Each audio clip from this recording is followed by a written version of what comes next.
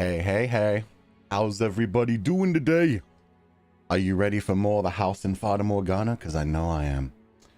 Today, we're going to be going through door number 5. The real version of door number 4. No more secrets, no more lies. We found out so many revelations last time about the maid, about the white-haired girl, about Giselle, about Michelle, and about ourselves.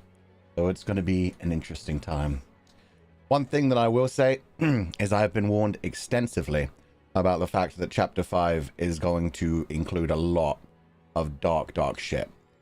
So I'm just going to put a general trigger warning up here. I don't want anybody spoiling anything. If I see anybody say, like while we're in the middle of the game, trigger warning, X is about to happen, I'm going to ban you. I need that to be known. I do not want to be spoiled when something is coming up, so I'm just going to put a general trigger warning. Dark as shit stuff happens in this game. I'm going to pin that. And if you guys want to drop like right before it's going to happen, just like trigger warning, fine. But if you try to spoil what's actually coming up, nah. People can look that up for themselves. Okay. With that said, hello everybody. How you doing? No spoilers? Hell yeah. Thanks for the warning. No problem. People warned me enough and they did it in a nice way without spoiling. But because of that, I can warn you guys without spoiling, and that's good. All I know is shit's got to go down in this chapter, apparently beyond any other chapter before, and we've had some already incredibly painful and uncomfortable moments, so this should be pretty bad. Have you eaten? Yeah, I had a nice sandwich for breakfast. I still have like a third of a green smoothie next to me. I'm well rested, got a liter of water. We're good to go. We're good to voice act. So hell yeah. Pain train for door 5? Well, let's get into it then. How do I... People told me there's a way to just... Is it inspect your memories? Why didn't they just say that? There is a way to get into save data without going into the game. People said there was, and I was like, where? 2 p.m.? That sounds right. We didn't go to number 4, did we? No. God, I really need to delete old saves. Okay. We're going to actually start now. But door 5 being darker than door 2. Gonna be fun. Gotta be fun. Okay. Let's begin, chat. I guess at this point, we're voicing Michelle. And thanks to Ageha Snow, I now have a full Michelle asset. Wait, is this working? 1 second. Yeah, okay. I did aim it in the right place. New Michelle asset with the whole damn tunic. Let's go. And let me actually turn the volume down. That's the volume that it should be set at for Zatsudan's. Blah, blah, blah, blah. Blah, blah, blah, blah. So it'll interrupt us less while we're playing the game. Fantastic. Should just be able to barely hear it. Okay, sorry about that, chat. I need to get prepared to set that up more in the future. And let me turn the music up because the opening sounds super loud. And this is nice ambiance. It had been several days since I left the capital, and I could still see it when I closed my eyes. The people lined up on the Grand Pond, awaiting entry, eager to start a new life there. Brimming with hope. It was the city people were willing to pay high taxes to live in. If you were a performer, you could get some of those costs shaved down a bit by putting those skills to use. The capital was harsh on those who wanted in, and apathetic about all who left. It was composed of a powerful nobility and clergy, wealthy merchants and bankers, and a large population of poor. And it was the city I had called home for a long time. Oh shit. Yeah, I should move myself up out of the way. Thank you, chat. I didn't know much about where I was heading. Oh, we've seen this scene a lot of times before. This is the forest just outside. And Giselle's here. We literally saw this scene before. Okay. We've heard this theme before as well. This is beautiful. I'm guessing the capital they're talking about is Paris from the Grand Pont. I don't even know if I'm pronouncing that right. Let me look that up. What Grand Pontiac, Google? What are you doing? Yeah, Pont Notre Dame. God damn it. It's getting foggy. Looks like it might rain. Maybe we should take a little break. You want to keep going? Oh. Alright then. The coachman was frustratingly taciturn. He acted as though he'd gotten stuck transporting a prisoner, but that was hardly a stretch. From his point of view, I was nothing more than a criminal. Even the times he would acknowledge I had said anything, he made no effort to hide the scorn in his eyes. He'd pretend he didn't regret ever taking this job, and I would just fall silent again. The road was gradually getting narrower. We had long since left the paved city roads behind and were now traveling along a couple worn-down grooves in the forest. I'm starting to think this is Giselle. I'm starting to think we're not in Michelle's mind. How did I end up here? Why was I being subjected to this? I was done thinking about it. The more I thought on it, the less fair it seemed. The more I remembered, the worse it hurt. All I could do anymore was close my eyes and weather the storm. Yeah, we must be diving into Giselle's memories. Oh, it has color! It's never been this beautiful before. It's all lit up in blue. Normally it's just gray. Oh. Deep within the dense woods, a mansion appeared before us, like the world fading into view after a dream. I guess you could say it's like a Fata Morgana. It didn't seem to be an especially large house, but it had obviously been constructed with a great deal of care, and it was thankfully not standing in ruins. It's deep in the forest. The carriage came to a stop, and the coachman climbed down, signaling with his chin for me to get out. Thank you. Very much. You must be tired after such a long journey.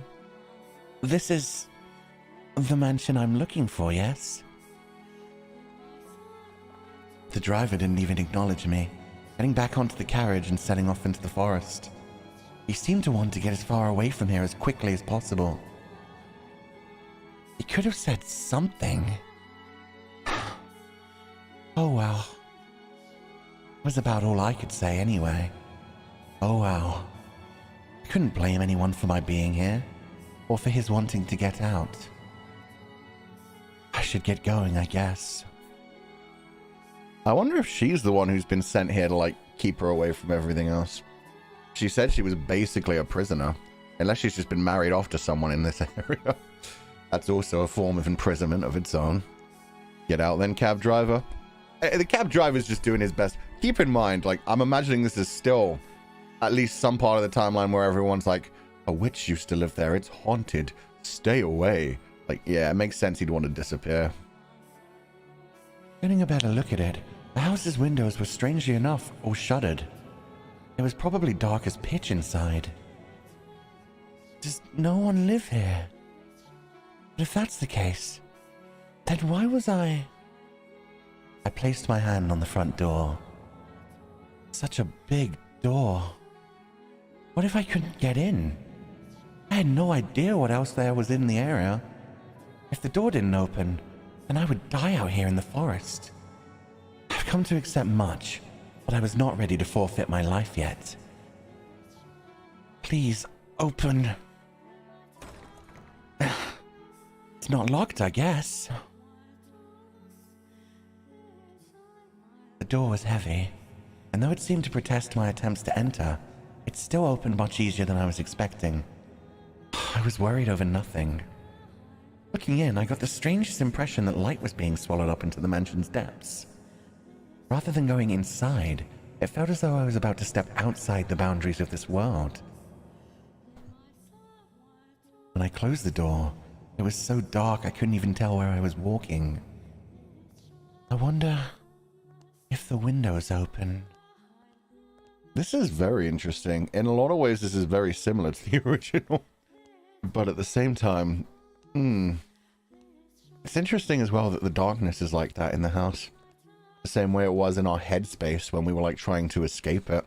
It just swallows all the light. This is our real first POV. I don't know. I think some of the other timelines were real, but... Oh, you mean first POV, like, timeline-wise, like it's 1099? That makes sense. I wonder what kind of person Michelle actually is. This is going to be interesting. I'm going to blow my nose real quick. 1 second.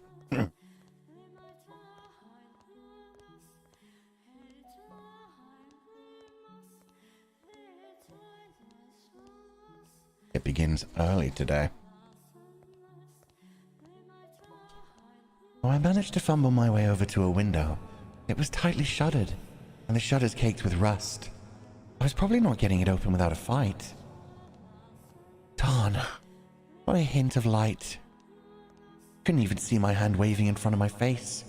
It felt as though the floor would fall out from under me, and I would sink into eternal darkness if I didn't watch my step. Fighting back that fear, I slowly walked forward, tracing the wall with my hand. There was the door at the end of a long corridor. I pulled it open, and a wisp of bone-chilling air brushed past me. It was too dark to see anything, but I could feel something different present in this area than the rest of this house. Uneasiness gripped me. Hello? Is anyone there? Please don't tell me it's actually abandoned. Do you think this is going to be his bedroom, or the room with the giant stained glass window? I suppose I can't know without looking around a bit more. My voice simply disappeared into the void. No response. As I pushed forward through the freezing air, for a split second I spotted a shimmer of light. Squinting my eyes, I was able to make out a large window. Unlike the others, it wasn't shuttered. What do we have here? Drapes? I see a little light beyond. My chances were slim, I imagined. If there was even a slight possibility of getting some light in here, it was worth a shot. So I pulled open the drapes. The next moment, faint but colorful light shone down on me. It was a stained glass window. From beyond the glass, I could hear the subtle pitter-patter of rain. It had finally started, it seemed. The different colors of light blended into a milky white, dim but wondrous. It's so pretty. It looks like an angel? Why would someone cover this up? It's beautiful. With a little more light, it'd be. Please do not touch the drapes. All the windows. Suddenly I heard a voice, and I could sense someone else in the room. The man's voice was emotionless, neither deep nor high. Before long he came into view, illuminated by dull orange candlelight.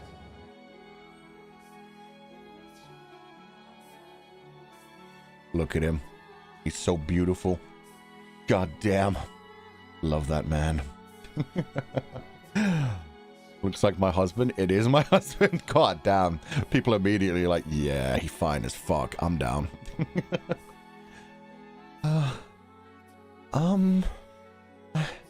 I'm sorry for coming in uninvited, but, I did announce myself.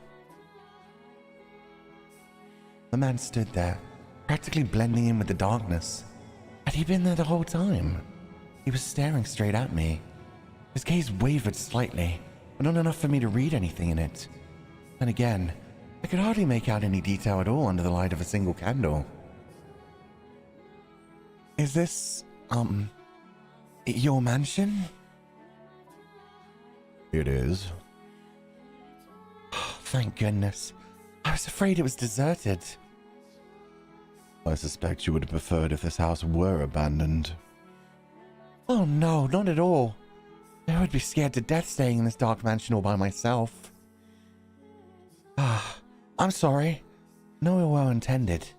But I do think you could do with some light. That way you could see where you were walking. And I'm sure this room would look splendid illuminated. Not necessary. I make do perfectly well as things are.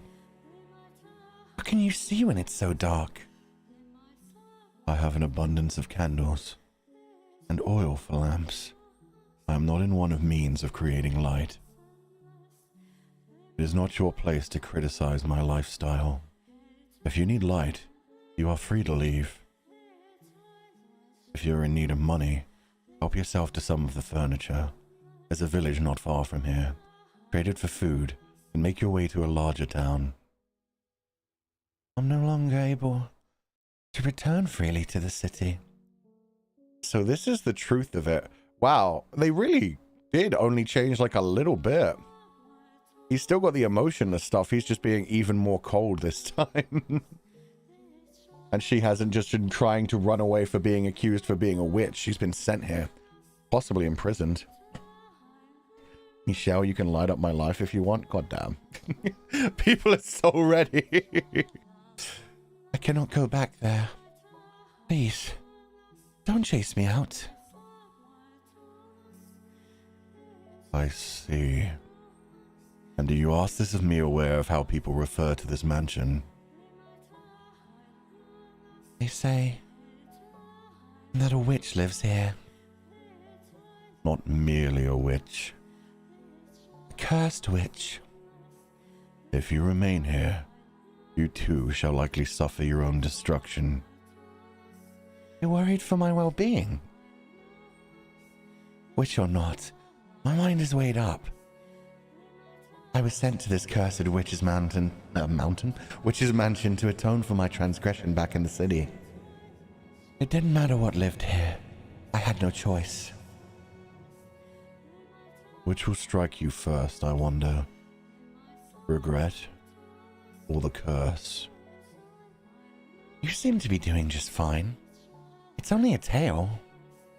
Well, the witch is real. Very much so. It's not a legend, nor a fairy tale. The witch. The witch's name was Morgana.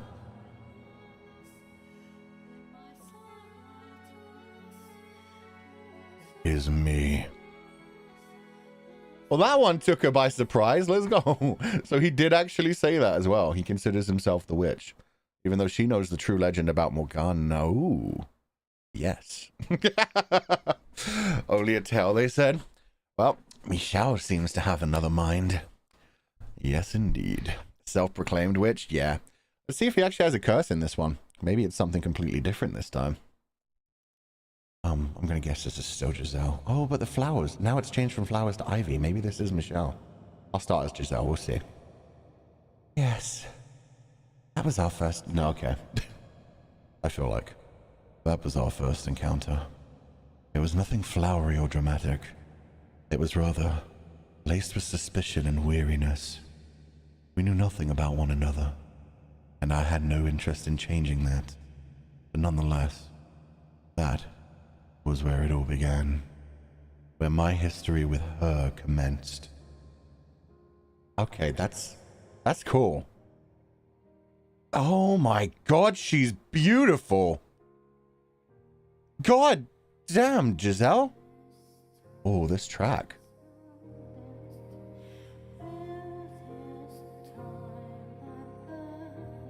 This is nice. This is like a lamenting love theme. So number one, she looks beautiful. Number two, that outfit is kind of awesome. The corset, pretty much the only thing that separates the basic tunic. I wonder what she did to get sent here.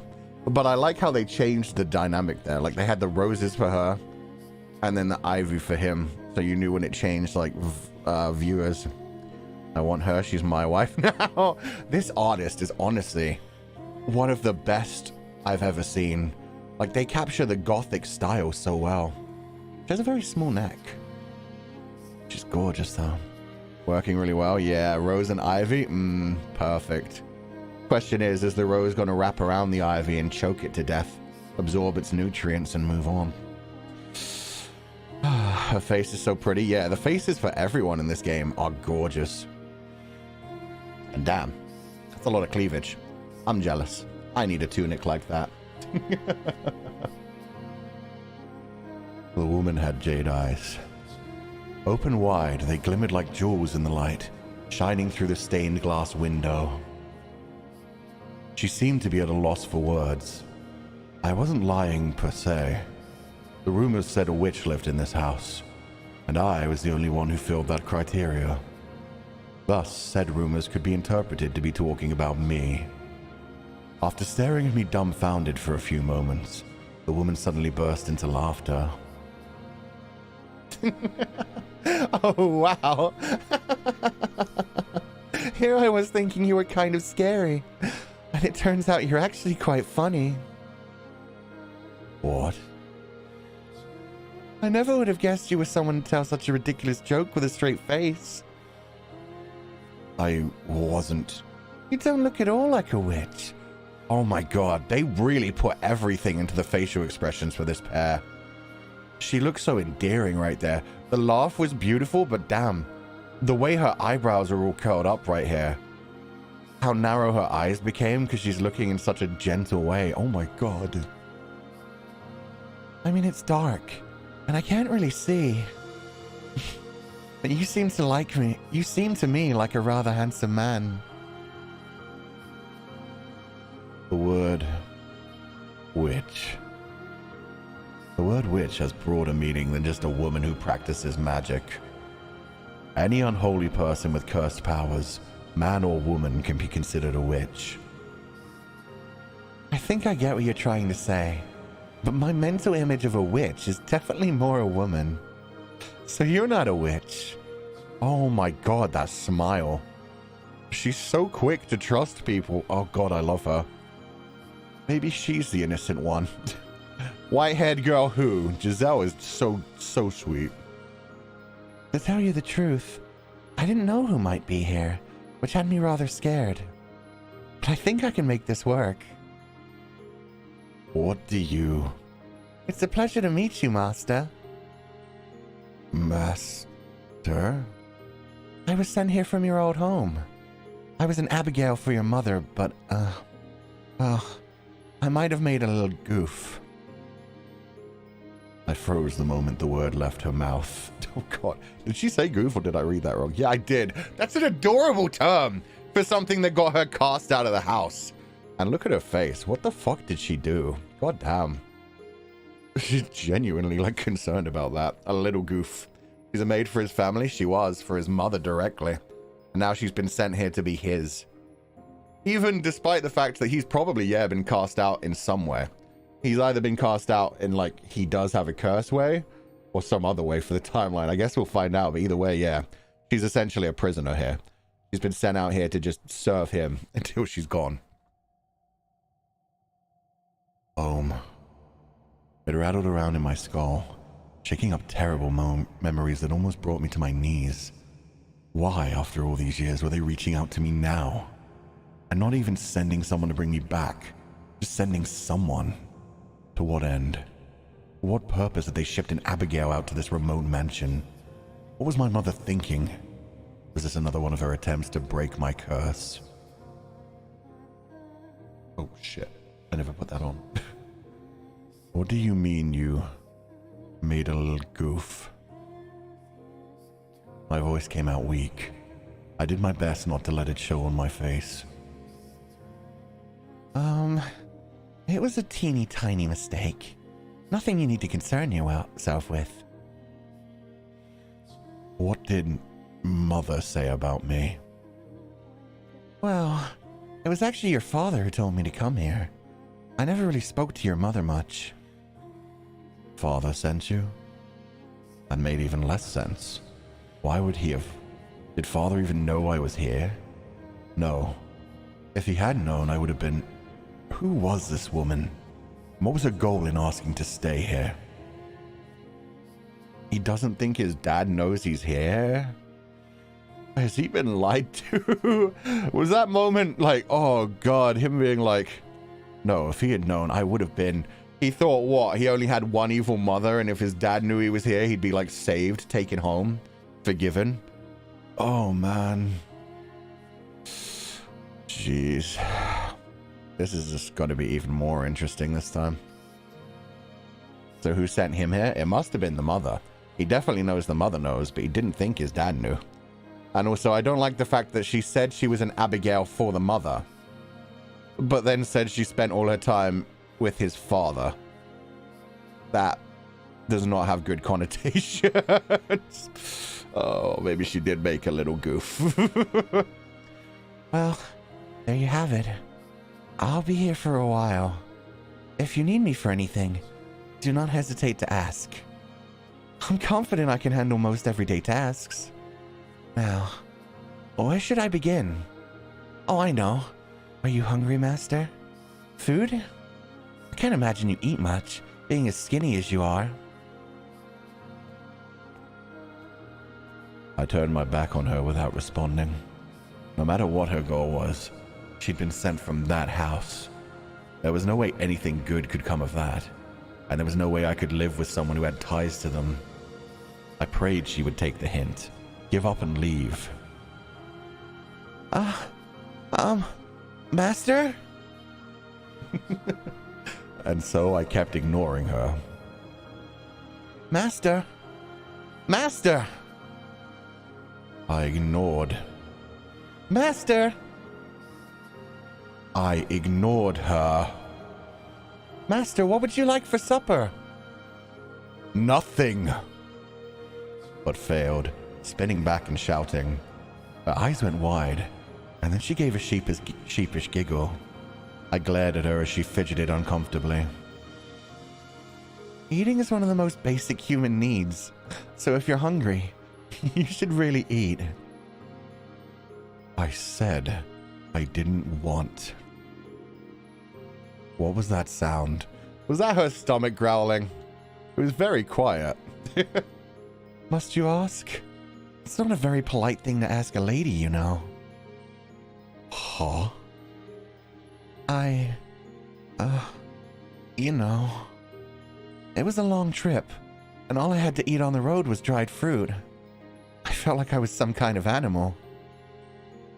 So, what I'm trying to say is that I'm hungry.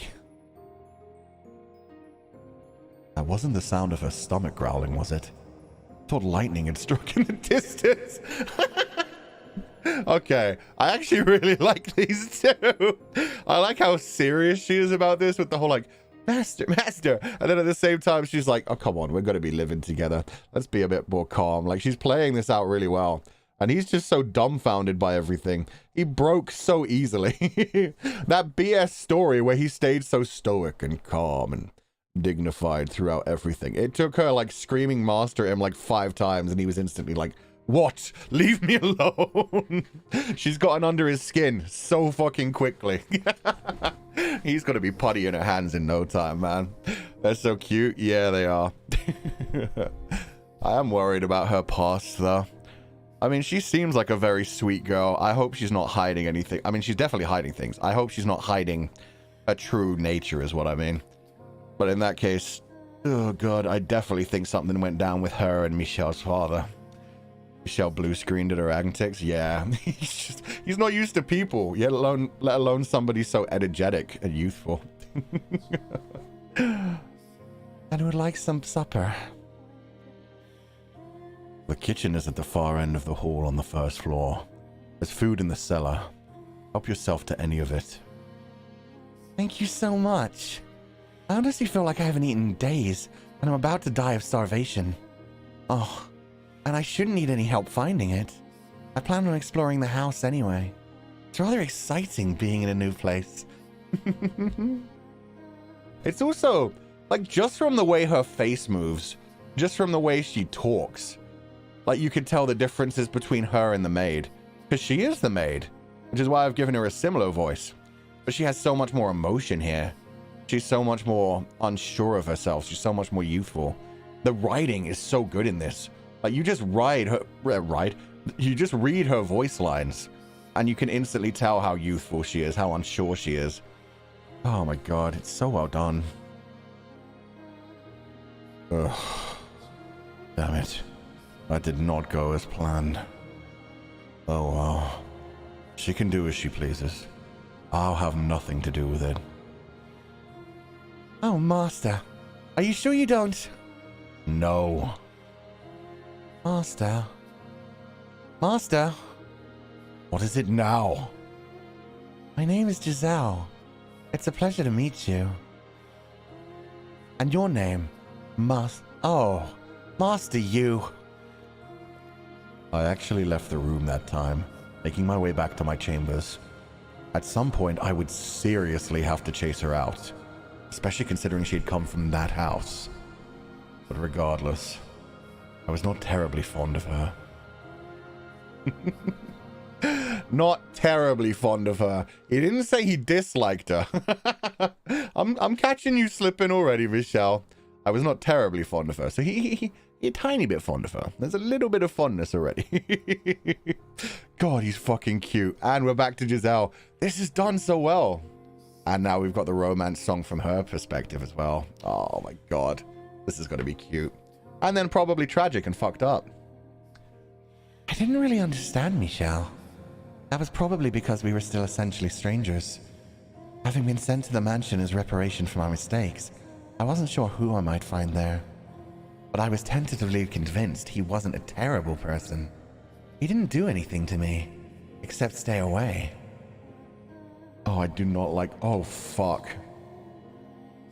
Yeah, I'm starting to think about what happened between Michelle's father and her.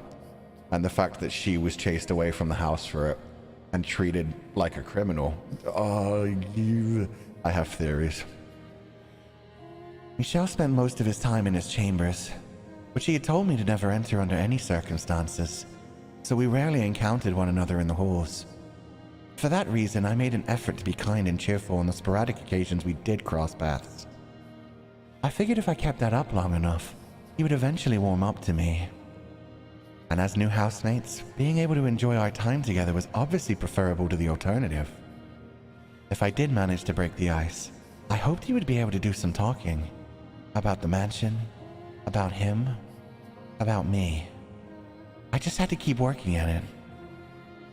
Oh, she's trying so hard to have a friend. Michel didn't need me to take care of him. He handled his own day-to-day needs and activities by himself. And in fact, he didn't ask me for anything. An aristocrat who had no use for his servant. I hadn't met anyone like him before. Alright then. That meant about all I could do was clean. I wasn't sure how his room looked, but the rest of the house was, quite frankly, an absolute disaster. The dust was so heavy it was obvious it hadn't been touched in years. Let's get started. She's so freaking cute. Oh my God, she's so... I love being inside her head as well, because she's a bit less obvious when she's talking to Michelle. She's still a bit relaxed, but man, her just being like, yo, it hasn't been touched in years. This shit was horrible. You live like this, dude? Did you not know dust is like skin particles? There's skin everywhere. At least he bathes himself. He takes care of himself. He just doesn't take care of his mansion. That's fine. Giselle's best girl. I love her already. I love her and I fear for her. It could go either way at this point. That's the thing. I have my theories. Right now I'm envisioning her as a tragic character. If she turns out to actually be like a sneaky and like plotting character, that would be interesting in its own way as well. It couldn't be healthy to live in these conditions, so I set out to clean each room in the house one by one. That said, it wasn't going to be an easy task. Not because I was bad at cleaning. In fact, I considered myself quite good at it. But because it was near impossible to find all the dust and grime that needed cleaning under the flickering light of a candle. Can't understand how anyone sane can live in this dark. What's wrong with him? Maybe he's actually a vampire? Oh God. Wouldn't that be something? I can see it now. I'm sneaking out every night to suck the blood of pretty girls. Priceless. That means I'm in trouble. Look at me. This one-woman comedy show here. Yep. If I am able to get him to warm up to me, though, maybe that'll give me a little more room to make some changes. Like opening some windows. No light and no fresh air? No thank you. Anyway, I set the candlestick down, pulled over a chair to stand on, and started wiping down the shelf. The chair's legs seemed to be uneven, as it wobbled slightly beneath me. So many books. I wonder, do they all belong to him? I knew parchment was expensive, so it was rather astonishing seeing this many stacks of it in one place. There were even some books with bulky, extravagantly decorated covers. He does come from an esteemed family. I'd spent enough time in his family's home. There was a constant bustle of servants and guests, the exact opposite of what this mansion was like. Why had he left his home? What had he done to be sent all the way out here, to this remote mansion with a less than savory reputation? Giselle, that's kind of the pot calling the kettle black there. You have also been in on that. Please, can we keep her? Michelle's definitely keeping her. Good for Michelle. Hopefully we'll be able to keep her happy. That's what matters to me right now. Need to be careful not to overstep my bounds. I am a servant now. A servant. But once the thought had crossed my mind, I couldn't get it out. I'd always had a bad tendency to chase my curiosities as soon as they struck, pushing to scratch the itch no matter how much my actions annoyed others. I couldn't do that here, though. I was simply a servant, and if I got on Michelle's bad side, I risked getting thrown out. I wonder what kind of books he's got in here. So I attempted to distract myself. I grabbed one of the books and attempted to pull it out. Now? Yeah, now. Remember what we learned about Abigail's. This is, they have very specific, like, sets for different servants. And Abigail would have been a young lady from a noble house who was serving another house. She would have been someone who wasn't ready to marry yet, but she was, you know, she was pretty esteemed. She would be looking after the female ladies of the house. So she wouldn't be doing particularly busy work. She'd be cooking and cleaning and serving the ladies. So yeah, she was a noble, an Abigail, someone who wasn't quite a servant, but did serve the other house. Kind of like squiring for men. So yeah, at this point, she's been sent here as a servant. So yeah, she's a fallen lady. She must have done something bad enough that even her own family gave up on her. And I still am worried about what it is. Whether she did it or it was done to her is the big question. If I do think it's like the father thing. But the strings binding the parchment must have gotten tangled at the back. Oh, whoa! Because the books on either side tilted back with it. Ah! And then the entire room came crashing down on top of me. Ow! Oh, for Cripe's sake! She's so fucking cute as well. She said dang, she said for Cripe's sake. Oh my god, she's adorable. I had fallen off the chair. And making a goof? Oh, I made a goof. For Cripe's sake, dang it. She's so sweet. I had fallen off the chair and a downpour of books was still coming down on me. A mountain of dust with it. Seriously? What are you doing? Oh. Suddenly Michelle was there. Oh, you know, I'm gonna wear this when I do her. Technically, she's the maid looking back on her past now. Suddenly Michelle was there, looking down on me from a little ways away. There was, as usual, not much I could read from his expression, but I could hear a vague trace of exasperation in his voice. I was doing some cleaning and... Impressive work. The way he looks to the side as well. The shade he just threw on her. Yes. Good job cleaning. Fantastic. Now there are books and dust everywhere. Oh, I'm so amazed to have a maid like you. Let her be. I know, she's doing her best. It's his fault for letting it get like this. I'm usually better than this. It's just so dark. Mistakes should be expected. I really think we should open some windows, Master. Get some light, some air flowing through here. I never asked you to clean anything. You did this entirely yourself. But there's so much dust. She's so cute. Oh my god, I want to take her home. Oh, Mochikai, I'm getting the Reina Ryugu vibes. But it can't be good for you. I am perfectly healthy. I don't see the problem. Had he even seen himself? No way someone that skinny was perfectly healthy. You look like you have something to say. He can make out my face in this darkness? Oh, you know, I wanted to be useful, and cleaning is about all I can do here, so, you know. I was sensing something else, but all right. He let out a sigh, stepped over toward the pile of books, and then reached his hand down for me. I suddenly felt a pang of embarrassment about the fact that I was still splayed out on the floor, but I raised up my hand to take his, only for him to pick up a book instead. He could at least help me up. You have legs, he said, casually returning the book to the top shelf. Maybe I was wrong. Maybe he was a terrible person. That's so much better than the whole, like, okay, the fake story where it's like, oh, I have a curse, I can't possibly touch her. That would be terrible. Heaven forbid. Meanwhile, he's just like, bitch, you have legs. Get yourself up. You're a maid and you made a mess. How dare. Okay, so now we're on the other side. We're on Michelle's side.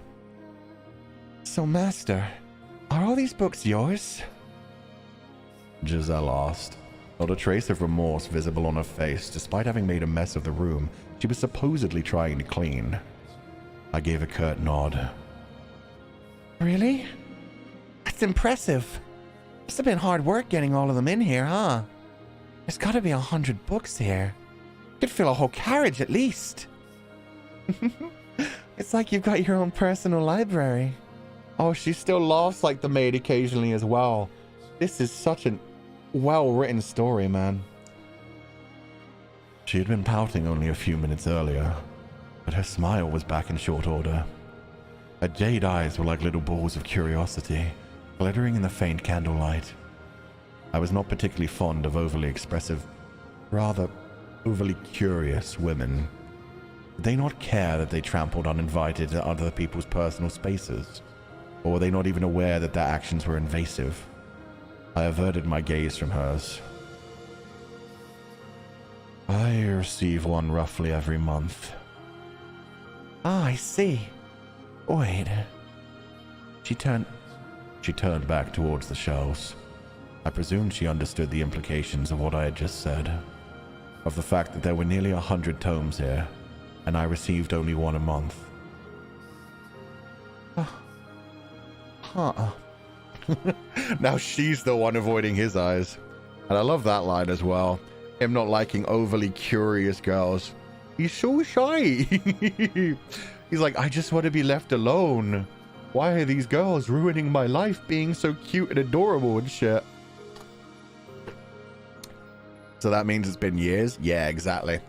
Roughly 100 books. He said under 100 books. Even though the background looks like there's multiple hundreds. Let's forget that.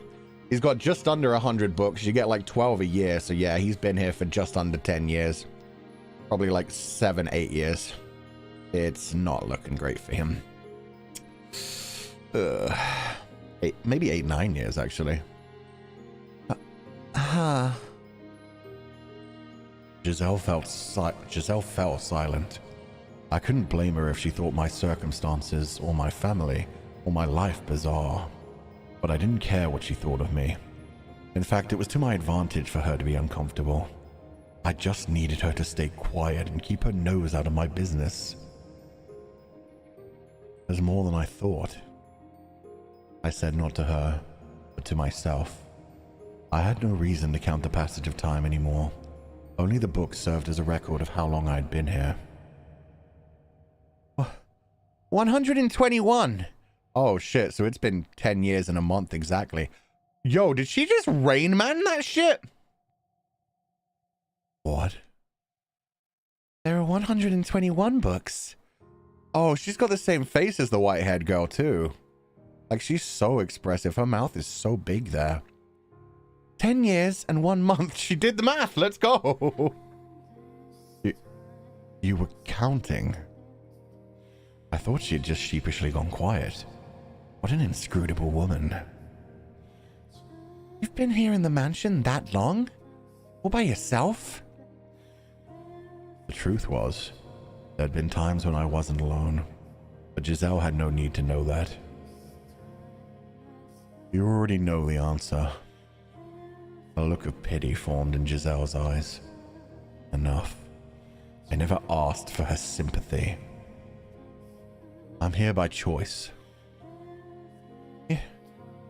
You mean you weren't banished here? No restraint, this woman. No. I came here of my own volition. I didn't care enough to elaborate, though.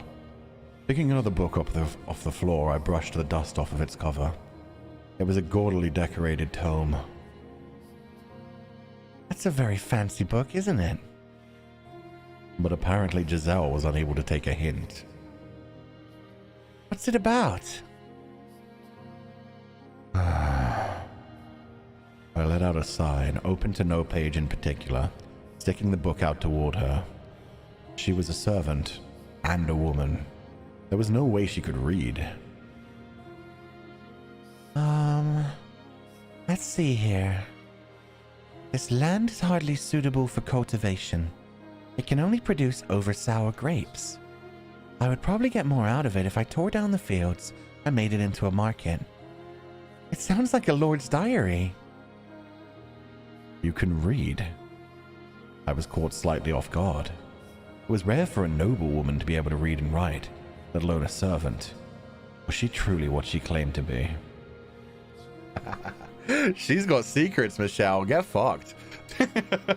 I like that. So yeah, she was probably a noble young lady, served as an abigail. Something happened in the mansion. I think it was between her and Michelle's father. And she's been like, her good name has been just besmirched. She is no longer an honorable young lady. She's been sent out here to be less embarrassing to her family. Oh my god. That's going to be interesting. But good on Michelle getting fucked up. What was the other thing I was going to say? God, it was something. Oh, the fact that Michelle said he came here by choice. That's interesting as well. I wonder why he chose to leave. Because I don't feel like he was lying about that. But from the way he said it, it sounded like he genuinely hadn't been banished. He just doesn't want to explain it any further than that. Maybe it's stubbornness that keeps keeping him here.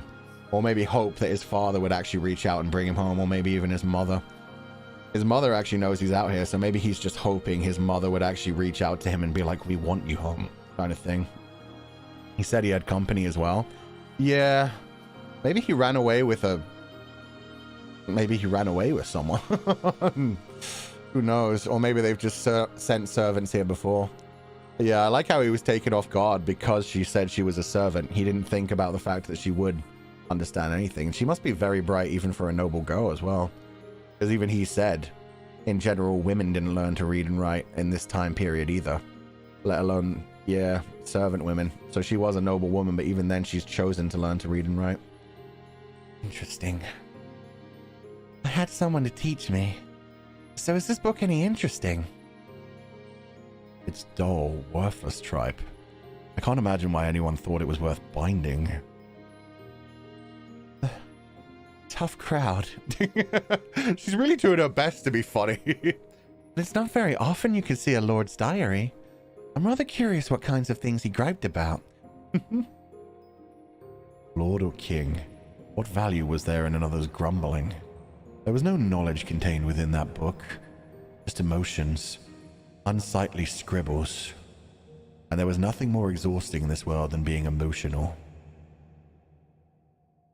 If you want to read it, be my guest. God. Michelle thinks he's so cool. Pretending he doesn't have emotions. Saying emotions make you weak and shit. It's not interesting. He's got to have emotions. Why is he pretending to be so stoic, though? It's not even stoic. It's beyond that. It's completely unfeeling. So edgy? Yeah, he is. There was that interesting line as well. When he thought about the fact that other people had been sent here before. About whether his mother was trying to break the curse. So that is something. They genuinely think he's cursed. And the mother thought like sending other people here would cure it. Is this actually Beauty and the Beast right now? I swear to God. He's destined to become a beast unless he finds true love's kiss.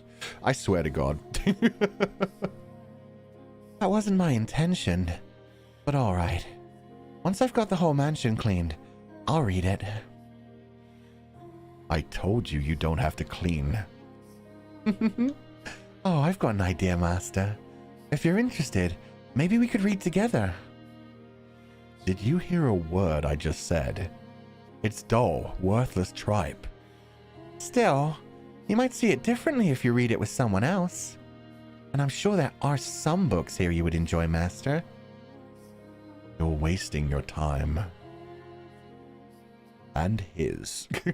He's so grumpy. He's so angsty. I love him.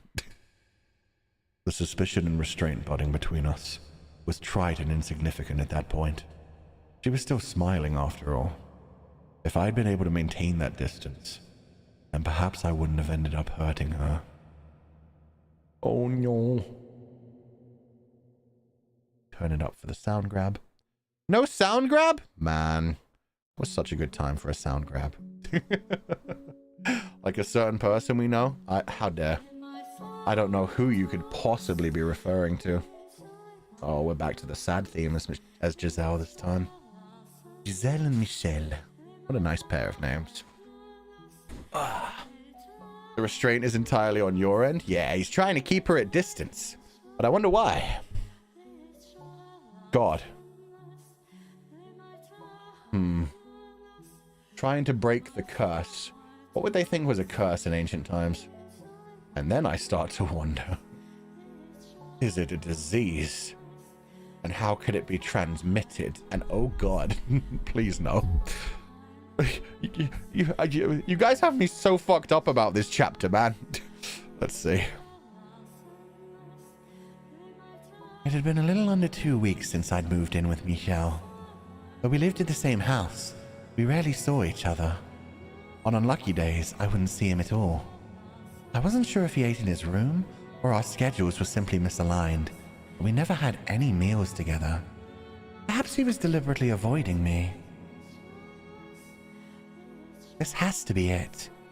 I know servant and master don't usually eat at the same table, but even so, he could be a little less obvious about it. Am I really that much of a nuisance? I'm not doing anything inappropriate, am I? I'm being pleasant enough and sociable, aren't I? I haven't given him any reason not to like me, I think. I hope. I love how much she second guesses herself as well. Every sentence ends with a, am I? Aren't I? I think.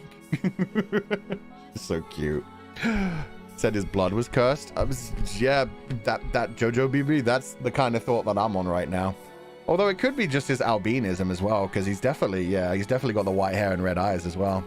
Could be anything at this point. He had never been very enthusiastic about my staying here, but I hadn't been given a choice. I had been sent here by his family. Besides... No. Up with the negative thoughts. Gotta stay positive. Yeah, he hasn't tried to chase me out yet. I just... haven't broken the house. Wait, what? I haven't broken the ice. What is wrong with me? I had to stay positive, optimistic, happy thoughts, and be myself. As long as I kept working at it with enough time, Michelle would surely come around and not be so distant. I've got to go, so let's get to work. First, I make supper. Then I ask him to have it with me. Got to be proactive when it comes to the reclusive types. All right, here goes. She's trying so hard. Or here would go. But we're almost out of supplies. Oh, so much for that. The cellar was where the non-perishable food was stored.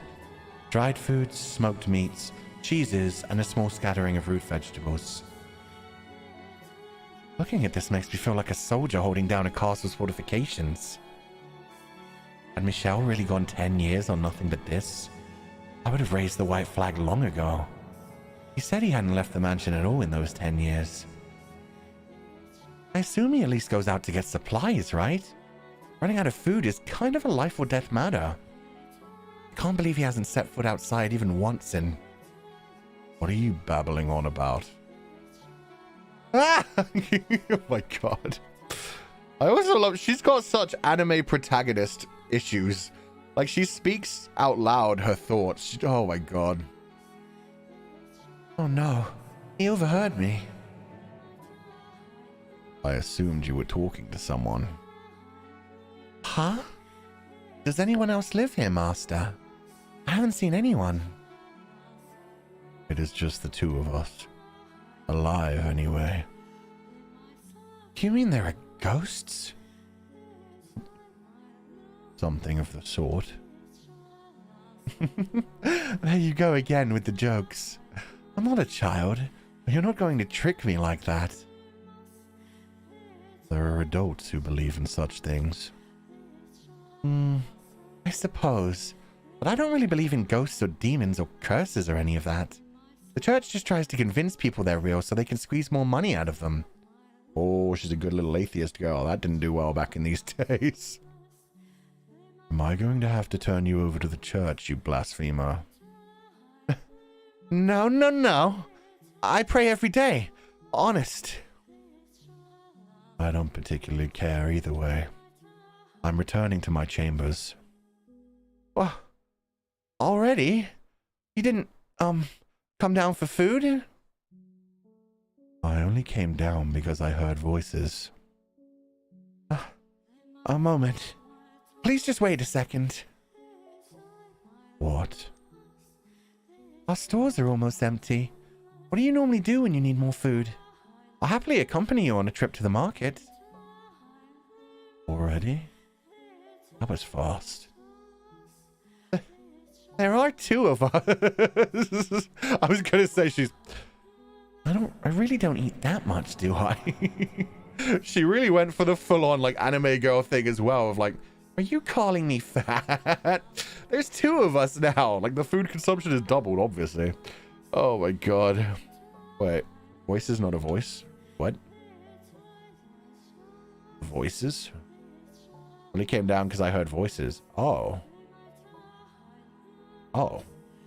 Maybe she's talking to herself now that I think about it. Oh, maybe that's what's going on. Maybe she has, like, an actual voice, and then she has a voice that she uses when she's essentially talking to herself. Maybe she speaks it a different way. Because she is very, like, relaxed and chill when she talks to him.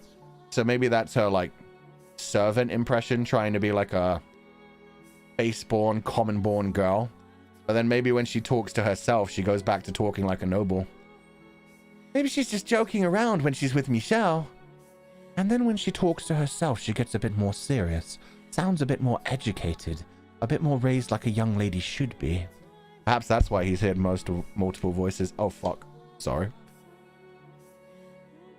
In the dim light, it was difficult to make out Michelle's expression, but I thought I could see a tinge of annoyance on his face. Hold your ground, Giselle. You said you wanted to get closer to him. Oh, I put auto on. How do I turn that off? Fuck.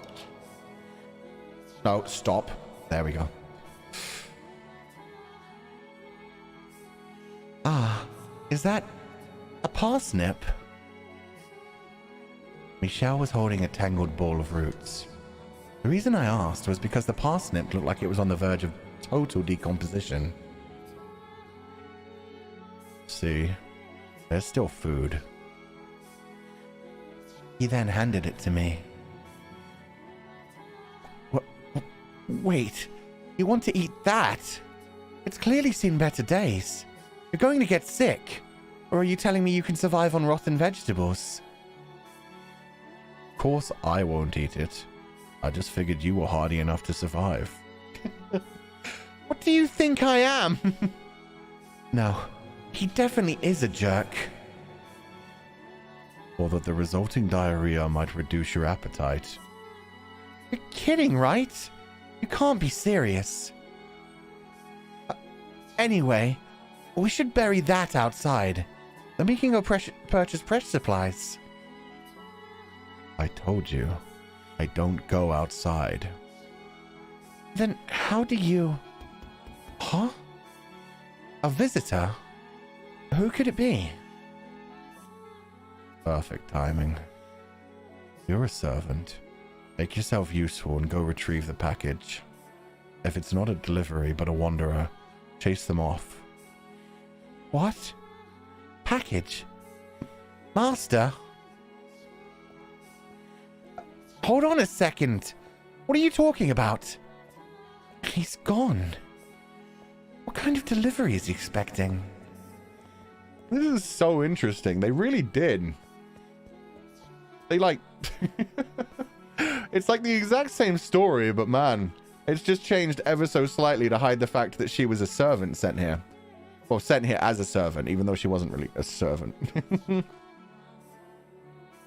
Michelle is secretly Fu-chan. There's two Fu-chans. How dare. I'm not that edgy. I don't know what you mean. I'm a very chill and respectable person. Michelle stood there, unmoving, veiled in shadow. He glanced over at me, then threw his gaze to the front door. At his command, I raised the bar, pulling open the door. After nearly 2 weeks inside, the light from the setting sun almost blinded me. The world went white, my head pounding. This has more color than usual too. The roof always looked like a faint orange, and it definitely never had those, like, the clearer parts around the windows that are so obviously visible. Interesting. After a few moments of intense blinking, my eyes acclimated themselves to the evening sunlight. There was no one outside. Only a crate easily large enough to fit a child. Is this the package? Master? I turned back to face Michel, but he wouldn't meet my eyes. Though it seemed more like he was avoiding looking at the light than at me. He's starting to seem more and more like a vampire. Not that I believe in vampires, of course. Regardless, I pray there's nothing bad in here. That's heavy. Master, could I get some help? Gee, thanks. I am a servant, admittedly. This is a lot to ask of just one girl. A little help would sure be nice. Once it's inside, close and bar the door, he said dispassionately, his head still turned toward the darkness. As you wish, master. God, I do love this dynamic. He's just trying to chase her out, trying to scare her away, and she's just like, why is he such a dick? He's been here alone all the time. I did the wrong asset. Ah, it's fine. It's fine.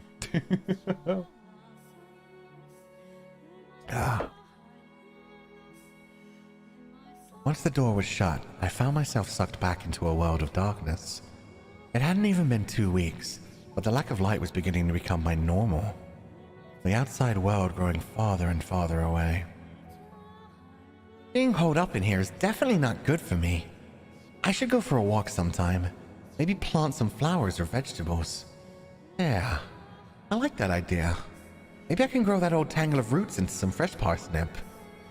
What else do we have to plant? It'd be great if there were some flower seeds.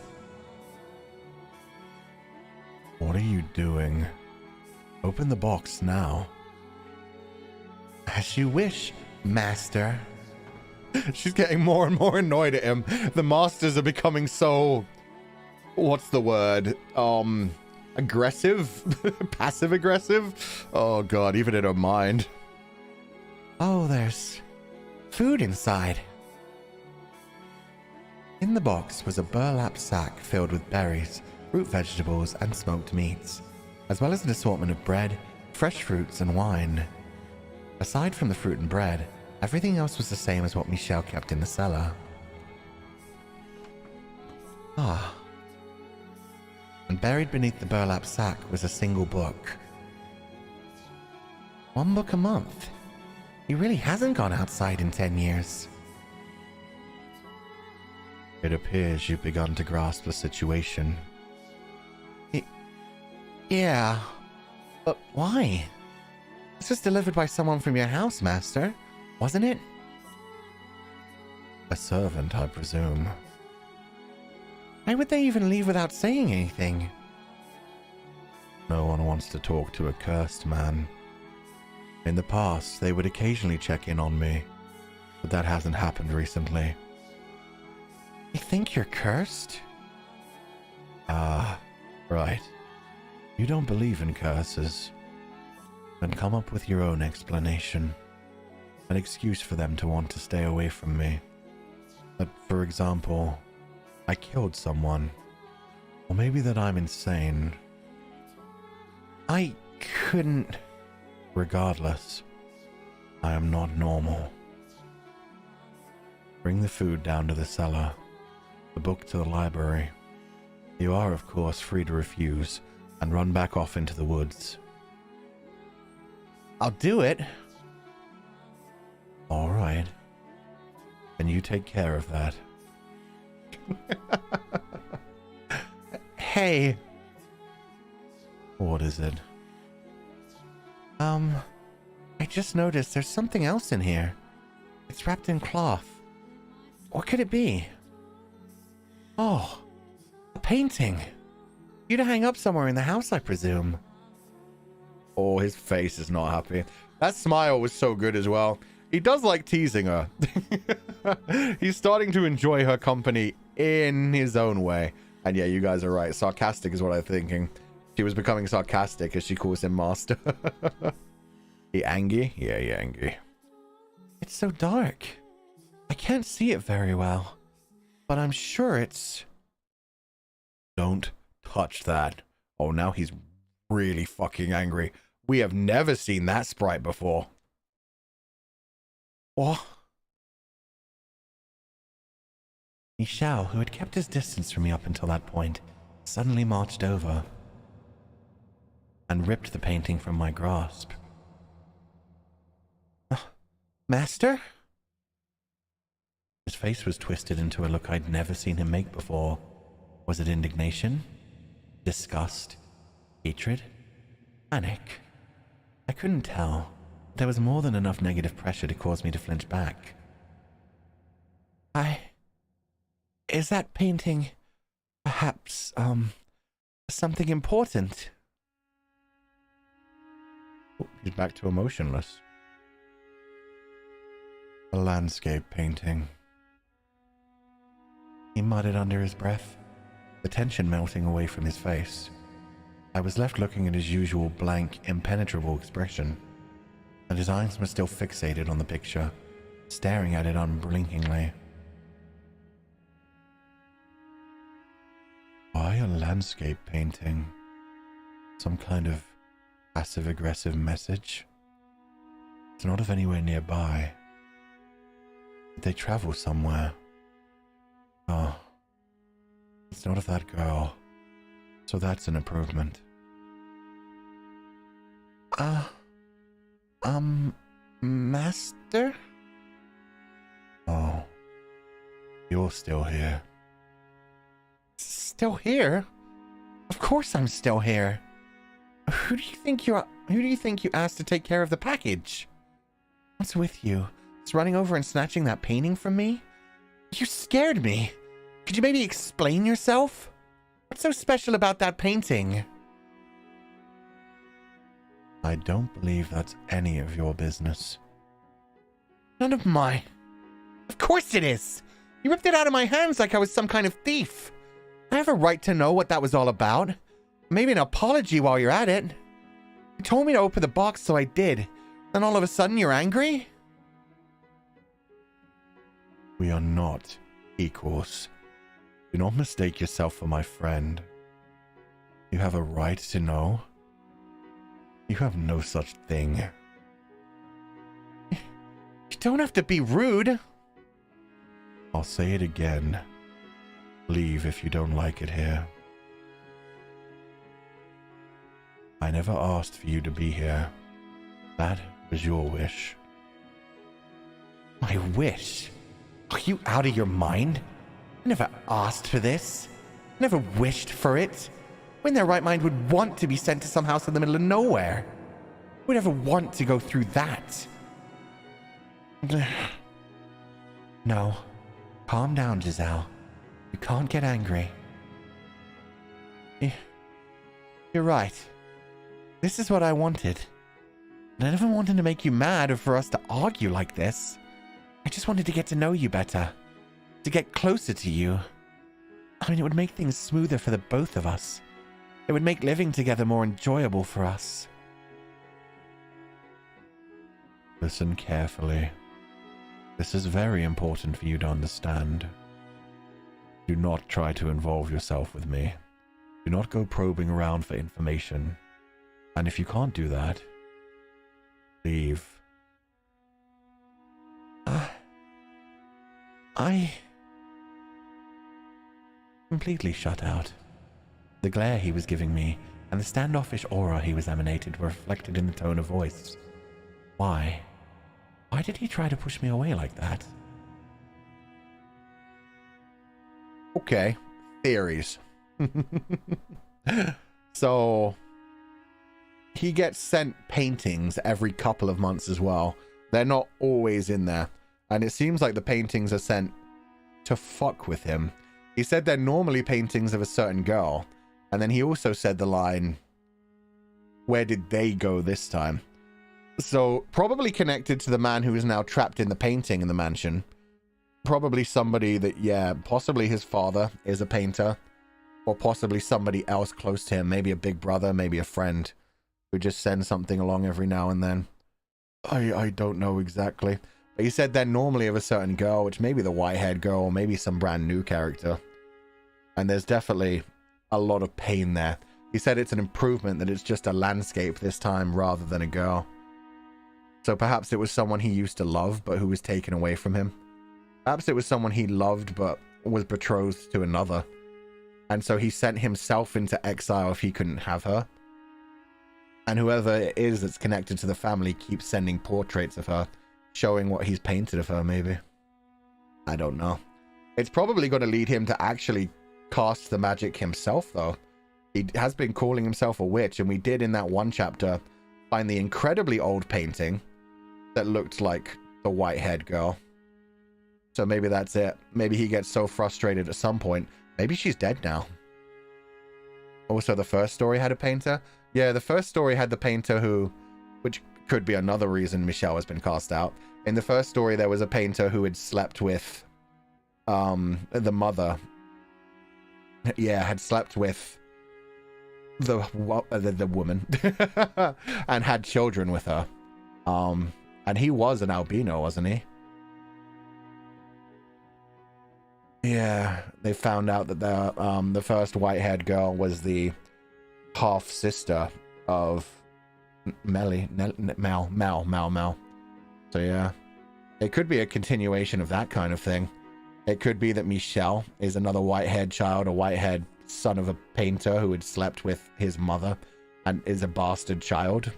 Or it could be something along the lines of, like, I don't know, a love lost. But the fact that he keeps being sent pictures of a girl is kind of interesting, and it fucks with him. We'll see. We'll see. Everything's connected? It could be. It could be that, yeah, the painter themselves and the white-haired girl, they're all part of this, and they're being reincarnated as well. Although, no, I guess Giselle was the one who cast the curse. Because she ends up staying as the maid. Maybe the picture of the girl is his actual sister instead. It could be. It could be. I don't know yet. We'll find out. This was the original curse timeline, to be fair. They said that this is where it all began, so yeah, this is what spills out into everything else now.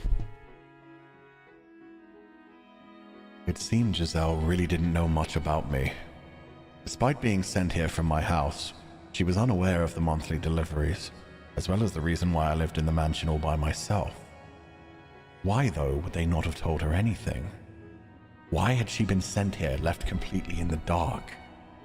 Giselle looked up at me, fear and bewilderment in her eyes, though I thought I could see a glint of suspicion beneath it all. Like her true feelings were bubbling up to the surface. Everyone had darkness in them that they kept hidden. No one was exactly who they appeared to be.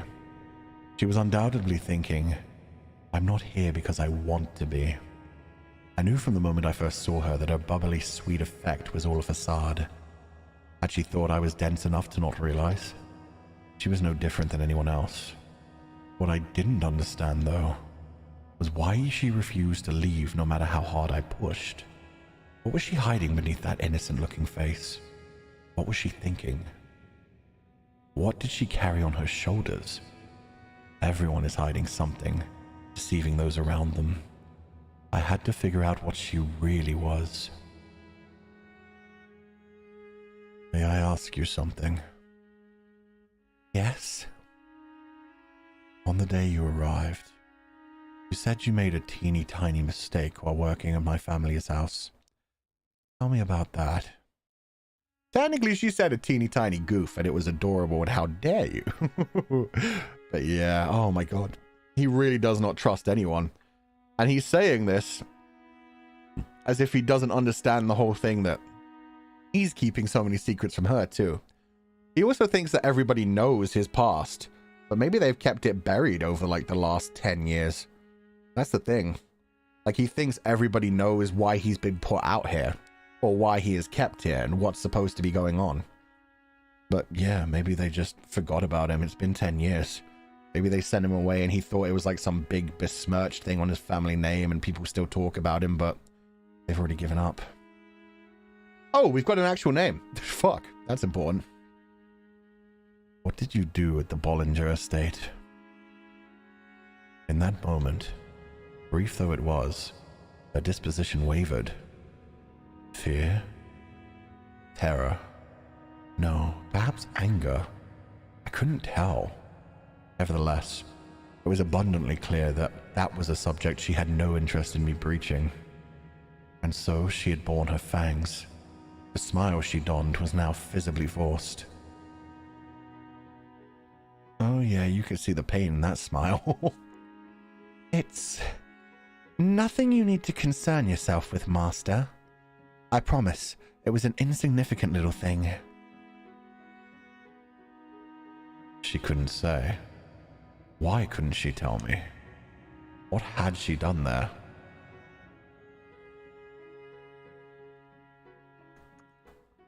What did this woman know about that house? What did she know about me? What was concealed beneath that smile of hers? I am the master of this house, and you are a servant, and yet you still refuse to tell me. Like I said, it's nothing. There's no reason to bother you with a mere servant's personal blunders, Master. Oh, she's getting better at faking the smile again. We broke her for a minute, but she's back. What are you hiding? I'm not hiding anything. Then you should be able to tell me exactly what you did at the Bollinger estate. Like I said. Tell me. Tell me. Yeah. You won't tell me a thing about yourself, and yet you demand others tell you about themselves. Oh, that face is so full of pain. She's so fucking hurt right now. Here you are, practically threatening me, demanding I tell you something I don't want to talk about, and yet you still haven't told me anything about the painting. Oh? So I was right. You do have something to hide. How many times must I repeat myself? We are not equals. I don't care if it's insignificant or something you don't want to talk about. What? I'm ordering you to tell me. A trifling blunder would not get someone sent to live with a cursed man in a house spoken of so unfavorably. Whatever she had done at the Bollinger estate, that had something to do with why she was here. If she truly hadn't done anything, then she had something to gain from this place. Or possibly from me. And if that was the case, I had to get her to talk. Don't make me. Oh my god, she's about to cry. Giselle's eyes were open wide. I recognized the look she was giving me. I knew very well what that gaze meant. You're an abomination. It was the same as them. Fear, contempt, revulsion, repulsion. The way she acted, the way she spoke, it was exactly the same. You're no different. I made her uncomfortable. I made her afraid. She thought I was unpleasant. She thought I was despicable. She thought I was an abomination. In a frenzy, I grabbed her by the shoulders, clamping down far more powerfully than I had meant to. Ow! Stop! Her face contorted in pain, morphed into someone else's. Who was I directing my anger at? Where was this rage being aimed? Who are you calling an abomination? Oh. Tell me, who? The black furor bubbling up from within me knew no end. The girl, she ridiculed me. She denied my identity with her glare. I couldn't escape from that phantom, that reality. Oh, I never called you a... No! Get away from me! Get your hands off of me! Giselle's scream echoed in the entrance hall, rattling my eardrums. She frantically smacked my arms aside, and then I came back to my senses. She was standing a little ways away, breathing heavily, arms wrapped tight around her body, glowering at me. Showing her opposition to my touching her. Ah. Enlightening. No. You just, you startled me, that's all. Some servant you are, telling your master not to touch you.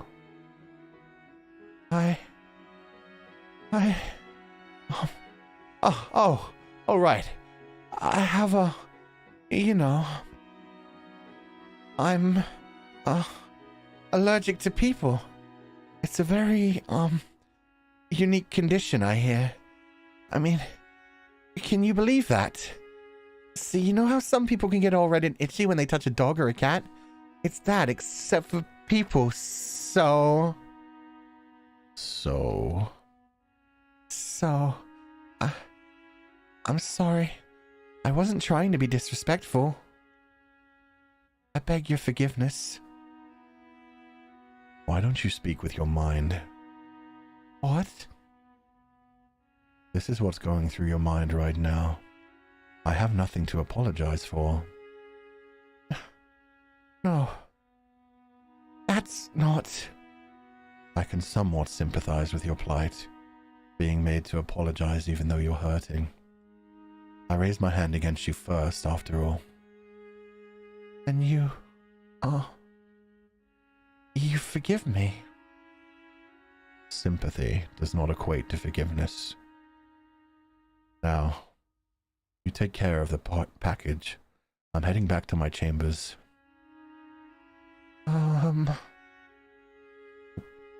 What is it?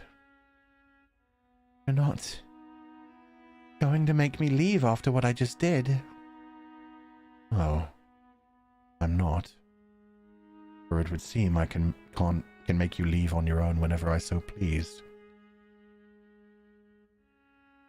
That fucking line! Oh, that's fucked up. Okay. Lag, but we're back. Okay, it wasn't on my end, unfortunately. It's YouTube. YouTube messed up a little bit.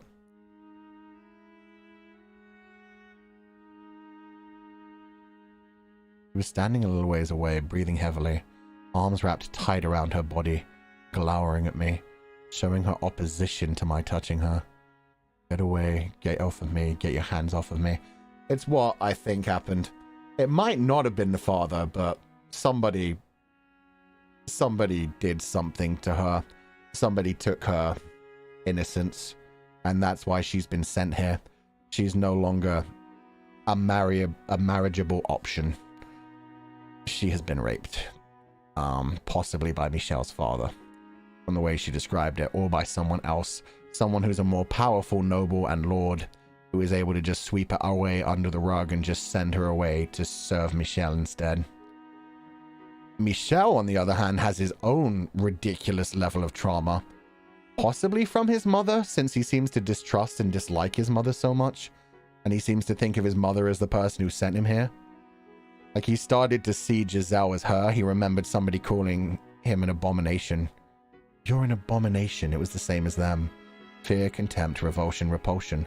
Maybe the father did already cheat on the mother once, and Michelle was a part of that. Maybe the portraits he keeps getting are portraits of his mother. Maybe his mother was the white-haired girl.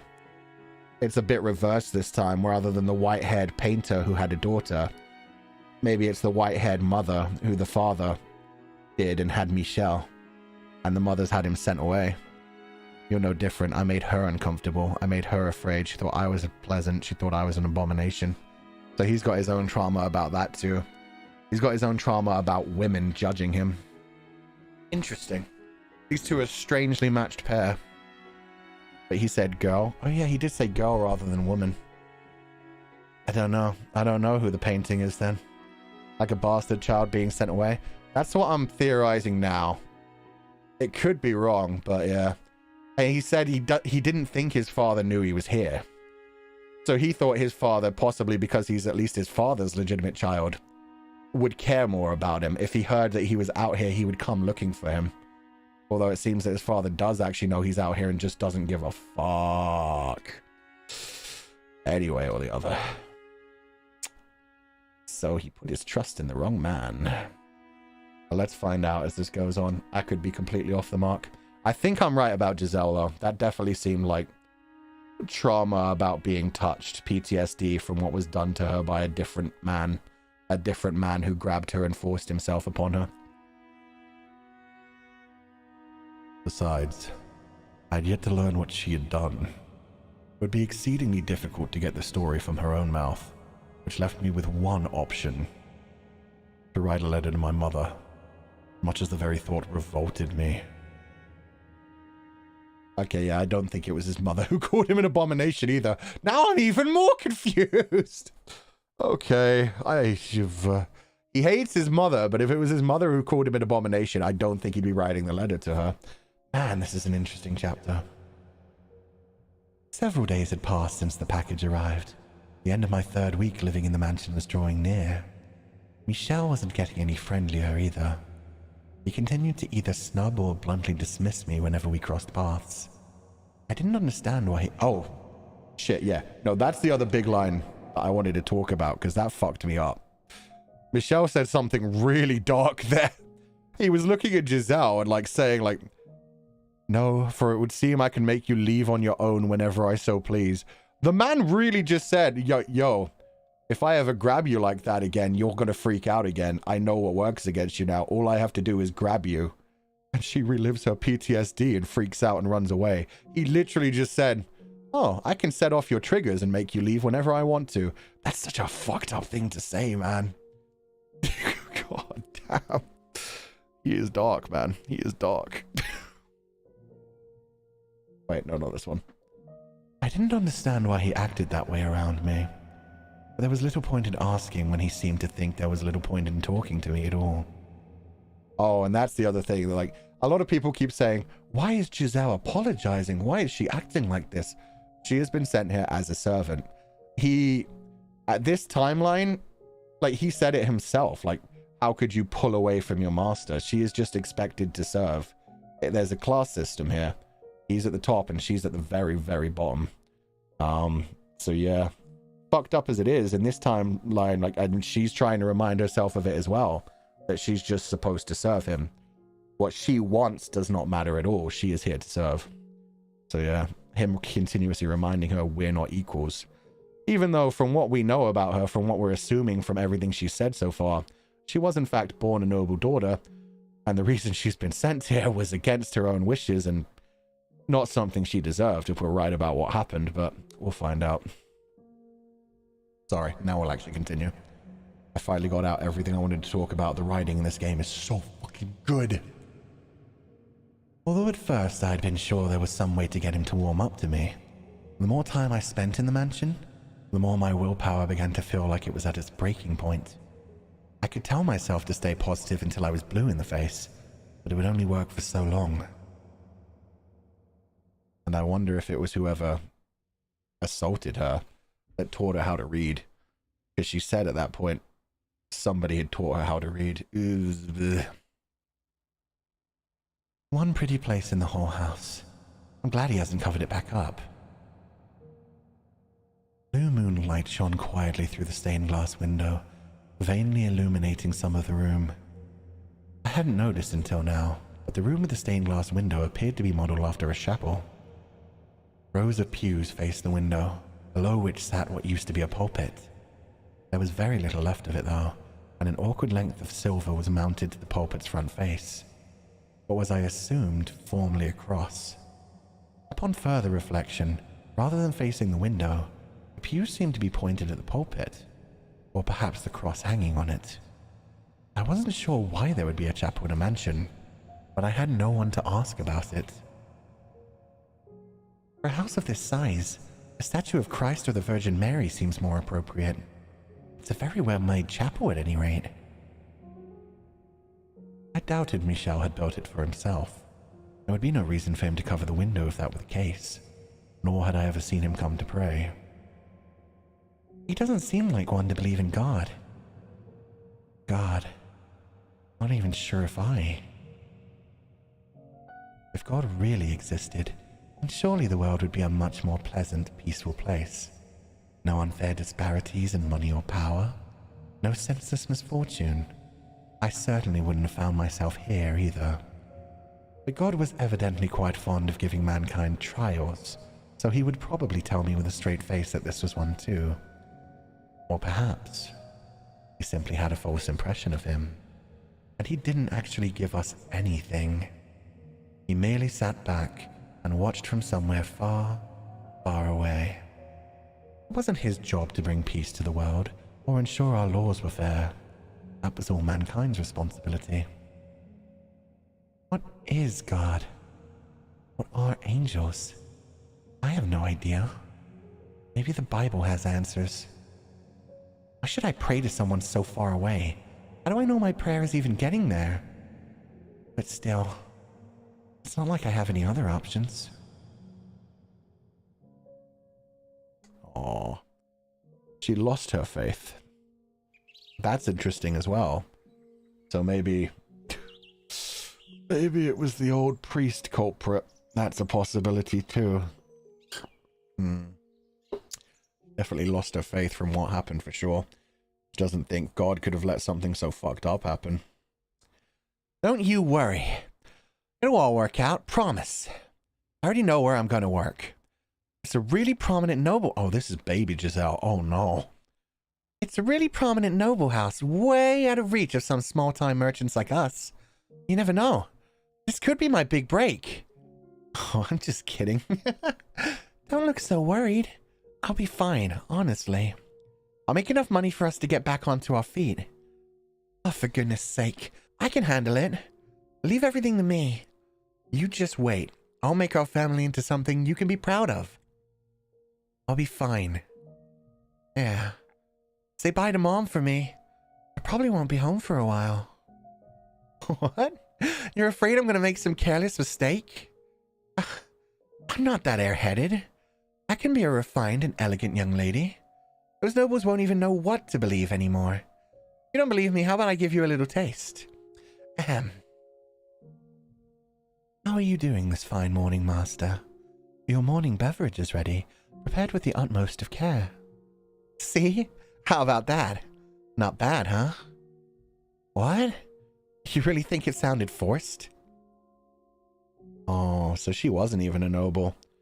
She was a merchant. How did she... Oh, God. Are they repeating the Melanelli? I swear to God, they're doing the white-haired girl thing right now of like, oh, I let you into the house because even though I knew you weren't a noble, you're actually related to my family. Oh, no. Please don't tell me they're repeating the Melanelli. I was the daughter of a merchant who ran a shop on the capital's main street. My father had passed away in a plague, so it was just me, my mother, and my older sister. It would be a lie to say business was doing well. We struggled to squeak by day to day after taxes. But we couldn't just abandon the shop and leave the capital either. So we tried to make the best of what we were able to take in between the three of us. Then, my sister fell in love with a moderately well-off aristocrat. Both my mom and I were supportive of her and her desire to marry. Their union almost fell apart because she was not suitable for him. Merchants were hardly the lowest class. What we lacked instead was wealth. We needed another source of money beyond what the shop took in.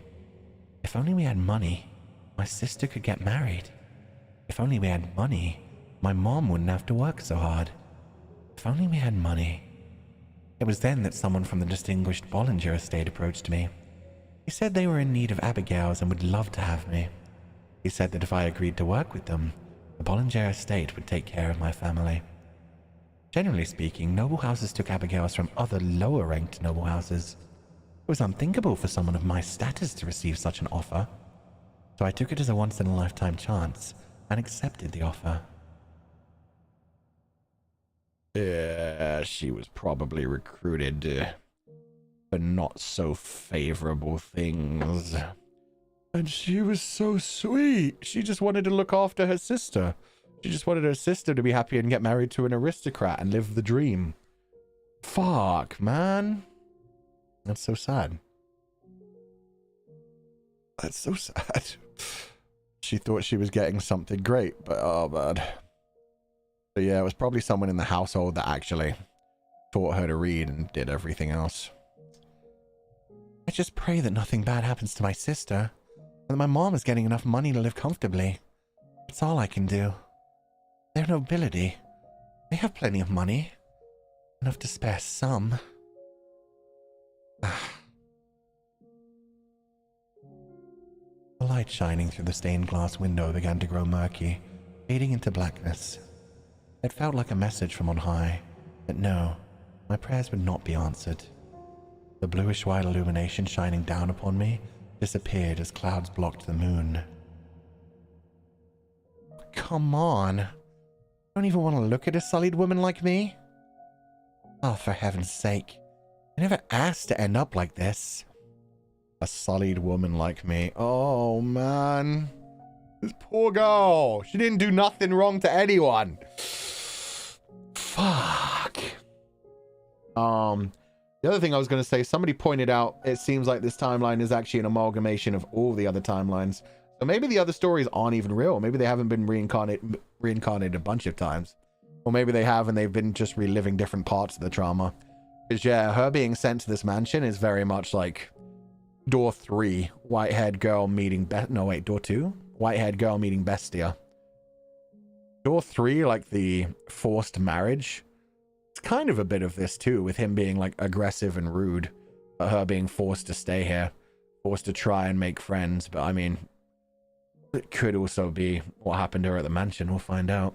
But yeah, it does seem like it's an amalgamation of everything rather than just Mel and Nelly and the white-haired girl.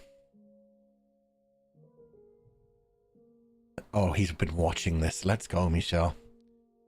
They're nobility. They have plenty of money. Enough to spare some. Oh, come on. You don't even want to look at a sullied woman like me? Oh, for heaven's sake. I never asked to end up like this.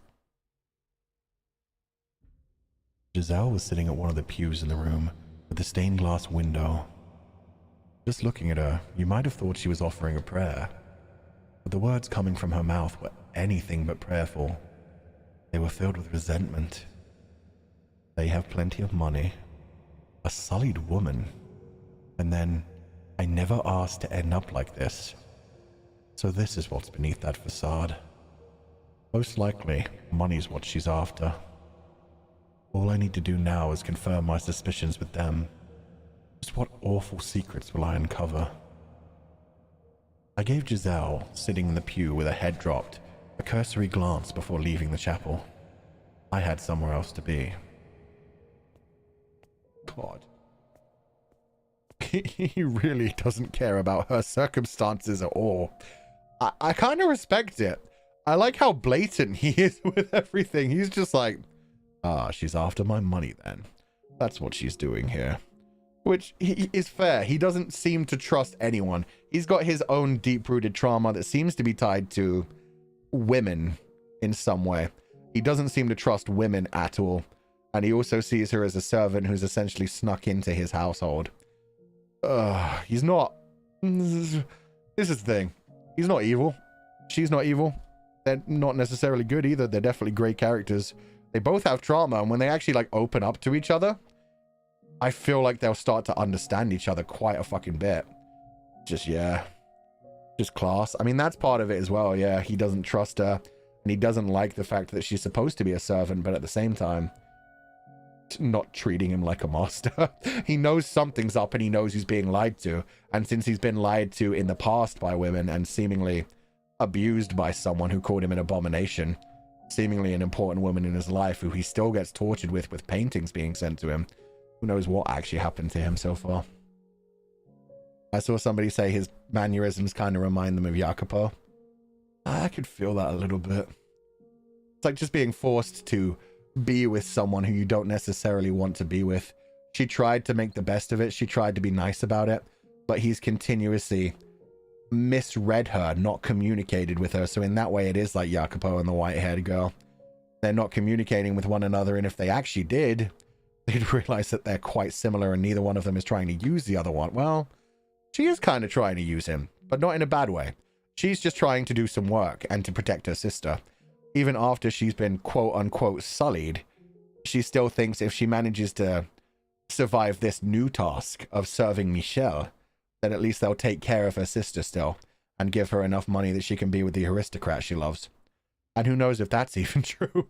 Maybe she's been sent out here and just, again, like Michelle for 10 years, forgotten, and they'll never send her family any money despite the fact that they've sent her out here. She's just been spirited away because of what happened with whatever noble assaulted her, to be hidden away. Especially since she isn't actually from a noble family. God damn. Wouldn't being a hickey for 10 years affect his common sense? Yeah, and it would extremely affect how he interacts with people, which is why he like tries to still so emotionless and at the same time is so uncaring towards others. Especially, like he said, he straight up denied the fact that his father would know he was here. He 100% refused to believe that. As soon as the idea that his father knew where he was came up, he was like, no, my father doesn't know I'm here. Even though the evidence pointed to the fact that it did, since she was more with his father, it would have been his father that sent her here. Like, he refuses to believe that because he doesn't want to think he's just been cast aside by everyone in his life. He's got his own tragic story and he's fucked up in the head. Like, the servants don't even come in to say hello to him anymore. He calls himself a cursed man. Who knows what they hate him for, but he's got a huge chip on his shoulder about that. The bitterly cold outside air felt like dozens of needles flowing into my lungs. It had been so long since I had stepped beyond the mansion's walls. A thick mist canopied the night sky, blocking out the moonlight. Naturally, the heavens did not rejoice at my leaving the house. It had been 10 years since I'd seen the mansion from the outside, and it hadn't changed one bit. A gloomy scar upon the earth, shrouded in darkness. Hardly the kind of place someone would enthusiastically approach. Nevertheless, it was better than that house.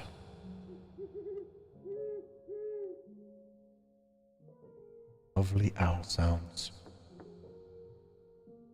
I'm sorry, what the fuck? There's someone else living on the land. And he hasn't left the building in 10 years, goddamn. But he can. That's what's even more mysterious. He's decided to hole himself up in there. Like, he can go out at night. He's fine. It's not like his skin or his eyes are too sensitive for that. Now, what the fuck is this? Yes? Who is it? Michelle. What? Michelle Bollinger? I think it's probably Bollinger, right? Bollinger? Probably Bollinger. Just one moment. I'll be right there. Come in. It's a humble abode, but make yourself at home. This is probably a common-born person, right? Oh my god, that's a lot of staining and cobwebs. Well, I must say, this is rather unexpected. Just one word and I would have been up there in a heartbeat. Oh, this is the servant who brings him food. And how was I supposed to do that? I'm regrettably fresh out of carrier pigeons. Right. Yes. My apologies. This man, living in a small cottage not far from the mansion, had been hired by the Bellsinger? It's not Bellsinger. Bollinger? Bollinger. I thought so. Hired by the Bollinger family. His job? To watch over me. That said, we never actually interacted.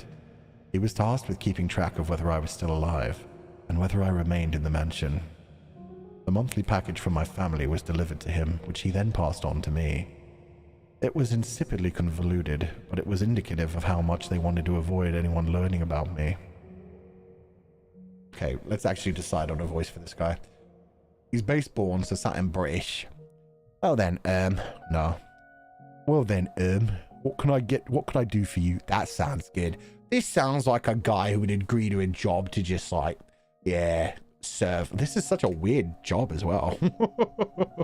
We have a guardian, basically. Bolognese, fight me. Fight me. Well then, what can I do for you? The manservant was visibly rattled. Afraid, too. But not because of the difference in our social ranks. I had a pretty good idea what he'd been told about me. He was afraid of me. Or more specifically, my curse. People fear that which they cannot comprehend. Not just children, adults as well. They feared demons, witches, and curses. Anything impure or not of this world. I had long since gotten used to being viewed as such. It didn't sadden me. It didn't disappoint me. It didn't pain me. Some things were too foolish to concern myself over. Though it certainly doesn't make me feel good, either. I was about to say, like, think Michelle doth protest too much. He's saying that more to himself than anything else. He's like, I don't care. It doesn't bother me. It doesn't hurt me. Like, he's using very specific words there that are like, yeah, it kind of does, but I'll keep telling myself.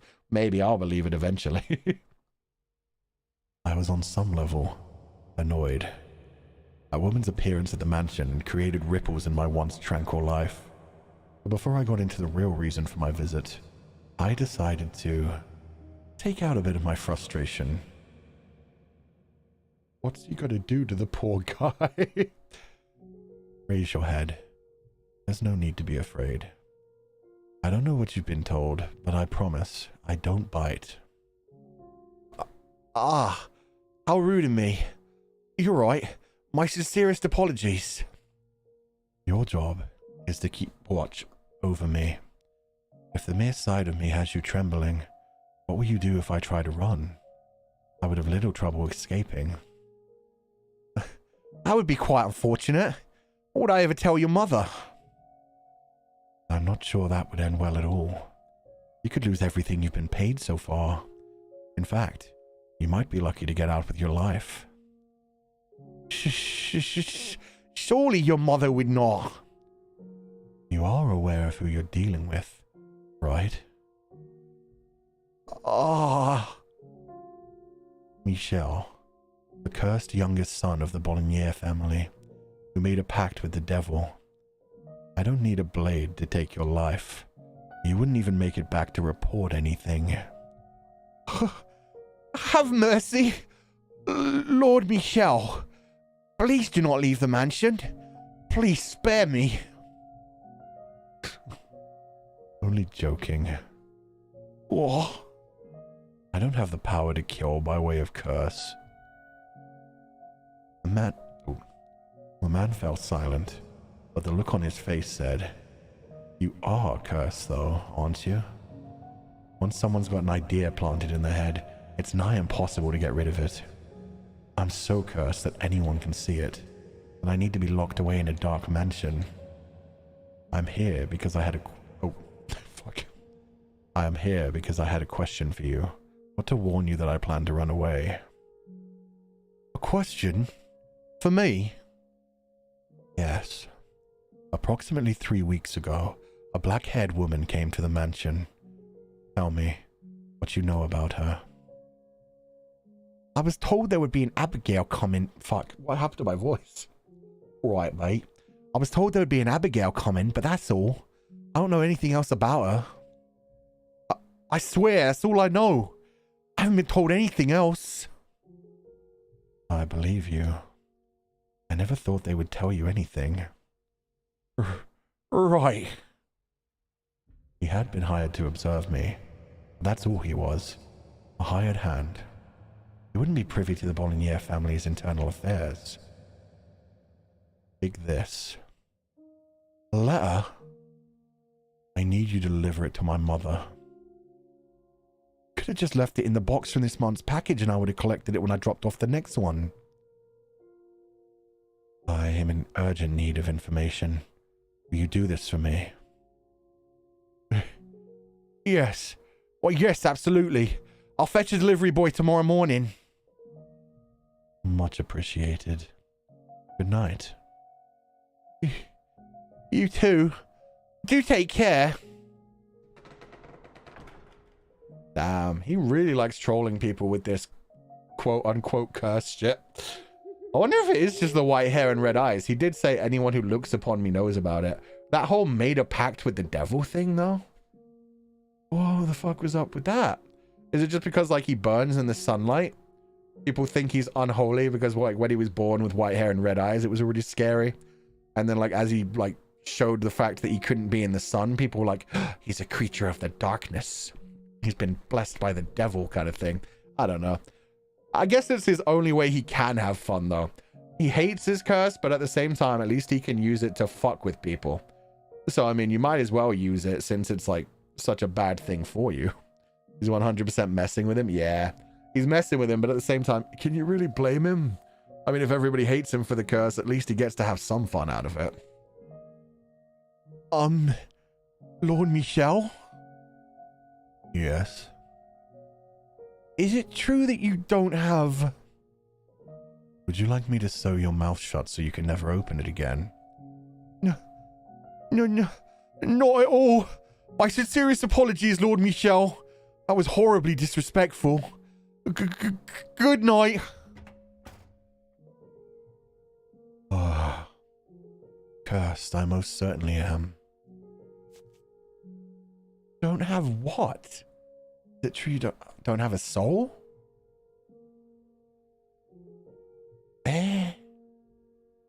Don't have money? He definitely has money. This guy wouldn't be here if he wasn't getting paid. Like, that was the biggest threat he gave to him, was the fact that his mother may take away all the dude's money. I'm guessing don't have a soul. I'm guessing they assume he doesn't have a soul because his hair's pure white, he's red, and he burns in the sun. Don't have maidens. Don't have a pee-pee. Oh my god. He could have fucked that one up. He could have been like, oh, you think I don't have a pee-pee? Drops trousers. Remember, I was blessed by Satan. I have the biggest of pee-pee. God damn it. Why, chat? Why are we like this? This is serious times. My mother's response arrived just 10 days later. The delivery boy must have pushed his horse quite hard. It was almost exactly a month after Giselle had moved in. How we cope? Yeah, that's fair. You gotta have fun when stories are this dark. Sounds like we're about to know exactly what happened to Giselle. And shortly thereafter, on a bone-chilling night, everything came crushing down. The rift between us grew deeper, and the wall between us impossibly high. When I lay bare the scars in her chest, and mercilessly plunged my knife into them. Oh, God, Michelle. Oh, no. So he learned about her trauma, and then what? He's got to instantly be like, oh, so you were raped by a noble. How pathetic. Oh, my God. Please don't, dude. Please don't. And now we're on Giselle's mind. We're going to get to see this from her perspective with all the trauma being laid bare. How did we get to this point? Ugh, I hate everything. My spirits were getting darker and darker, like they were slowly sinking into a deep morass. I'd been at the mansion for a month, and every day since felt twice as long as it should have. I'd been optimistic at first. I'd even had a little hope that me and Michelle could get along together. But it hadn't taken long for that hope to be shattered, and the cheer locked away inside me. We lived in the same house, but we never spoke anymore. On the few occasions we did cross paths, it just gave me a cold glare and nothing more. Scorn and suspicion in his eyes. Whenever he looked at me like that, it felt as though my throat was being constricted, like I was deep underwater and running out of air, like my very presence in the world was a crime. I never could have imagined just how agonizing constant rejection was. I started despising others, despising myself, despising the world, convinced there was no one who could set me free. I considered running away from everything rather than live like this for another day. But I would have done so long ago if that were actually an option. If they found out I had fled, that I had acted outside their wishes, my mom and sister would pay. I had succeeded in allowing my sister to get married and my mom to live comfortably. I had given them happiness. I couldn't take that away from them again. Not after what I had to go through to do it. Oh, that line is so fucking painful. And these words in her head, she's exactly like Michelle. I never could have imagined just how agonizing constant rejection was. I started despising others, despising myself, despising the world. That's exactly how Michelle feels. That's exactly what has left Michelle to be so fucked up and aggressive to everyone. Everybody decided he was cursed. They hate him. They despise him. And therefore, he starts to hate them back because that feels better. Again, her teeny tiny mistake. Oh yeah. A teeny tiny mistake that not after what I had gone through to do it. The fact that she had been through what she had been through. Had to go through that. Oh my God. Poor girl. She just wants her sister to be happy at this point. She can't possibly let her sister's life being fucked up after what she had to give up for her. The inner self is similar, but they wear different masks. Yeah, they do. She tries to be happy and cheerful, and he tries to be emotionless. She tries to push down her pain and sadness and hatred for the world and even hatred for God at this point, and hide it behind a smile and pretend everything's good and happy. She's just a servant. She just wants to be happy and have a good life with Michelle. And Michelle, on the other hand, just pushes everything down and says, emotions are stupid. There's no reason to feel angry or sad or oppressive. The world just is what it is. You just accept it and move on. They're both dealing with trauma in different ways. But they both have kind of similar situations of being locked in this building because of their trauma and because of like what's happened to them in the past. Oh, no, cut that out. Getting way too depressing, Giselle. Pull yourself together. That's not who you are. Be positive. The negativity didn't only come from my interactions with Michelle either. No. There seemed to be some kind of terrible presence within the mansion that twisted people's hearts. The mansion was in fact a bit of a local legend, which I'd been informed about before being sent here. People claimed it was cursed and that an evil witch had lived in it for many, many years. Michelle joked that he was the witch, but I didn't believe him. I'm not usually one to believe in magical curses at all. Being here so long, I can't help but wonder. Anyway, things can't go on like this. If I was to remain in this house, the situation needed to improve. A lot. I was going to lose my mind if things kept up as they were. I was ready to give up once, but I'm going to try closing the distance between us again. If I could get him to open up even the tiniest bit, then maybe that would make living here a little easier. I wasn't going to try to make us best friends or anything. Just repair our relationship enough that being around each other wasn't torturous. I've got my work cut out for me. How do I even begin that conversation? Heck, what is that conversation even going to be about? Maybe I should hold off. Do it another day. No. I've made up my mind to do this, so I should do it quickly. The longer I wait, the worse things are going to get. And eventually there won't be any fixing anything. We need to talk. We need to be in the same room for more than 10 seconds, and we need to get to know each other. He needs to know that he's not the reason I have something to hide. Okay, let's do this. So she was about to reveal her past to him as well. Oh my god. The timing of this is fucking impeccable. They are so fucking cursed.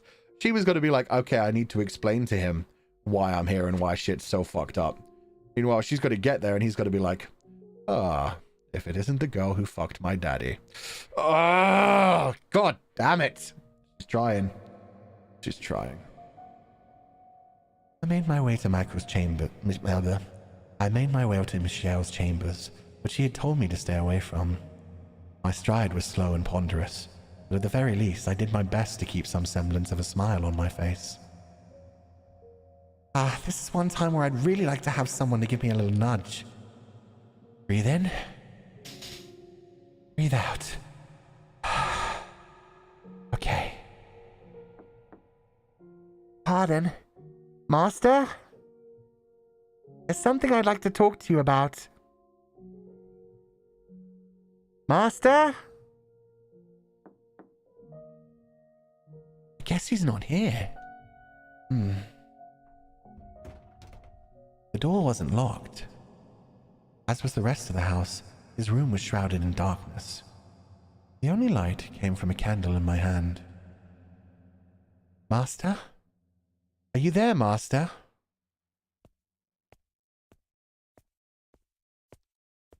I guess I missed him. It's probably best if I don't stick around for long. He's already got a less than stellar impression of me. I don't want to imagine what will happen if he thinks I've been snooping through his room. Yeah, I should get out of here. I spun around on my heels, taking a step towards the door, when I caught sight of an object draped in a black sheet. I knew I had to get out of there as quickly as possible, but I was intrigued by that object. Something he kept hidden in a room I was forbidden to enter. Maybe it was a clue to discovering Michelle's secrets. I reached my hand down toward the object, knowing good and well that I shouldn't. Was it because I wanted to learn more about him? It's going to be the painting, isn't it? Was it because I wanted to tear down the veil he hid behind? Or was it the whispers of the witch?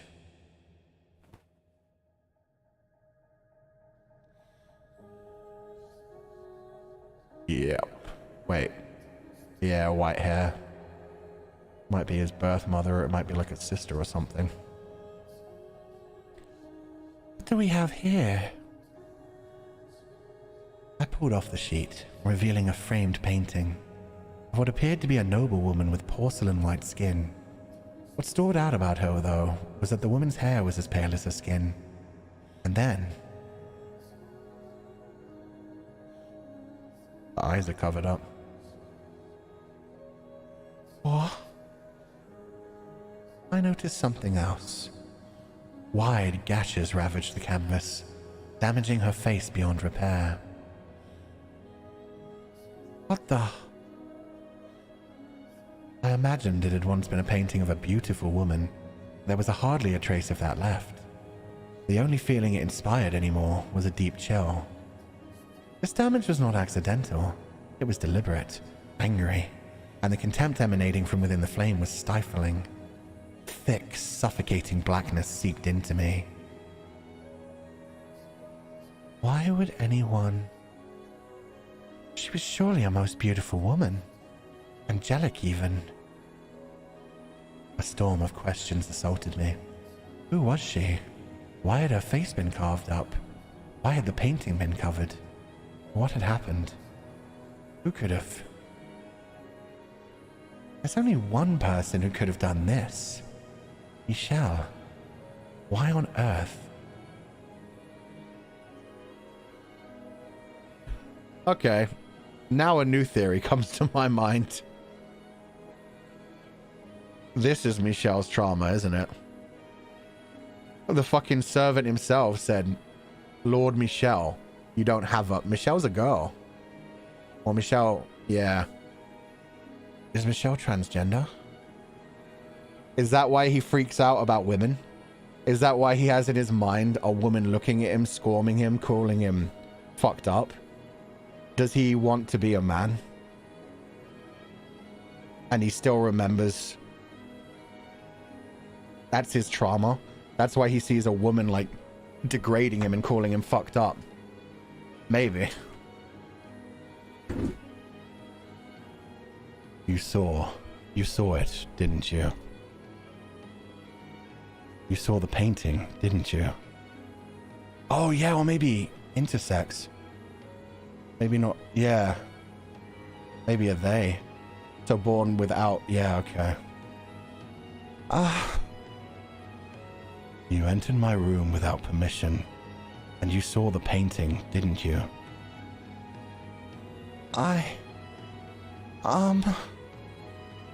Angelic, you say? There's nothing angelic about that damned woman. I scrambled to make some excuse, but nothing would come out of my mouth. All I could do was tremble. Oh, shit.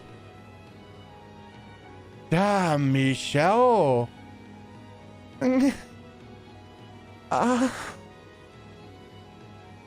Why did you enter my chambers? Michelle. What were you looking for?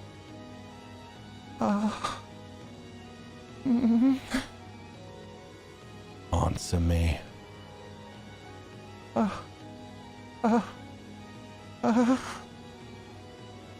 My mouth wouldn't move properly. I couldn't make my voice come out. It was like I wasn't even in my own body anymore. The wisps of air that were drawn into my lungs were expelled as hoarse gasps. Gasps? My breaths were shallow and rapid. I was inhaling, but I wasn't getting any air. I was terrified. Terrified. Terrified of his eyes, of his voice, of his feelings, of the knife he was holding up to me, of the terrible past I was chained to. The man's voice, man's very flesh, terrified me. That was fucking incredible writing too. The man's voice, the man's flesh. She's having PTSD all over again. She's flashing right back to the fact of when she was assaulted. All that she can think is this is a man close to her with a knife, holding her down. Oh, fuck, man. What were you trying to find? And what were you planning to do with it?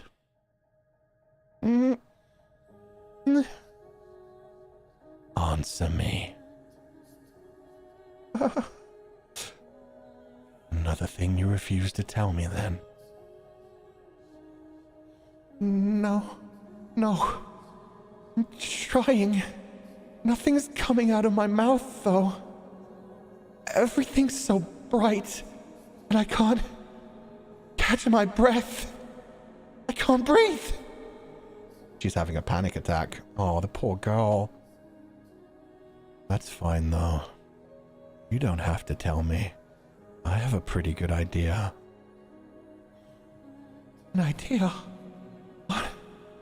What do you mean? Money is what brought you to the Bollinger estate. And it's what brought you to me, too.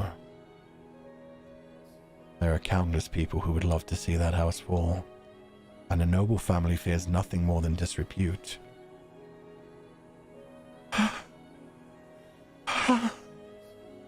You were, I presume, approached by someone scheming the Bollinger's downfall. No.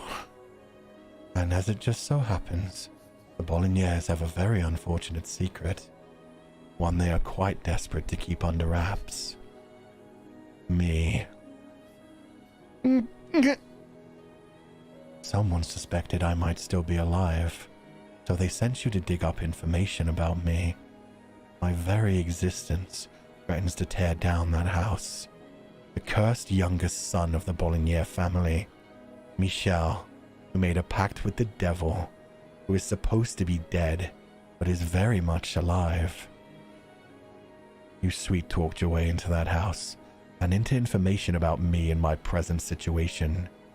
And you meant to trade that information for money. I bet whoever it was put quite a handsome price on it too. Or maybe the one plotting to ruin the Bolognier family is you. No. No. That's not true. Then enlighten me. Please. Hear me out. I didn't know anything about you. I wasn't sniffing around, trying to bring you harm in any way. Then tell me, if that's not the reason you wormed your way into the Bolognier estate, and that's not what you were doing here, then tell me what is.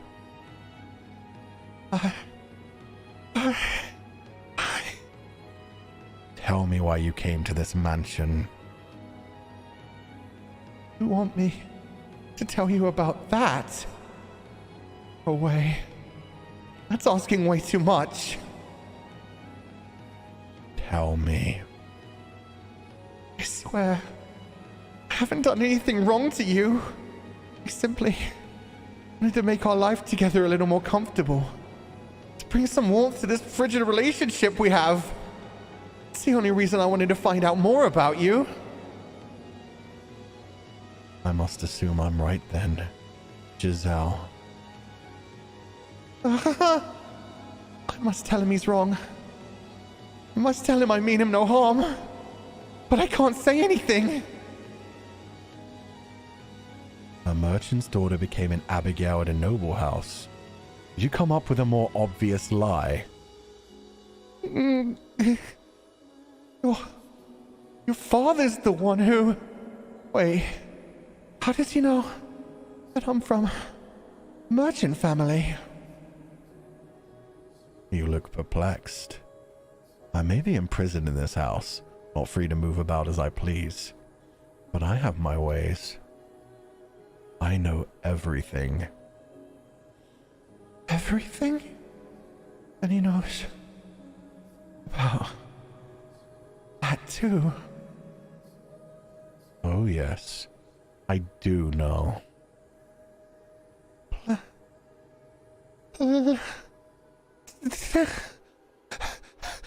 Don't! In your quest for money, Don't say it! you slept with my father.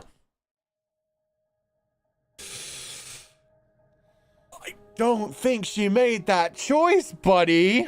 You're a fucking idiot. Oh man, he's just re-traumatizing her over and over again. The spitting image of his father probably, or just the fact that it's a man grabbing her all over again and then saying, you slept with my father, denying the truth that she was raped by him. Oh my god, I figured it was the dad, but fuck. In that moment, Michel plunged his knife into my heart. Really? She did nothing wrong. She is innocent. The white-haired girl is innocent in all of this. She just couldn't speak her mind, just like every fucking timeline after this. They never communicate properly. In this case, because of the trauma, as soon as he got close to her, she had a fucking panic attack. And literally couldn't speak even though she was trying to. Man. He carved through my chest with those words, causing me to completely lose control of myself. In a panicked frenzy, and probably screaming all the way, I knocked the man aside, and ran, and ran, and ran. I could hear a clap of thunder in the distance. Oh, how I wished a bolt of lightning would come crashing down upon me. Maybe if God burned my tainted flesh with a divine thunderbolt, it would get rid of some of the filth. But the jagged streaks of light cascading across the dark clouds did not strike me, only creating restless grumbles in the sky. That's written so fucking as well. She has so much guilt over this. She's talking about her cursed, filthy flesh, and that she wants to be struck down by God because some piece of shit noble, Michelle's father, raped her. Fucking hate this storyline.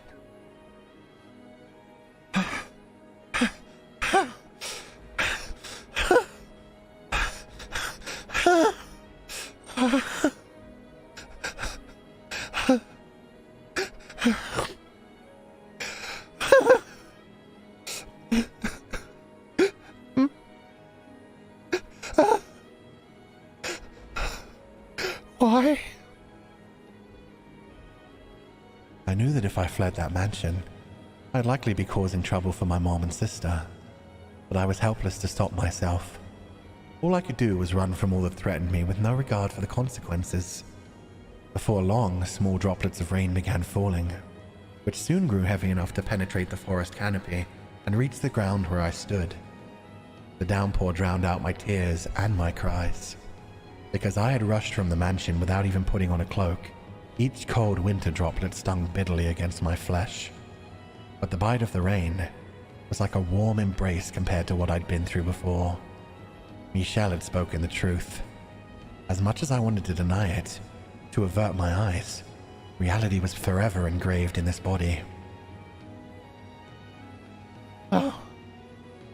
No. I don't want to think about it. But I had no say in the matter. Get out of my head! And now she's reliving the trauma because he brought all of that back up to her. I'm saying he, maybe I should be saying they. I still really think that is the whole thing with Michelle. I don't know whether it is like intersex, transgender, what's going on with that, but I think that's the case. That the portraits he keeps getting of a beautiful woman are him, or what his mother sees him as.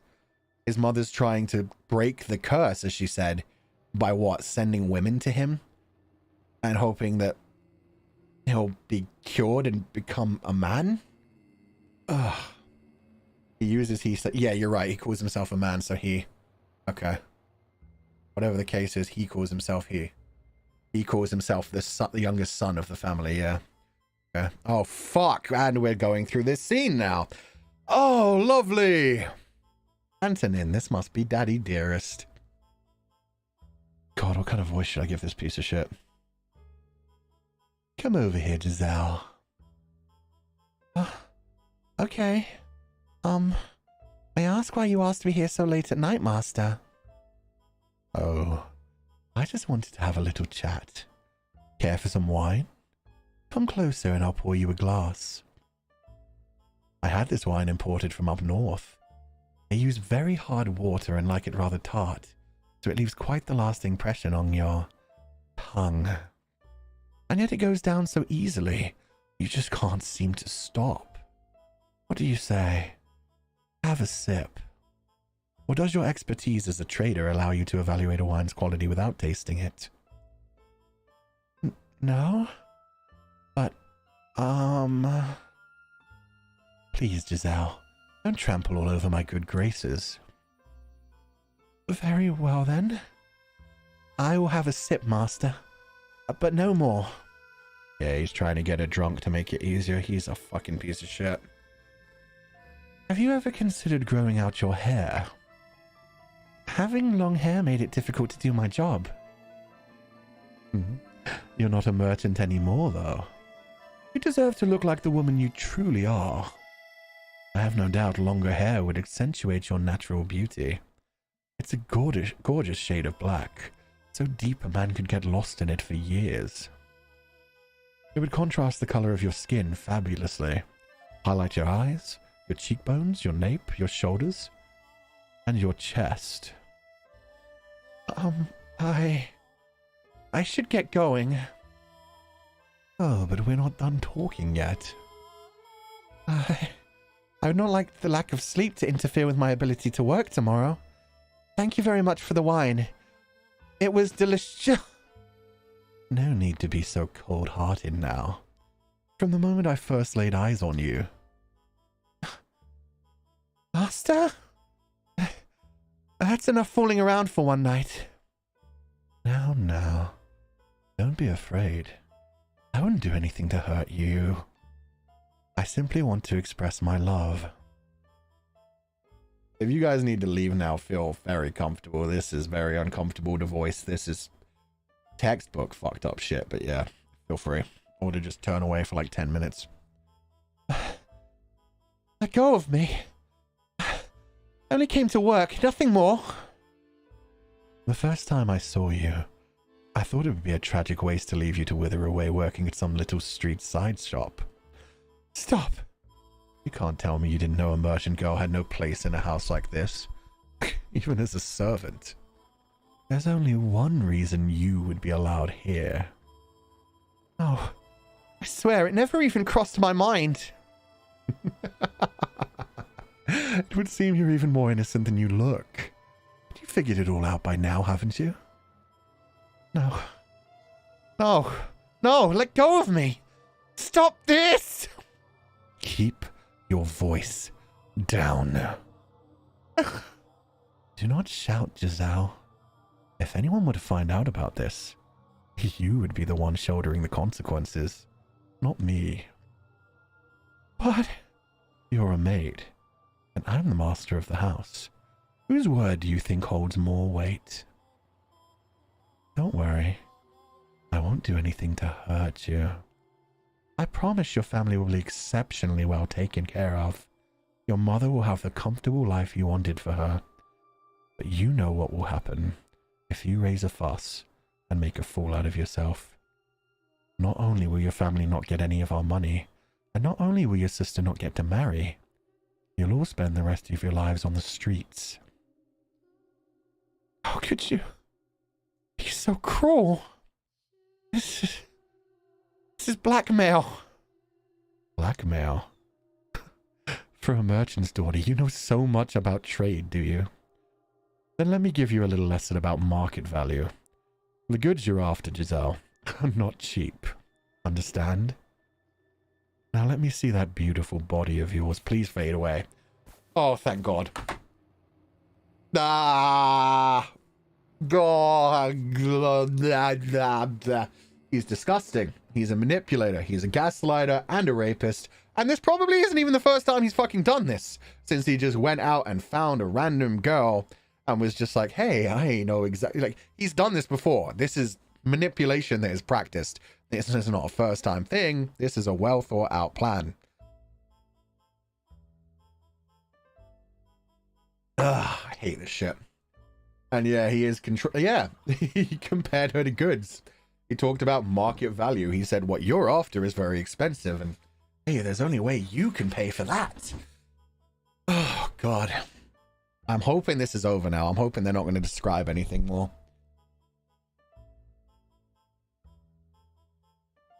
He was an older man, so I hadn't expected him to be very strong. But I couldn't break free of his grip, and I found myself entirely at his mercy. Beneath the gaudy outfits lay a hungry beast, and I was seeing the creature's true colors for the first time that day.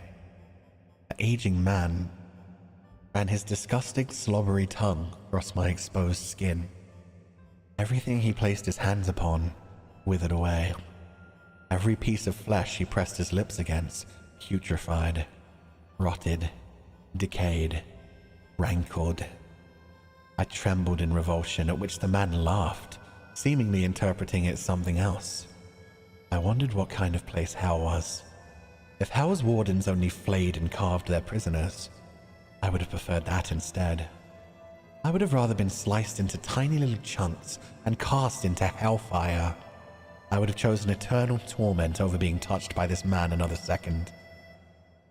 But I didn't get to choose my hell.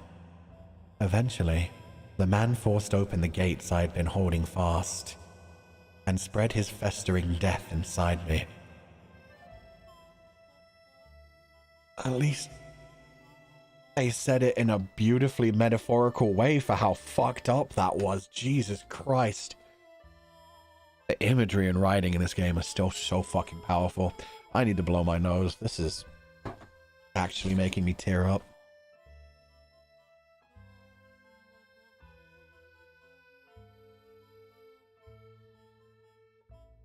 The description she gave to everything, the fact that it just like ended her life for her. He spread open her gates and spread his death inside of her. She's dead inside now. Everything he touched festered and turned rotten. But she can't trust it anymore. It's not her body anymore. He took that from her, and she would rather be in hell. God damn. Listen to me, Giselle. It's in both of our best interests to keep this between the two of us. If you can do that, I'll continue to do good by you and your family. Oh, don't look at me like that, please. I'm thrilled to have you here in this house, Giselle. She has long since lost her mind, after all. It's torture just being in the same room. And my sons, they hardly ever come home. But you, Giselle, you give color to my dull life. Make it exciting once again. Now, go on back to your room. I'll be waiting here at the same time next week. You fucking piece of shit. He fucking... Oh, just told her you're going to be here every week from now on. This is why she probably was quite happy to be sent over to Michelle's place instead. She was like, finally, I'm away from him. I couldn't escape from that. Oh, the music as well. The song is like turning all corrupted and fucked up. That's really well done. I couldn't escape from that man's grasp. Not when he used my family against me. Some weeks I would just not go to his chambers, my one feeble means of resistance. But when I did that, he would send another Abigail to come find me the next day. I couldn't ignore his summons when he got other people involved. And then, when the two of us were alone, the mask would come off, and he would discipline me for not showing up before taking care of his usual business. On good days, he would leave bruises in inconspicuous places, my abdomen, my inner thighs. But he went as far as carving a word into my skin with a knife. Harlot. That was why I was afraid of knives. That was why I was afraid of men shouting. I wasn't even sure what to regret anymore. I was in far too deep. There was no turning back the clock. I even considered taking my own life on more than one occasion. But every time the thought crossed my mind, happy memories came with it. Back when it was just the three of us girls in the shop. Life may not have been easy, but it was never dull either. I didn't want to end my life at its absolute lowest point. I wanted, if just temporarily, to go back to the way things were back then. That objective was the only thing that allowed me to keep going. When I was in his presence, I tried to convince myself I was merely an object. I had no emotions, so he couldn't hurt me. I was merely a vessel, a construct of flesh and bones. His hands couldn't reach my heart, for it was not connected to my body. Doing that made it a little easier to bear. But the reality was, it was impossible to completely sever my heart from my body. And that's how Michelle feels as well. Michelle, who tells himself that he fucking doesn't care about anyone else, tries to hide his heart, despite the fact that he's constantly feeling all this pain at being rejected. He fucking carved Harlot into her. So that even if he one day did die, or she one day like got a marriage offer, she couldn't take it. As soon as anybody else ever undresses her, they're going to see what's happened to her body. He really did make her his fucking piece of fuck. Ugh. And the fear of knives, Jesus Christ. It was bad enough when I knew she just had PTSD from a man touching her. The fact that the knife like doubled that up, oh my god. What does that mean? Harlot essentially is the same as whore or prostitute. It means somebody who sleeps with a bunch of men, somebody who is... yeah, who like teases people and sleeps around, essentially. That's what he carved into her, even though he was the one raping her. And yeah, at this point, that's the thing. She said on the good days, he would just leave inconspicuous marks on my, like, where people couldn't see them. Which means on the worst days, he probably left things where people could see them. And this Lydia girl is probably going to be like another maid who knows what's going on and probably blames her, blames Giselle, thinks she's disgusting. Just like we had when it came to all the maids on fucking door 3 on Jacopo. All the other maids thinking, oh, she's disgusting, she's... fucking... Ah! You're Giselle, aren't you? Oh, this is the mistress. Oh, this is mommy! Oh, this is even worse. One day, the mistress of the estate stopped me in the halls. She had supposedly once been quite beautiful, but now she was only haggard and bony. Her skin dry, her eyes sunken, her hair faded and stripped of its luster, her head down, her cracked lips barely moving as she spoke. Age didn't appear to be the only thing working its merciless magic on her either. There seemed to be something eating away at her from the inside too, something that could burst at the lightest touch. Yes, I'm Giselle. Is there something I can do for you? The mistress rarely ever left her chambers. I'd been told it had been years since she attended family supper. So what would bring her to come looking for someone like me?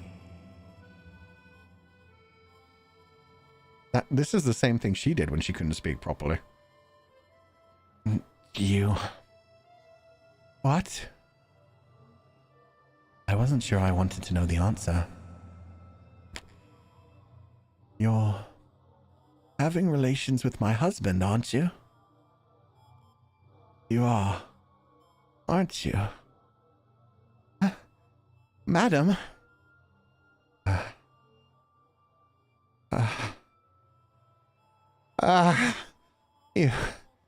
You wretched creature. She was telling me the truth. One of my trusty maids caught a glimpse of you through a crack in the door. She saw you with him, you filthy rat. You seduced my husband. Oh, you devil. You conniving witch. Don't get it, do you? Don't realize how grievous your sin is, do you? Someone, anyone, restrain this girl. She's a demon, a devil. Tie her up and hand her over to the clergy. No. That won't be enough. A witch. You have to burn her bones. Scatter the ashes or she'll just come back to life. Yes. Execute her. Kill this woman. Burn the witch. Seize the piece she's stolen from me. Cursed. It's cursed. This house is cursed. Not only has it taken away my daughter, now it's trying to take away my husband. Oh God. Please shine thy cleansing light upon this house. And she said, it's taken away my daughter. I don't know if Michelle had another daughter, but considering this woman apparently keeps sending in portraits of women, I'm guessing she always decided Michelle was her daughter. Even though Michelle goes by he, him. So that's the trauma there in that. Unless she did lose another daughter, we don't know for sure yet. We just know he's the youngest son of the family. We don't know if he had sisters yet. I knew it would be a waste of breath trying to talk to her. She was not of sound mind. There was madness in her eyes. Didn't even have to make a fuss about it. It happened all on its own. If there was no way around it, then I should have just done it myself after the first time. I didn't have the energy to argue with her or to shout. Before long, a crowd began to form around me, and the sobbing mistress, and in it stood him. I assumed he would just stand back and watch, but much to my surprise, he stepped in, with an embarrassed look on his face to try and settle his wife down and convince her not to have me executed. Maybe he did have a heart after all, or maybe he just wanted to save face. Regardless, instead of being burned at the stake, it was decided that I would be sent away to some remote forest. One of the previous Bolinier families had purchased a mansion there long ago, but it had been abandoned because of the stories people told about it. They said a cursed witch dwelled in the house. She'd returned to life after being executed, and now skulked about in the darkness. It was the perfect place to banish a sinner. And so, accused of adultery, I was in a carriage on my way out of the capital the next day. I hope my mom and sister are all right. The two of them will believe in me, even if no one else does. Oh, that's fucked up too. I didn't even think about that. They'd have to tell the mum and sister something, and rumors would eventually start spreading around the town. She knows her mom and sister are eventually going to hear that she slept with the father, the lord of the house. Everybody's going to accuse her of that. Oh, fucking hell. But she knows that they'd at least believe in her and know that she wasn't like that. Fuck. The wooden wheels turned, carrying me away to that cursed mansion. Just a silent coachman and his single sullied passenger. Looking out through the window, I could see the city walls slowly fading into the distance behind us. I doubted I would ever set foot in this land again, ever cross the Grand Pond again. It was a saddening reality, but at the same time, I felt a surge of relief. I had finally escaped from that house. I had finally escaped from that man. This sense of freedom slightly lessened the weight of everything else I was feeling. Yeah, that's fucked up too. She was actually excited just to be away from him. That line she dropped earlier as well. She got exposed by someone else. She went through all of that extra pain because she was trying to hide it so that she could protect her sister and mother. She could protect their happiness at least. And then it came out anyway after everything she had to go through. Ah. A good while after we left the capital, the coachman handed me a letter. On the sheet of parchment was a rather startling revelation. There was someone else already living at the house where I was to reside, the Bolognaire's youngest child. But the letter didn't say why he had been sent to the cursed mansion, only that he was there. Beyond that, the letter only made a single request, that I look after him and not ask any questions. So I'm just being sent off to the middle of nowhere. I still have work to do. If I look after whoever's at the mansion, then they'll do the same for my family? I don't have much say in the matter either way, I suppose. And yeah, the color all fading from the world. Pretty fucked up. And the color appeared when she got to the mansion. There was at least a little bit of happiness. She was away from everything. But no. The carriage rattled and shook as it traversed the stony path, and bouncing around inside it, I resolved to take back my life, the peace I had once known, the cheerfulness I had lost. And to do so, I would forget, lock away my memories, burn every terrible thing that had happened to me, cast aside those memories, and find my smile once more.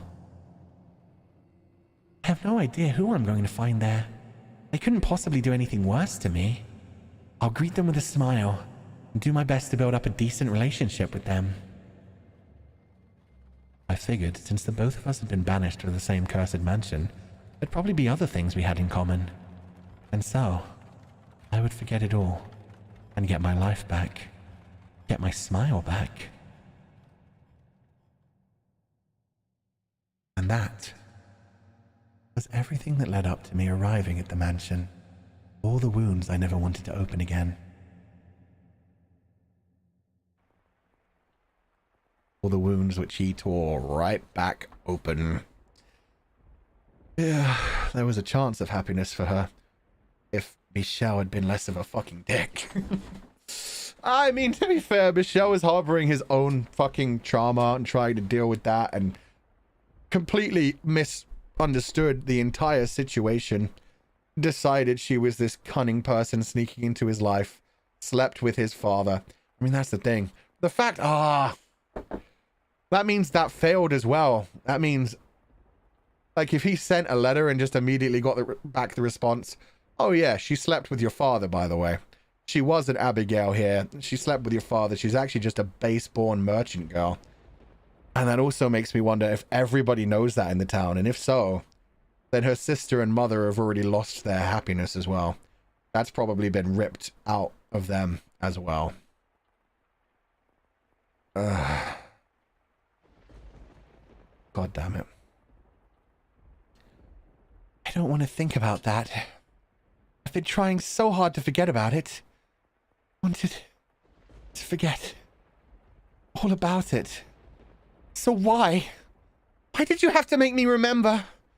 All I did was believe that we can make things work. Why? How could you? Oh. The white-haired girl is half of Giselle. And the maid is the other half of the Giselle. Wait. Kind of? No. Because the maid has, like, yeah, tried to lie to herself as well and tried to hide everything. The maid has succeeded in creating her own fake thing. But I still think... So the maid is someone who became immortal and stays here forever. But the white-haired girl is also Giselle. They're both Giselle. Black-haired maid is Giselle, but then white-haired girl is also Giselle. It's just every time she comes back here, she's the pure and innocent side of Giselle. She's the one who's constantly being attacked by other people and blamed for things even though it's out of her control. And that's why the maid always cares about her. It's the other half of her being reincarnated time and time again. And she's constantly trying to look after the white-haired girl and telling her, oh, she's always so innocent. She just wants to make her happy. She just wants to preserve that innocence, that happiness, that lie that she told herself that she was just here to find happiness. That's what I think it might be. There's the maid who stays here forever, and the white-haired girl who is reincarnated, both Giselle. Maybe. So yeah, I think Giselle's going to cast a curse. Maybe. Maybe, we'll see. Why? How could you? God, I can't take it anymore. Once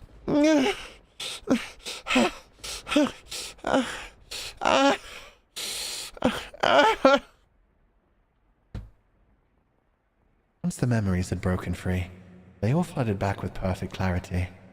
Exactly how he ran his hands across me. Exactly where he hit me. Where he cut me. Like I was going through it again this very moment. The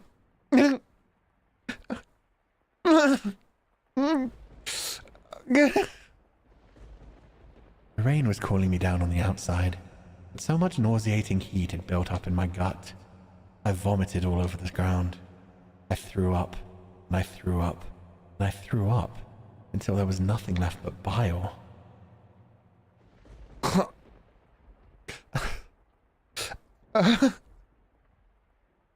And when I had nothing left to expel, the strength evacuated from my knees and I collapsed. I didn't know if everything was blurry because of the rain, or because my eyes had decided they were done looking at anything. The whole world twisted before me. Michelle's no different. The attempts to get close to him, to always keep a smile on, it was all a waste. The look in his eyes was terrifying. Like he didn't believe in it at all. So he probably wouldn't have believed me if I had told him the truth. If he's convinced I have an ulterior motive, there's probably no changing his mind. Oh, such a cold rain. If I lie down here and go to sleep, I wonder if all the warmth will eventually drain from my body. And then I'll decompose and become part of the earth. You know? That might actually be nice. I'd like that. I always thought I didn't want to die, and I wanted to go back to the way things were. But who cares anymore? I did my best after all, and that still got me nowhere. Cheerful Giselle was all just a farce. And when I'm dead, all my worry for my mom and sister will fade away from me. Oh God, I doubt you have a place for me on high. I am, after all, an unclean woman, and I've given up on living altogether. But even if I can't get into heaven, that's okay. I want release. Okay, now I have another thought. Morgana's going to appear. Either Morgana's going to appear instead of God, or she's just going to actually die here. But either way, she isn't the white-haired girl, is she? The white-haired girl is Michelle. This is his curse. This is her curse upon the family, upon the bloodline. She curses Michelle to be reborn as the white-haired girl, to go through the same thing that she went through, being misunderstood, just trying to be happy, just trying to be loved, and consistently being destroyed by classism and everything else, consistently having all her dreams destroyed. That could be a possibility. I want Morgana to appear. I want to actually see Morgana. That would be fucking great. The rain pitter-pattered down through the leaves overhead, chilling my skin. Oh god, it's going dark. She is dying here. The cold spread through my flesh and into my bones, my heart and lungs and stomach freezing me like a block of ice. My consciousness drifted away from me, and the world slipped through my fingers. More than fear, I felt relief. Utter black. And that, I was sure, was the end of me. Show me evil laugh.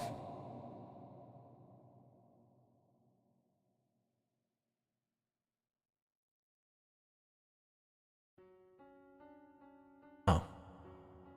No evil laugh. Sadness. Damn it. Ah, I was so ready for Morgana. But no, we're back in modern times now.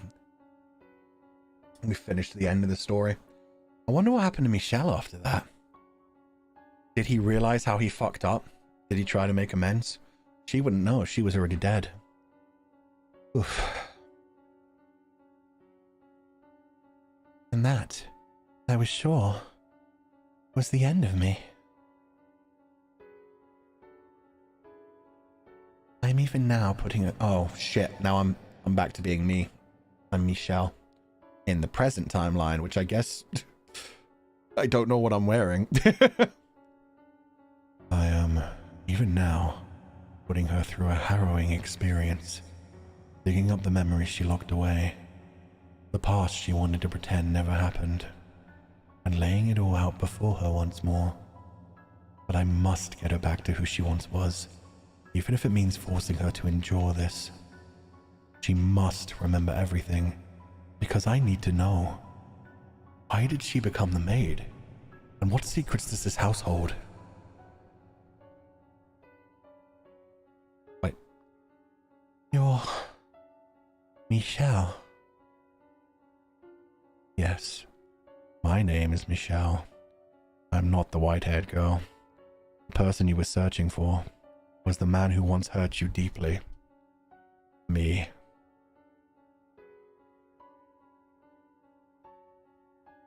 Why? What was her why referring to? Why I hurt her? Or why I'm here?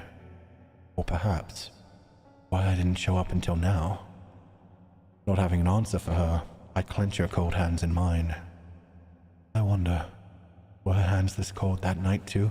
Shit, I forgot to point that out. That was really good. Like the heat draining from her body. And every time we touched the maid's hand, we knew it was cold as death. She's still just as cold as that night. She's still a spirit this whole time. That was good writing as well. There's still more we need to see though. And it's still too soon for me to apologize.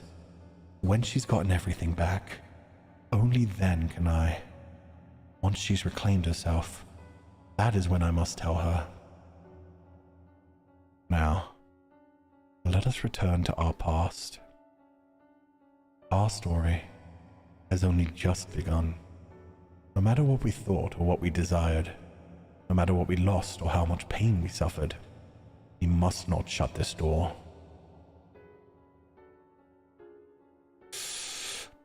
That's probably the halfway point. We're at 3 hours. I want to keep going though. This is so fucking good. There is more like worse. He said it's only the beginning. This isn't halfway. Is this way more than halfway, or is this like nowhere near halfway? I mean, he did say it's just begun. Is this chapter going to end anytime soon? Are they going to open more doors? It's less than half. Oh, damn. Someone said 1/3. Fuck me. 1/3.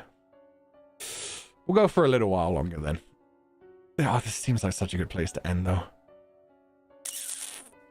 Oh, it's only 3 hours. Fuck, we're gonna stop for now. I have to. That's it. It's so good right now, and it's so interesting. But I think we should stop now. I think if we start going for like another hour or two, we're gonna end on like a ridiculous cliffhanger. I don't think I have it in me to go for another 3 hours. So I think we're gonna have to stop here. Damn. Oh god, this is getting so fucking good. I'm glad we're past that certain part, but god damn. Should I just overwrite things? No, I'll go left. I'll go to the A. What the oh, these are quick saves. That makes sense. No matter which way I go then, I'll just save here. My emotions are in a roller coaster. Yeah, mine too. I still don't know if any of my theories are right. We still haven't found the backstory of Michelle. I don't know if the maid actually died there that night. I feel like if she's going to die anywhere, she has to die in the tower, right? I think that's where she has to die for this to all make sense. Yeah, because somebody has to do the curse. It may even be Michelle who does the curse. Man. Oh god, there's so many layers to this story. Okay, I'm going to just chatting. This was a shorter one than usual. Next week might be a longer one. I can't believe this might be a 3-part chapter. Brain bleach, please, Fuchan. Can't breach our brains any, unfortunately. I'm gonna leave this song on. This is the perfect song for this. Dark, tragic, painful. Did Michelle put a curse to repent on for his sins then? Maybe. Maybe he put a curse on himself. Maybe when he realizes how fucked up what he did was, the fact that he blamed her for everything, and realizes how similar they are, maybe he put a curse on himself. But that would mean trapping. Maybe that's it. He also said, like, I saw a lot of people freaking out and calling Michelle an asshole for being like, no, she must know. I need to know more of the secrets of this house. As if, like, he's just using her. And he definitely is using her to a point. But he also said, only then can I. Like, I think that means at that point, once she knows everything, once they both know everything, he'll be able to actually say sorry to her. I think it's switched scenarios. Whereas before it was the maid trying to get him to remember himself as the white-haired girl. I think now it's him trying to get her to remember everything. So that he can finally say, like, I'm sorry. I fucked up. That was on me. I cursed us both to make up for this. To go through the same pain that you went through. The same pain that I ignored in you. And I've been through that. I think he has been reborn as a white-haired girl multiple times. And she wanted... That's Morgana's thing as well. Because Morgana wanted him trapped as the white-haired girl. She found it even funnier. Oh god, that makes those endings so much more painful. She found it even more funny when he remembered himself as Michelle. And still decided to agree with the maid's lies. Oh, Giselle. Giselle just telling herself a lying story. So that she could be like, but oh, I'm here with the white-haired girl and everything's happy. I finally have someone who understands me. Someone who went through the pain that I did. Like, that was her whole thing. The maid just wanted someone who understood her, who could see what she went through. She was fine to serve someone. She just wanted a master who could treat her right. Oh, man.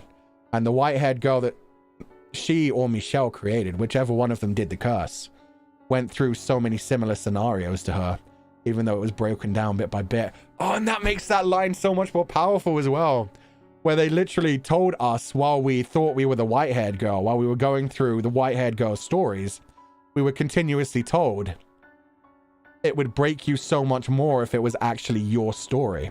If it was your story you lived through, you would break. You would not be able to survive it. That was a little hint there of saying, this isn't your story. This is the maid's story. This is Giselle's story. This is what she went through, and you became a part of it. You became part of her suffering. You would break too if this was actually your story. like Giselle broke. Like Giselle gave up on life. Fuck. Yo, I can't wait to meet Morgana. I love these characters so much. I can't wait to see Michelle's story properly open up in front of us. I'm not sure. I feel like it's right. The fact that Michelle's mother treats her as a girl. And I wonder just how... I don't know if it is like a transgender thing or an intersex thing, or... That's the thing. I can't really say until that story opens up. It could even be... Like, they've said multiple times that the mother has kind of lost her mind. So it may not even been... It may have been like a mutilation thing that she really wanted a daughter. Oh, that would be even more horrific. All of these are horrific options. Well, whatever happened, yeah, I think what happened is he was essentially raised as a girl by the mother, but then puberty started to kick in, and he started to show his masculine side, and it became clear he was a he, and then the mother freaked out about it. So I don't know. Please don't be transphobic, chat. I don't think anyone in chat's trying to be transphobic, so let's just leave that at the door. Remember, one, that this is fiction, and two, that this is like an ancient thing, but number three, like, even I am slipping up, like, when it's like, I don't know if Michelle was born and originally considered, like, we don't know the story yet. I don't know if he was originally considered a she when he was born. We don't know yet. We don't know what level of thing it is. It could go any direction right now, so yeah. Just, yeah, don't fight and chat about anything, because we have no idea what's going on right now. And nobody, therefore, could also attack anybody in chat if people are like, no, it has to be this way. Like, we don't know yet. Anything else is spoilers, so just let us embrace this story as we get through bit and bit. Oh, man, it's such a dark storyline, though. Can't wait to see what actually happens. I got confused with white hairs. Like Archivist, Legardus, and Fulgur Ovid. Too many white hairs, man. There's the white-haired Michelle. There's the white-haired girl in many levels. I wonder if she always came back as Michelle as well. Like, he was Michel, the French male masculine name in his original timeline.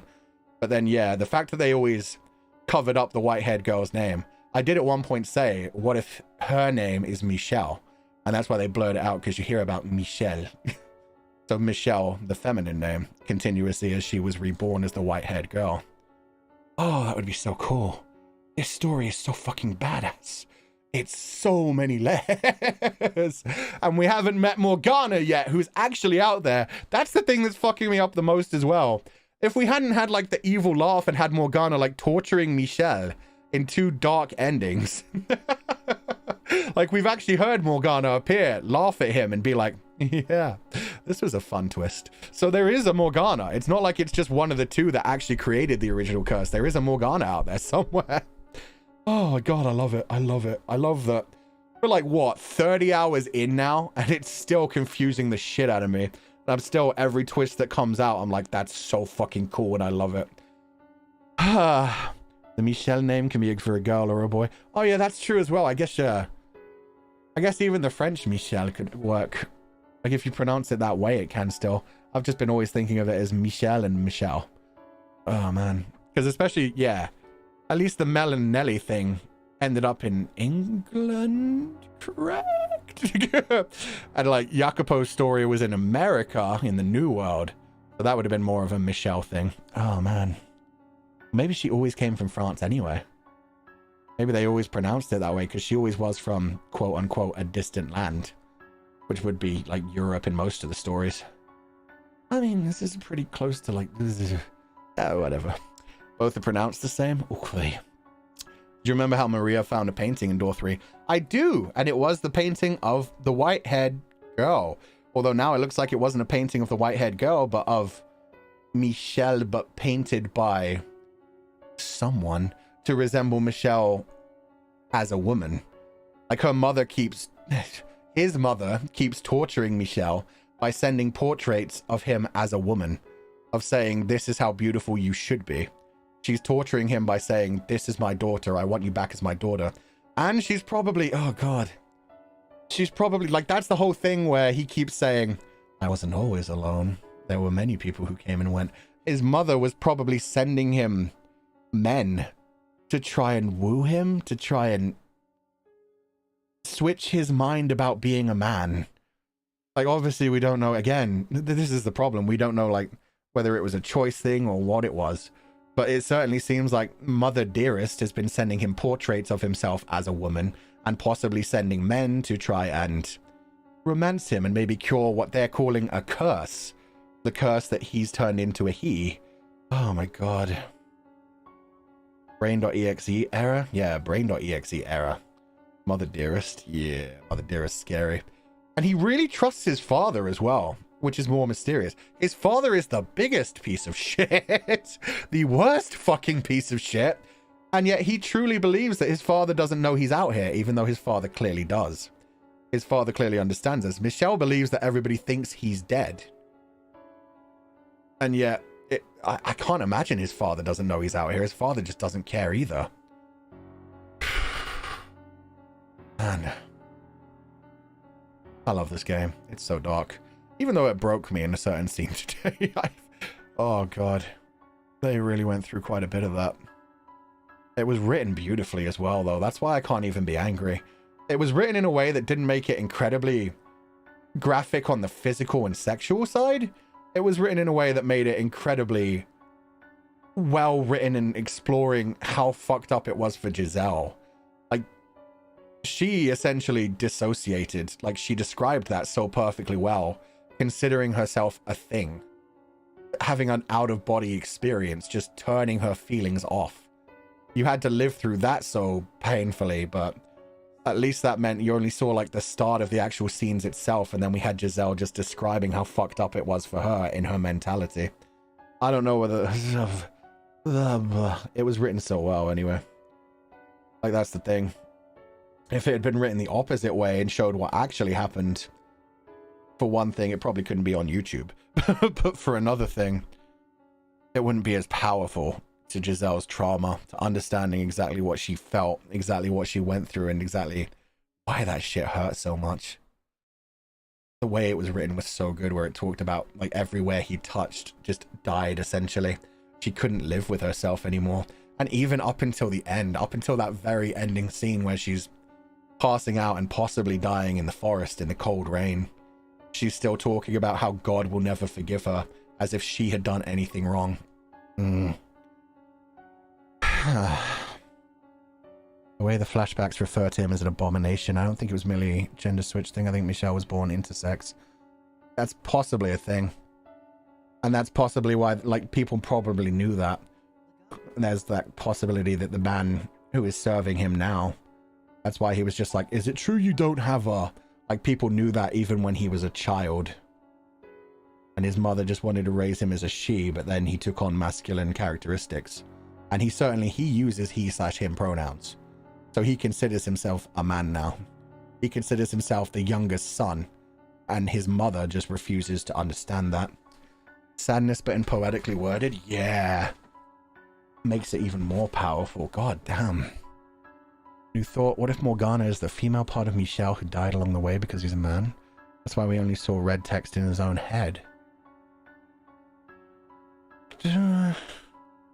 That is a possibility. That is definitely a possibility.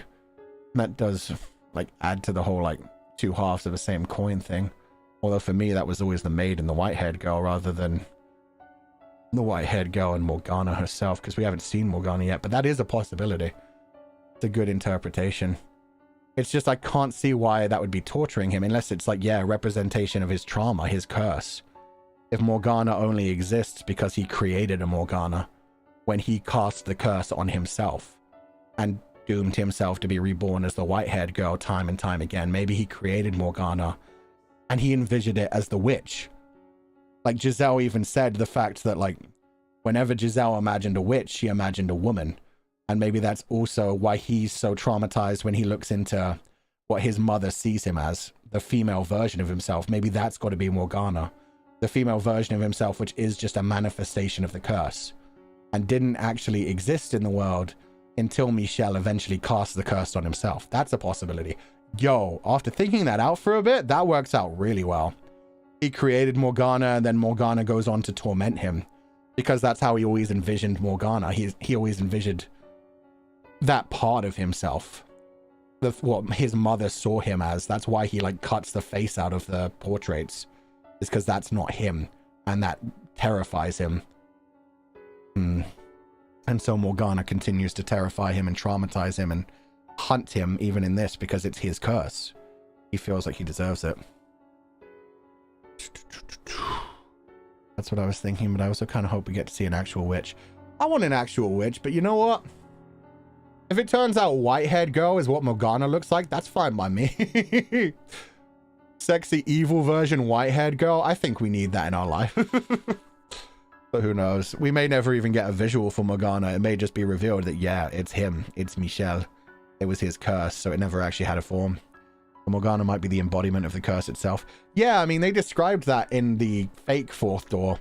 They talked about the fact that the original Morgana, when she casted the curse, it was that she lived on. Like, when they said Morgana was burned at the stake because of the bad harvest, it said she lived on, but not as herself. She lived on as the curse. So it's not like she necessarily needs a human form. It's just, let's be honest. It's my horniness that wants a Morgana. She laughs so sexy. I need to see her form. Plus, it would be really cool if we do see like white-haired girl. If it is like the female equivalent of Michelle, but like evil and sadistic and fucked up. Let's be honest here. Plus, it would be good like having the white-haired girl constantly be cursed by Morgana, who looks just like her. That'd be good. Ah, man. Good-chan, your M side? Yeah, it's funny. I don't really get to show off my S side much. M side comes out because we play way too many horror games. So many questions. I need more, but I think my brain and soul can't take it anymore. Yeah, I'm glad we took a break when we did. We're going to see what happens later. Actual bi icon. Thirsting after Michelle and Morgana equally. Yeah, Michelle hot as fuck. The Morgana that I've always been imagining like a hot Morgana, whether it was the maid and now the white-haired girl. Ah, man. Either way, dark, fucked up story. So good. Could go in any direction still. I could be completely wrong with all my theories. I do like that theory that like Morgana is just the curse though. Is just that part of Michelle. Took on that form because that is a traumatizing thing to him. John, you shuddering a lot? What does shuddering mean? Do you mean stuttering? Because yeah, I was stuttering because I'm still thinking about things. What about the memory in the first door about 3 mans in the witch? I mean, as far as we know, that was a fake memory because that seemed to react to the 4th fake door. Although who knows, maybe the 5th door, like we're only a third way through the 5th door. It could be eventually they'll come in and try to burn one of them 2 at the stake.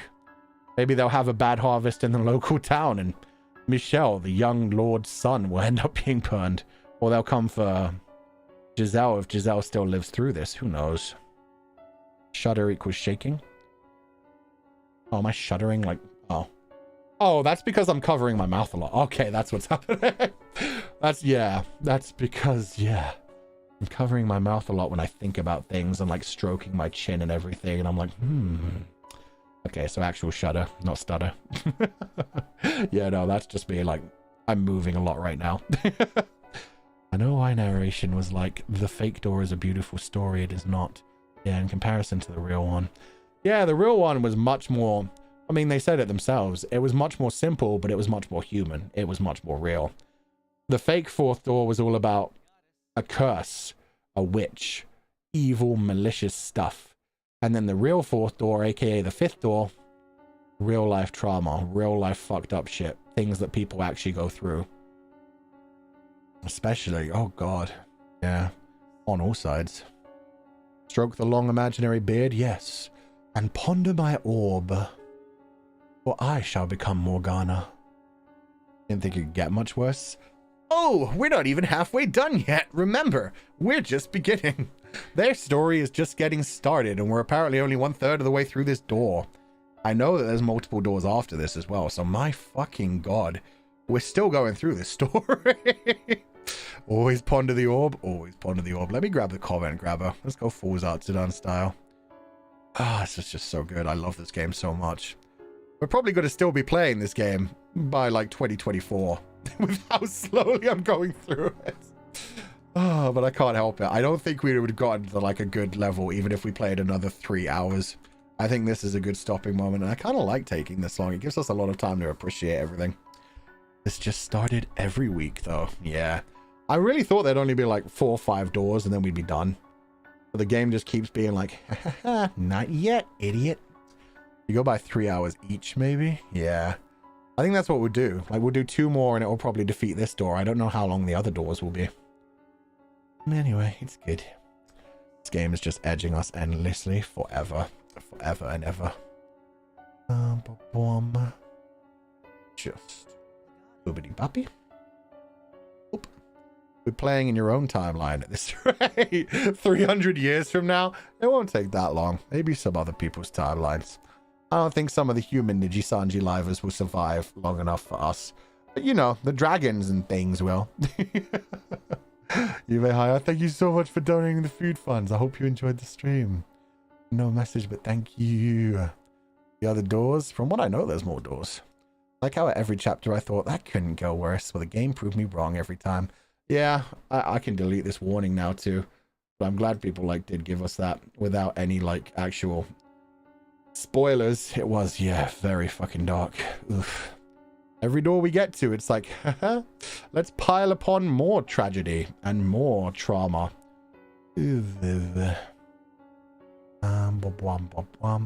So many white-haired hot people. I always knew white-haired characters would be my downfall. Now, if only I had red eyes like them. Damn, white hair and red eyes is such a good combo. I don't know how many doors there are. I kind of like to imagine you get close to the last one and the game like updates and it's like an unknown number. I think that's kind of funny. Like, that's the thing. When I started this game, I was like, it'll be like 5-6 streams. I'm sure it's a visual novel. It won't take too long. I didn't look up how long it was. And as we keep going, I'm like, oh, there's more. Oh, there's more. And knowing how many doors there is doesn't tell you how much there is either. Because I remember when we like got to door 4 and people were like, this is the shortest one. You'll probably be able to do it in one go. And I was like, I doubt that. And we did it in one go. And then we get to the 5th door and I'm like, oh, I'll probably be able to do this one in one door. There can't be much more. It looks like she's dying in the fucking forest right now. Meanwhile, I get there and I'm like, are we near the end? We must be near the end, right? And people are like, you're about 1/3 of the way through this door. And it's like, this is the longest of the doors so far. Shit. Thank you for the stream. No problem, Stella. I hope you enjoyed it. I had an amazing time despite the pain. God, it's so good. Don't call me out. All my favorites are white-haired. Fair. It's a good color. Very tuney. Stream, not steam. Close enough. Thank you for donating the food fund. I'm glad you enjoyed it. This game has so many conflicts, but it's far more worse is that it's all connected. The players are in pain. Yeah, like I thought it was sad enough last week when we discovered that really sad ending where Michelle is just like, oh, I just want Giselle to be able to smile. So I'll let her believe her fake reality. She was the Giselle who like died from my curse. I cursed her to death and then I killed everybody else with me and then she took her own life and started the curse. Like, oh god, that timeline is so fucked up. And then you just have Morgana laughing at him and him admitting that eventually he's going to forget himself. And he's just got to become the white-haired girl for her. He accepts that. Just so he can pay her back a little bit. Oh my god. So many of those endings were fucked up. The game is purgatory itself. Pretty much, yeah. Oh god. What about when he actually got out of the house and saw himself in modern day just being like, I have to go back. I have to save her. Giselle. And then getting hit by a car. So we probably are in modern day. That's what's even more wild. Like, that's why when I'm playing the main character nowadays, like I'm doing this. So shit. Of course that button doesn't work right now. I'm doing just the hair for him, like in the modern day, walking around with the maid. He's probably wearing a fucking school uniform. It's just fucking wild. And meanwhile, yeah. Then there's him in like the past timeline where he's wearing a tunic. So this may even end with them like meeting up in Tokyo or some shit. No, they definitely weren't in Tokyo. That was like a European city. I couldn't tell which one. But yeah, they're definitely... probably France. What am I talking... Of course they're back to France. That would make perfect sense. So they're probably in modern day France right now. Being in Tokyo Wild. Yeah, I was like, it's a Japanese game. Surely Tokyo. And then I realized, no. That was a European city he was wandering around. Characters are just amazing in Fata Morgana. They are. Even the fucking shitty ones. I like that we're like seeing the effects of Michelle's trauma and how little he trusts everyone around him. The fucking double triggering aspects. The double triggering aspects that we had fucking Michelle being like, oh, she thinks I'm an abomination. She hates me. She thinks I'm disgusting. Like having that from everything that probably his mother had ever said about him and possibly a bunch of other people. Like he was so terrified about that, so he lashed out at her. And then she had the fucking trigger of like, oh God, there's a man up in my face grabbing me. Oh God. God damn it, man. Yeah. Otsu. I feel like if I have a drink every time Fuchan cooks up a theory in Fata, I might be on my 3rd bottle. We still have a long, long way. Yeah, I think I'm going to try to finish this next one. Like the rest of the next chapter next week. The problem is I have a lot of work to do this week. So that's why I was like, okay, 3 hours. Yeah, we'll Zatsudan for like another hour. And then I'll be done for the day because I've got like a lot. I've got like a voice pack to record and some other like offline work I have to do. Thursday is not going to be enough because I also have things to do on Thursday. So yeah, it's kind of like this week is kind of stacked. And I still have to make sure the script is perfect for the scolding pack. Thankfully, I don't have to like make sure the script is good for the pampering like side, like the positive affirmations. Like I can do that on the fly, but I want to make sure that like the scolding side of everything is like a perfectly written script that I can just run through. Give it like 10 to 15 minutes. Yeah. Scolding pack. Not scolding pack, the scolding stream. It's essentially like I'm taking, because I said I wrote my scolding and pampering pack like way back when everybody else released them, but I didn't get a chance to record it because that was when I got hit really bad with the throat cold, so I couldn't like voice anything. So I still have that. I'm just going to expand the scolding pack essentially and turn that into a script for like the 10 to 15 to 20 minutes Legatus scolding stream. Oh, and those are going to be 2 separate streams, by the way. I want them separate for people who like want to rewatch them later, if they ever do want to rewatch them later. Like I don't want them to have to skip 20 minutes of like scolding to get to pampering, or just have 20. Yeah, they're going to be 2 separate streams. So yeah, just if people want to rewatch them or anything. So yeah, got some work to do on that kind of stuff. Not seahorse voice, never seahorse voice. It will never be seahorse voice. It's April Fool's that day. I mean, yeah, who knows? Maybe you'll get there and it'll turn out it's all seahorse voice. There's no Legatus and there's no archivist. There is only seahorse scolding and pampering you. Who knows? It is April the 1st. Ascaru, thank you, sir. Don't worry. I know how much people love the seahorse. Oh, man. Both of them have trauma related to... Yeah. Yeah. Both of them have, like, similar traumas. Like, if they actually talk to each other, they got to realize Michelle's parents fucking suck. And they can both agree on that much. Except Michelle doesn't know how much of a piece of shit his dad is. This game is so dark and I love it. You never expect the twists it has, yeah. And I mean, the fact that that goes on throughout every timeline after this.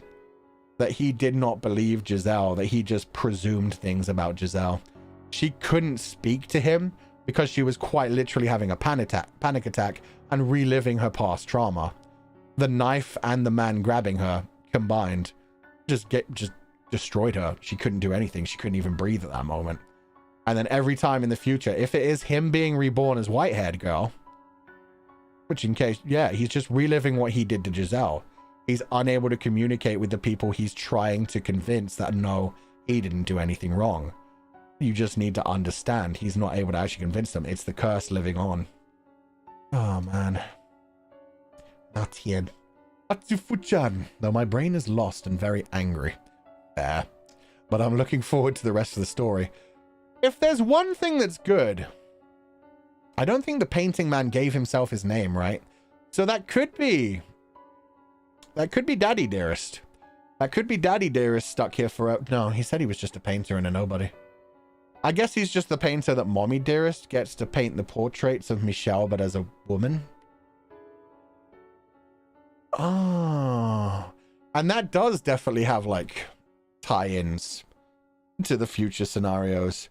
Because in the future scenarios, like in the Nell and Melly, the Nelly and Mel timeline, you have the one who slept with the wife, who paints a portrait of what he thinks their children would look like.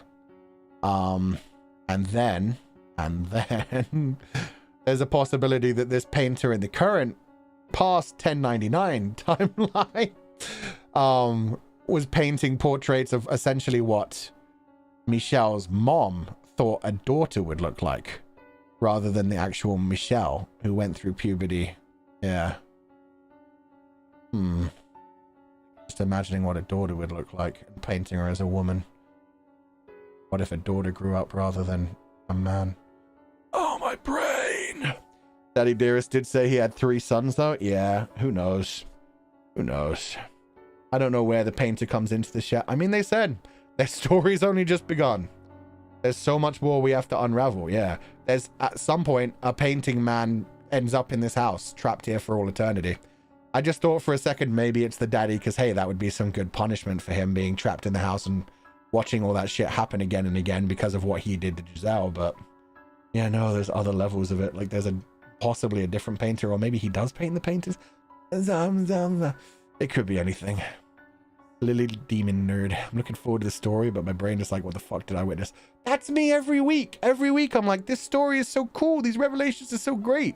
And then the next week I'm like, oh, and now it's destroyed all the old revelations and confused the fuck out of my brain. The painter who paints Michelle. I'd imagine that's who it is. But that's the thing. Like, maybe the daddy's a painter. We don't know. He's a noble. Nobles were trained to do things like that. Write and paint, you know, practice those kinds of artistic things that nobody else could really have the money to do. Okay, Skay. Damn me for reading and watching a thing about the Hunchback of Notre Dame yesterday and listening to the stream today. My heart, ouch. Yeah, every time they mentioned the Grand Pont. Am I pronouncing that right? The Grand Pont? I'm so not good at French. Why did I have to play a game where everything is French? But yeah, every time they mention that, it kind of hits a bit harder that way, I'd imagine. Maybe the mom asked for the paintings and to paint Michelle as a girl. Oh, definitely. It's definitely the mom that is torturing Michelle with these. That's why Michelle was so freaked out as soon as he saw the painting. He grabbed it away from her and teared it open. And then he saw it was just a landscape. So why is it just a landscape this time? That's what's more interesting. Like, he was so ready for it to be another painting of him, but as a girl. Why is it a landscape this time? That I don't know. Maybe it's torturing Giselle this time instead? Did Giselle ever see the landscape painting? I don't know. I don't know. Maybe the mom decided that Michelle was a girl. She wanted a daughter. Yeah, I mean, that's what we've been saying the whole time. That's why she's probably been having painters paint Michelle as a girl and sending them to Michelle. Michelle even said she's still hoping that somebody somehow will break the curse. She still thinks her daughter is out there somewhere, even though she has a son. So she's still sending portraits and sending people, possibly men, to try and romance and woo. I don't know. That's what I'm worried about. I'm worried that Michelle's past has been like being locked in this place, but also having this portrait sent to him to remind him, oh no, never forget, you're my darling daughter. And here's some male suitors you might like. You could come home if you would just admit to who you actually are. That's what his mother has been doing to him this whole time, is telling him you are a girl. Here is a portrait of you. Here is a man you might be able to marry, I'd imagine, which would be really fucked up. Oh, God, yeah. Intersex does make a lot of sense. Because of the whole, like... Yeah, oh man, they piled that on. A voice that is neither deep nor light. So sad I'm hurting. Yeah. And yeah, him choosing to leave the house. Although he wouldn't say the reasons why. So yeah, he really wasn't cast out. He wasn't pushed away. He decided to move into this other house. And they've just left him there to rot. They keep sending him portraits and possibly sending men to woo him and saying, hey, you're a girl, but he has decided to stay away from them. That's why he can't be in the house. That's why he hates the house, and particularly his mother, as his mother keeps trying to tell him, no, you're my daughter. He did self-imposed leave. Oh. Eleanor Erbach. Dark as the story is, I aspire to be this masterful writer. It's written in such a hauntingly beautiful way. It is. Every time they describe like the deepest scenarios, they describe the trauma so well. And like, oh man, the way they write the different versions of the maid as well. Like you have the maid who's like very calm and hee master. No, everything's fine. And then you have actual like Giselle when she was young, just like joking around and being silly. Man, they do that so well. They separate the characters so well. And yeah, the description of that scene was handled so fucking masterfully, written so beautifully. As fucked up a scene as it was, it captured all of the emotion so fucking well. Mommy issues, trust issues, daddy issues. That's the thing. I don't think he even has daddy issues. It seems like he's in complete denial that his dad even knows that he's here. Or maybe he genuinely thinks that... Maybe when he first left, his mom sent him a letter saying that she told everyone that he had died. Maybe that's what happened. And so he thinks that his dad thinks he's dead. Everyone thinks... I don't know. That's just something we'll have to build up later. He definitely like defended his dad at that one point. It was like, why would he? He doesn't even know. Or maybe I'm misremembering that. Sorry, water time. Yeah, I never even got onto the scene. Dumbass. Hey, why isn't that working? I clicked into the wrong thing.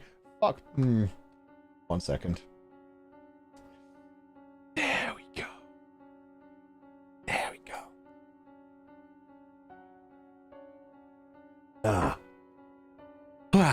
Does he though? Maybe his dad is just too indifferent, so he thinks he wouldn't know. Yeah, maybe it's more he just thinks his dad wouldn't care. I don't know. I don't know.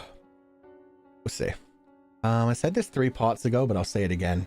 You don't have to click to start the game in order to load the slaves. I know, I figured this out now.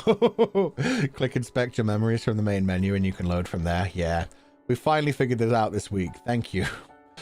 I finally remembered at the beginning of this stream, I was like, somebody said there's a way from the main menu. For some reason, when it was like inspect your memories, I thought that was going to be like a chapter select kind of thing. The way it's worded, like inspect your memories, feels like going back rather than loading where you're at. But yeah, now that I know that's essentially the load screen. Finally. Thank you for donating the food funds, Pondga. Dub cool. And thank you for letting me know that. Defkuzu.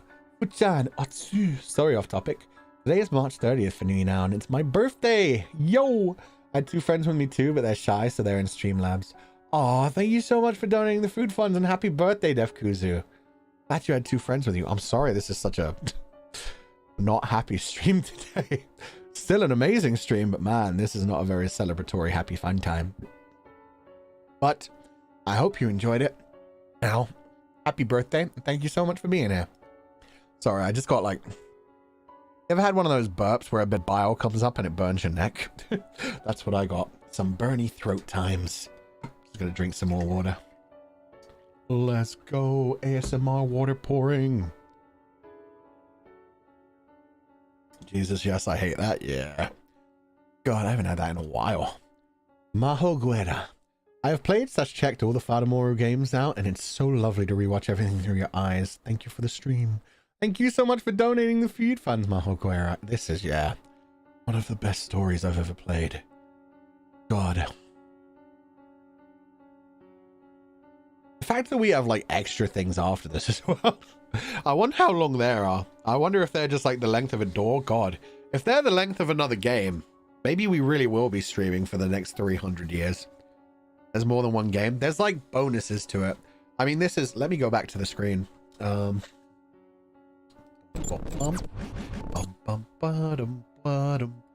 Wait, did I close it? No. There we go. How do I get back? Is the question. I'm gonna save one more time because I never trust myself. I'm gonna save in number 1, right in the middle. Aha. I'll never lose that. Every save is just a black screen at this point. Okay. Return to title. So this is like the special edition. So like The House in Fata Morgana is the main game, which was originally released. And then they have like extras. They have those 3 underneath that I can't see. A Requiem for Innocence, Reincarnation, and short stories. They are 2 to 3 doors in length. Oh, so they're going to be... Whoa, that's pretty fucking long. Holy shit. I'm afraid I won't live for another 300 years. You better start trying. Interesting. They are pretty long by themselves. Yo, Michelle. We know we're Michelle now, so we can see ourselves when we do inspect your memories. That's so cool. It's still changing. Oh, and she's got roses now. I don't think she had roses before. What does the house look like? Ah, crap. I can't. I have to go into something and then come back out. Oh, yeah. It won't let me see the house anymore. That's fine. That's fine. I'm a Michelle apologist. I mean, he's been a dick so far in this chapter, but I can understand why he's been a dick. Like, he has his own level of trauma where I'm like, you know what? You have good reason to kind of fucking hate people right now. That's fair. I'm gonna blow my nose, sorry.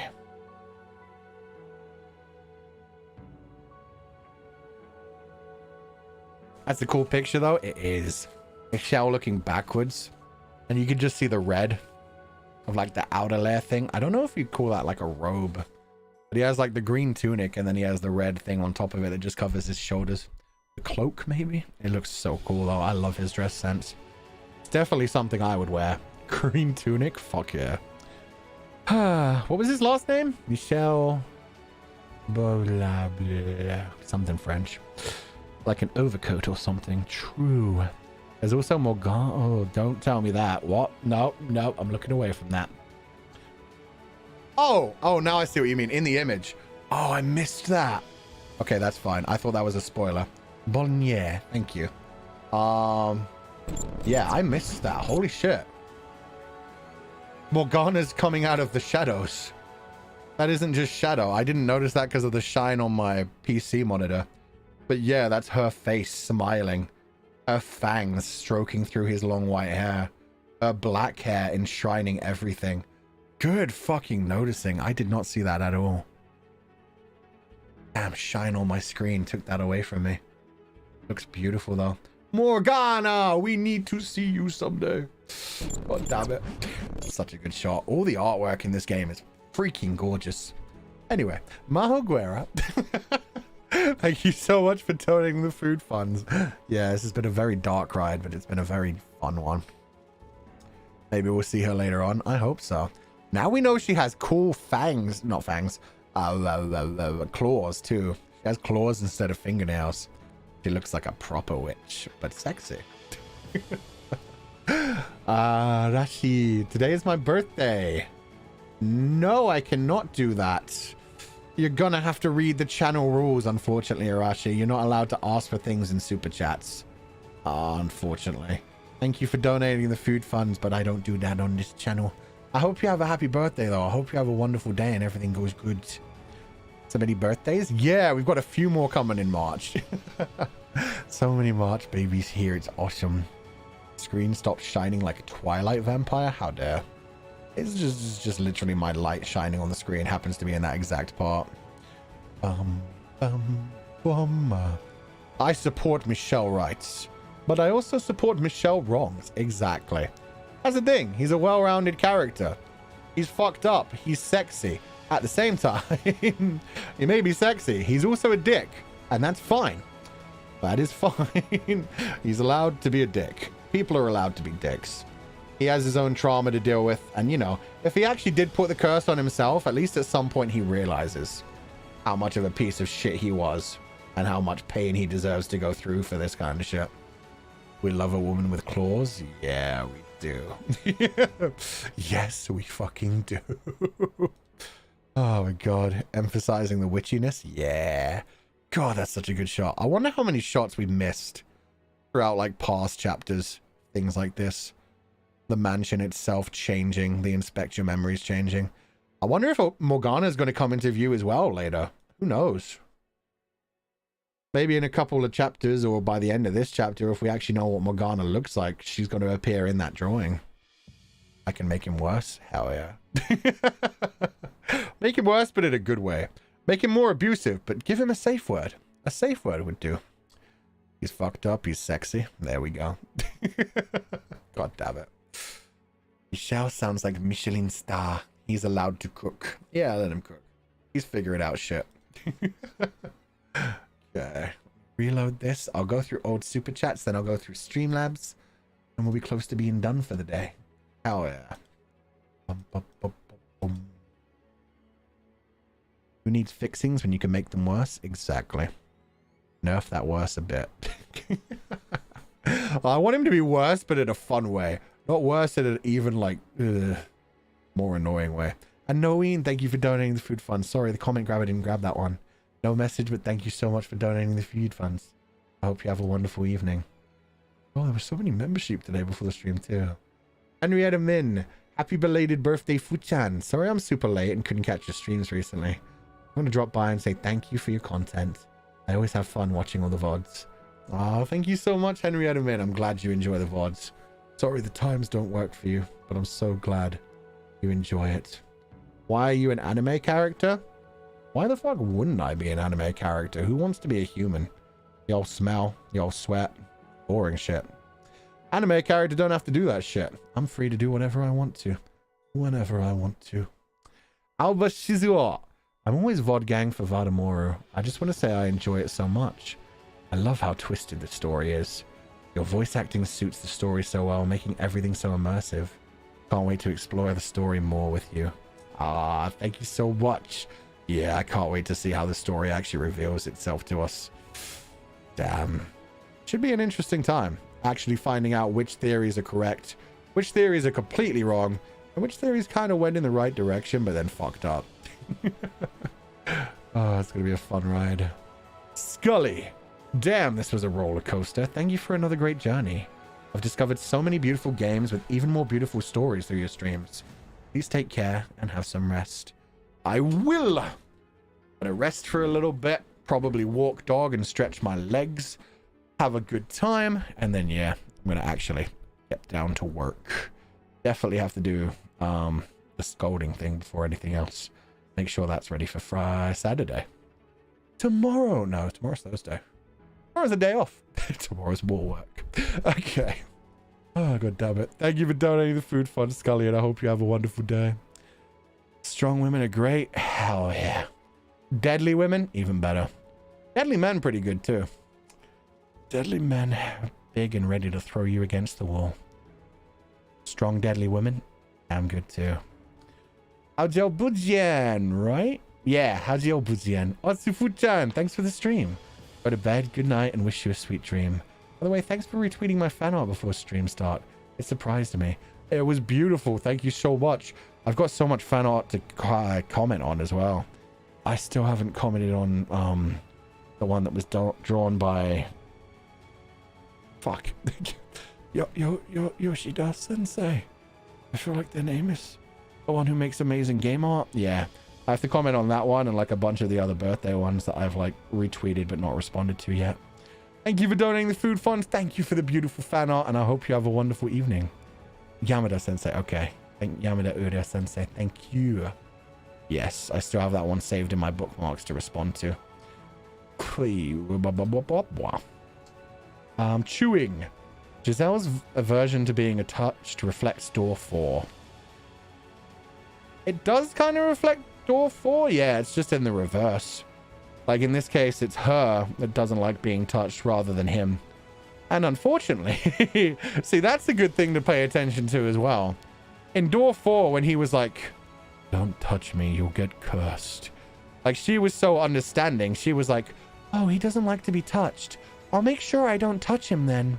I can't touch him because he'll feel bad even though I don't believe in the curse. And in that storyline, apparently, like, love made it so that they could actually touch each other. So if she had just been like, no, I will touch you, it would have been fine. Which makes that even more fucked up. But yeah, in this actual reality of door 5, she's like, don't touch me. And he's still like, oh, and I can fuck around with you by touching you. Every time I touch you, you have a trauma. You have a trauma and panic attack and run away. So I can make you run away that way. Isn't that fun? Like, he uses that shit against her. Man, It's reflected like a broken mirror. Yeah, that shit's fucked up. He's just like, oh, good. You have trauma I can use against you. Luther. Glad you play this amazing game with us. We really have a great time discussing together. Just like we're book club members. Yeah, pretty much. That's what I love. Like reading a story together and then just being like, oh, what do you think's going to happen? What about this idea? What about that idea?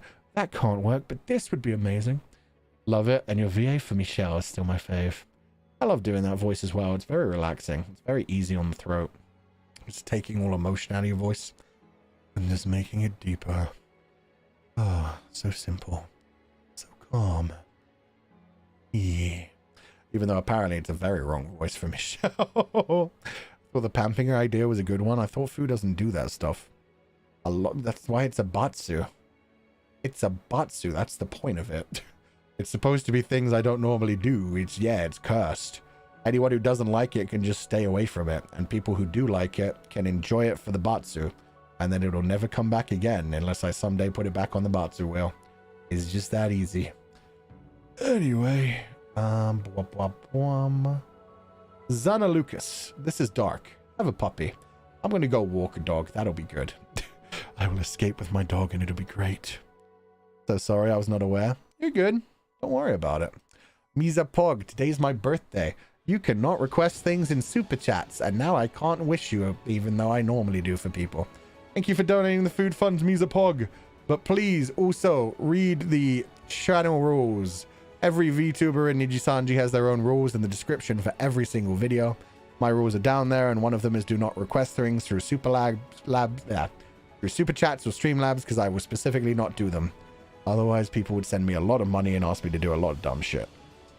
It's a Batsu. The gacha god smiled down on us that day in Oolong. Somehow, yeah, painfully. Painfully, the Batsus managed to get both of the ones that require entire fucking streams. And not just the nice 5-minute voice ones. Dogolingo, thank you so much for the huge donation to the food funds. That's so sweet of you. I hope you're having a wonderful day. I hope you enjoyed the stream today. Thank you so much, even without a comment. That's so sweet. I hope you're having a wonderful day. So sorry. You're perfectly fine, K-Pang Hegro. It's fine. You asked a question. The question was answered. Sorry if I sounded aggressive about it. It was just, it's a Batsu. Like, I imagine there are going to be some people like that. This is the thing. I've never done a Batsu wheel before either. But I was like, you know what? I'm fine to do this. This will make Wolong more exciting. So yeah, I'm sure there will be some people that are like, oh, I thought he didn't do fan service. Why is he doing this RP kind of stuff? I also don't do ASMR, and yet I tried it out every now and then. Like, it's fine to try new things once in a while. It's not going to become like my focus. I'm not going to suddenly be Vox Akuma and making a new roleplay thing every week. I'm not going to suddenly be Hex and doing like a new like, hey baby girl, let me hit you up real close. But yeah, it's just something I'm trying. It's just something I'm doing. So don't worry about it. You're all good. Nobody is angry, and I'm sorry if I snapped a little bit. I didn't mean to snap. It was just like, it's about to. It was an explanation, not like, how dare you. But yeah, if people don't like it, they can just not watch that stream. It's just that easy. We'll be back doing our normal gameplay and silly stuff immediately after. And I've got so many other stream ideas that I need time to actually work on. So I need to start making sure I take like 2 days off every week. Quick question, what's a Batsu? Batsu just means like punishment. Batsu is the Japanese word for punishment, and like a lot of VTubers use it like you'll spin a wheel of Batsu, a wheel of punishment kind of thing. A Batsu is just like if you lose, you get a punishment. So yeah, a lot of people do them for like making voice tweets or changing their profile pictures. Like we did a bunch of Batsus during Warlong, and the 2 that are coming up this week are just happen to be 2 that take like stream ideas. Stream ideas, interesting. I know. It takes time to put together unique things, though, and it's so annoying that I never get the time. I need to schedule more time off. But I like playing games so much. This is my first time seeing you play Fata Morgana live. Maybe not the best choice. But hearing your VA made it a tiny more tolerable to watch. Yeah, this is a very dark, very mature series. But I'm glad you enjoyed it. You normally watch the VODs. Either way, thank you so much for donating the food funds. I'm glad the VA made it a bit better. Hope you have a wonderful evening, and thank you for being here.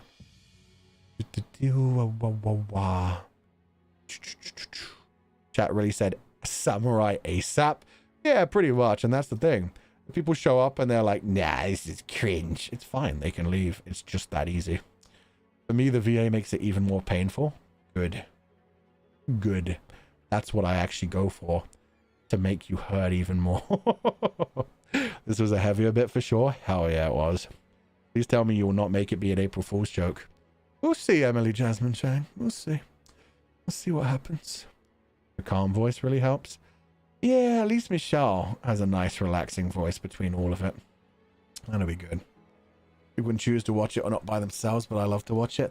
I mean, that's the biggest thing. Like, people choose not to watch certain games all the time. I never have a problem with that. I always say, jump into a stream when you want to watch it. Jump out when you don't want to watch it. Some people don't watch my action streams. Some people just want to watch me doing, like, some people just want to watch this. Some people are just like, Fata Morgana is great. It's a dark storyline, and you're pretty good at doing, like, visual novels. Some people don't want to watch me doing action stuff. Some people don't want to watch me doing, like, collabs with other people. Some people specifically only want to watch me do collabs with other people because they don't actually like me too much, but they like how I support people in collabs. I mean, yeah, none of that's going to make me go, oh, people don't like this, so I must never do that. I'm a person. I'm well-rounded. I can do whatever I feel like. People don't want to show up for it. They don't have to. And that's fine. I'm going to keep doing whatever I enjoy. Trying new things and seeing what I do enjoy and having fun with things. But yeah. John really said if I'm going down, I'll use sheep as a cushion. Might as well. I've got a lot of them. They're constantly falling. That's the healthy way. Yeah, I'd get bored. If I listened to what everybody said they didn't like and what they only specifically want me to do, for one thing, it wouldn't work. Because like I said, there's so many different people. There's so many people who... I get so many times in my marshmallows, people telling me, you need to do more collabs. I don't like your solo content, but I like when you're with X Liver. You make them really shine. And I'm like, oh, cool. Fuck off. And then at the same time, I get so many marshmallows that are like, you need to not do collabs anymore. Your personality isn't particularly strong when it comes to other people. You just act as like a supporting character. I prefer your solo content where it's just like the confidants in you. Like, I get them in so many different directions, and every streamer does that. We've talked about it like between us and Nijisanji as well, where people will always nitpick. There will always be people who just jump into a stream and are like, I don't like this particular one, and let me tell you why. So there'll be like people who are like, if I'm particularly loud one day, people will be like, oh god, he's so loud and annoying. And then if I'm particularly quiet one day, people will be like, oh my god, he's not even saying anything. Is he in a bad mood? Why did he even show up if he's in a bad mood? Like, no matter what you do, there's got to be someone who shows up and is like, I don't like this today. Fuck that guy. And yeah, you just have to, like, you take the criticism and you take the things that actually work out of it. And you're like, you know what? This thing is correct.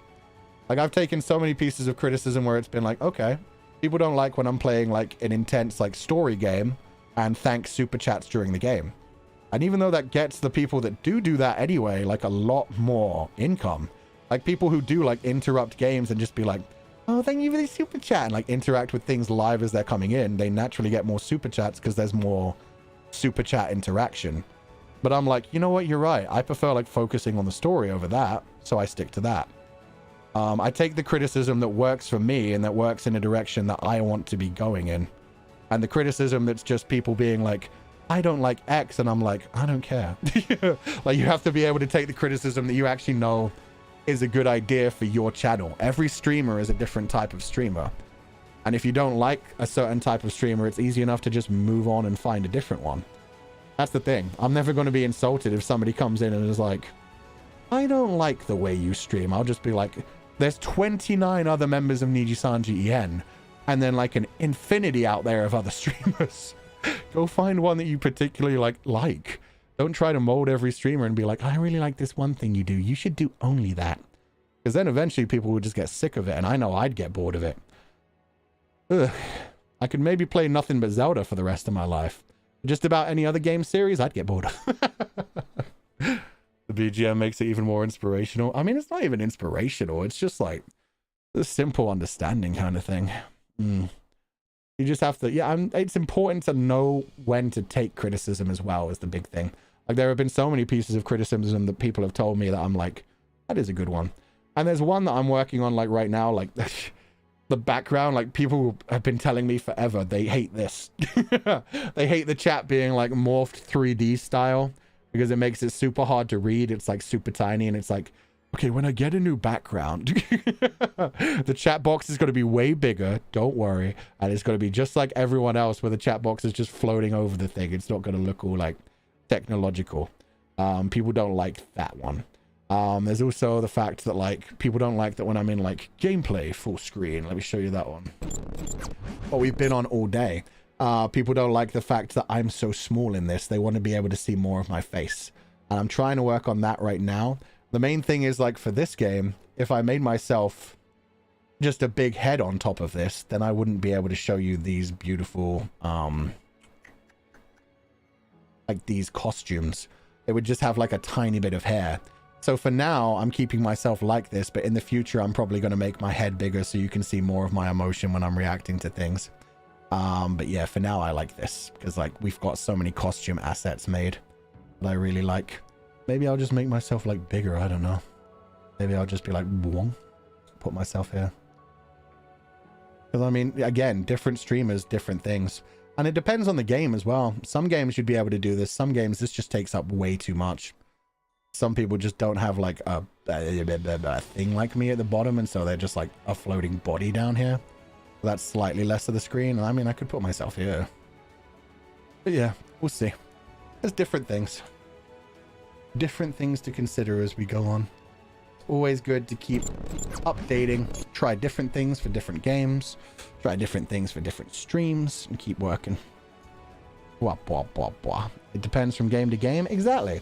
There are some games where you need to see like the whole screen. There's some games where like entire like all four corners are covered by UI, and at that point you're going to be covering up something to some point.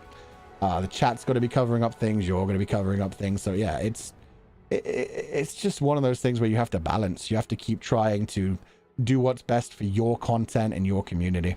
And that's what I'm doing throughout the whole thing. I'm trying to balance. I'm trying to find what works for me, but also what works for other people. And so, yeah, when people suggest things to me, I listen to them and I think about them. And if they don't work for me, I'm just like, yeah, it's not going to happen. Meanwhile, yeah, I do like getting suggestions. That's why I always have my marshmallows open, even though I haven't read them for a while because they've been quite abusive since some things. Poorly. Not going to lie, this is the first time in a long while I actually got so angry and emotional over a game, especially that scene. All of your VA was amazing today. Aw, thank you so much, Paulie. That's so sweet. I feel that. That scene made me angry too. I did my best to like read it as properly as I could and to get through it as much as possible. But yeah, it was painful having to go through that. And then it was even more painful having to read like through her emotional state through it. Being really sad that way. Thank you for the efforts and all the background work you do. I do my best. That's the thing. I'd say every streamer does their best. You never know what else other people are working on. Like there are some people that can do like 2 streams a day every day and stream for like 12 hours a day. They're fine. And then there are some people that have like a bunch of other things to do in their real life, a bunch of other commitments that they don't necessarily talk about, like health problems, issues, other jobs because they just don't make enough money and they're trying to do stuff. And that's the thing. That's why it's always been for me. If you enjoy the streams, show up and enjoy the streams. And I'm so happy with that. And if you're ever like not into a stream or you just like fall out of enjoying the streams in general, feel free to leave. It's all good. I am here having fun with this and doing my best to make it into something that I enjoy doing and that other people also enjoy. And that's all that I can do. I can't be perfect for everybody. If you try to be perfect for everybody, you end up horrible for everybody. You go too far in one direction and one type of person loves you and then other types of people absolutely hate you. And it's also good to respect what other people do. Like that's the thing. I would not be able to do the kind of ASMRs that Voxy does, but I respect the hell out of him being able to do them and being able to create them. I would not be able to have the kind of relationship with my chat that Hex does, but I respect I respect that he does it that way. He has fans that like him. I would never be able to be as like creative as Millie or as calm and relaxed as Uki. It's all different kinds of streamers. Everybody has their own style. And I'm never going to be like, that kind of streamer is annoying or cringe or stupid. They're different kind of streamers and they have their audience. Everybody likes them. And meanwhile, there's so many indies out there that are still trying to find their way in the world that honestly are probably quite often a lot better than the big corpo VTubers that are doing something unique and just haven't found their audience yet. And hopefully they will find their audience, because obviously there's massive indies as well. But there's so many indies who just never get seen by anybody because it's so hard to get picked up by the algorithm when you're first starting. Literal 2 views who just like are doing amazing and should get picked up and should be seen by people, but it's hard to get word out at first and have people like look at you and say, oh, this guy's cool. Let me make some clips for them.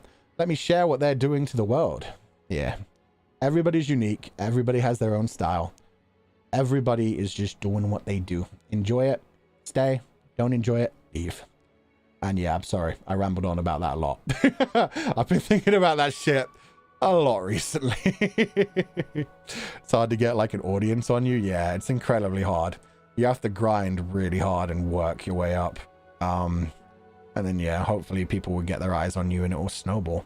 As soon as the audience, as soon as like the algorithm actually starts to pick you up, it's good. But I mean, we've seen what's happening with Twitter recently, where the algorithm's getting harder and harder to deal with. You're stuck with us. I like being stuck with you guys. That's the thing. If you guys didn't like this community, I'd imagine you leave. And if I didn't, I mean, the whole thing is I've curated this community. I constantly joke. I mean, it's not even a joke when I say that it's you guys that make this community. You guys do make this community. But I have also curated it. I've made sure that I have very defined rules and people need to stick to them while they're on the channel. If they don't stick to them, they get timed out. And if they're incredibly rude or break them in a bad way, they get just deleted. So they can't post ever again.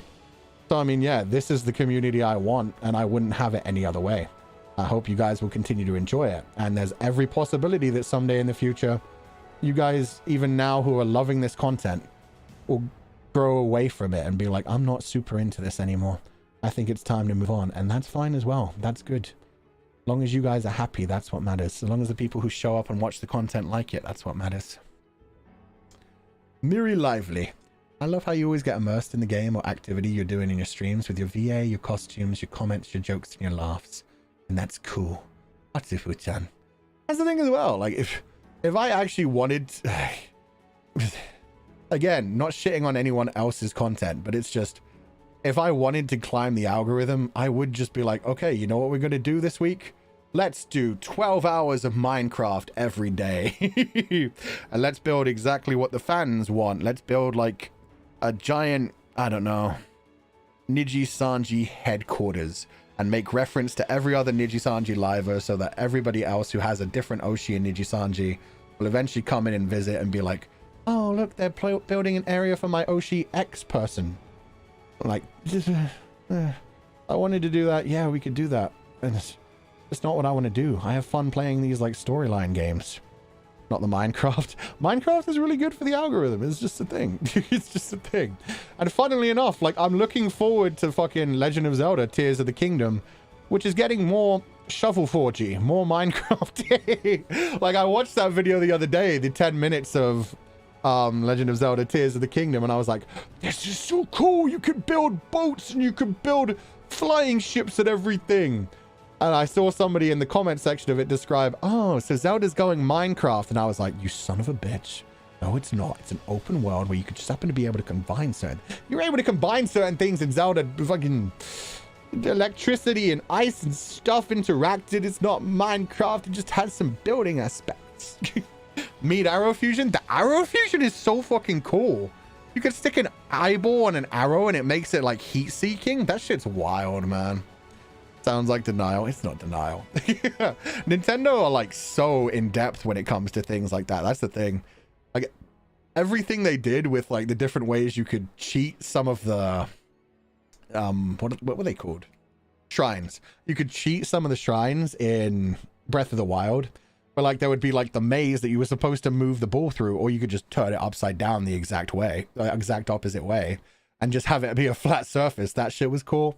And so many of like the electricity puzzles, you could just drop metal weapons. And instead of like finding metal blocks to connect different electrical things, you could just throw your swords at them.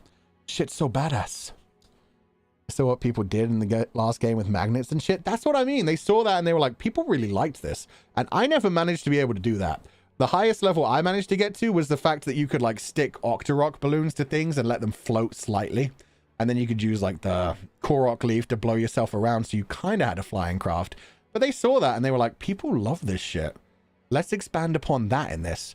And so they have, and they've made a really cool idea of it, and they're going to be like inspiring creativity and rewarding creativity. And like they showed off just a couple of the basic building block mechanics, and you know you're going to be able to do like 100,000 different things based off of those. The amount of ways that you could combine the arrows and shit looks amazing. And yeah, that's another thing that's really gonna hurt me on the algorithm and really destroy the channel for a little bit. But like I said, when Tears of the Kingdom comes out, that's all we're playing for a week. My schedule is just gonna literally say, show up at 10 a.m. EST. We're playing Zelda every day. It might be 2 weeks. I don't know how long the game is yet. I'd imagine we'll finish it in like 6 to 7 days, but who knows? It could be like 14 days of just pure Zelda. That's the kind of streamer I am. I'm addicted to Zelda. It's gotta happen. You don't want to watch it, you just drop out. It's all good. Luther, all you've said about criticism and VTuber things today, they prove that's why we choose to be confidants and why we stay. Thanks for you being you. Oh, that's so sweet. Thank you, Luther. Like I said, I wouldn't have this community any other way. Together, you guys are amazing. And I do my best to actually listen to the criticism you guys have and use things that actually seem like good ideas to me and actually seem like they'd help things going forward.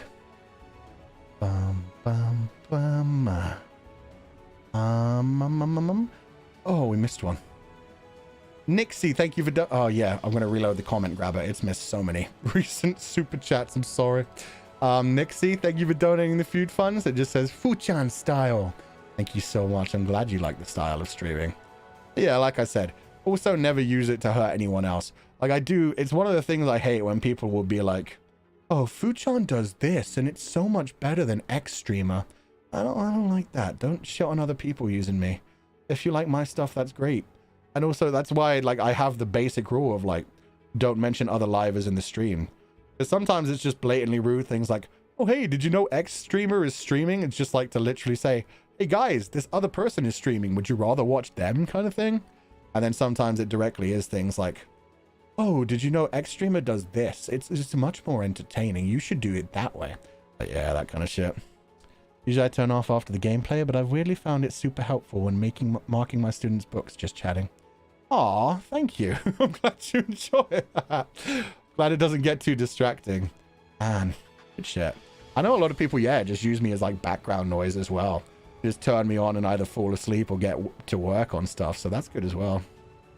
That one is so rude. X streamer is live. Yeah, the thing is they try to be like smart about it as well, where they'll just be like, oh hey, X is live, and they'll be like, and then they get offended when you delete their comment. They're like, I didn't say everybody should leave. I was just excited that X streamer was like, and it's like, you know what you did.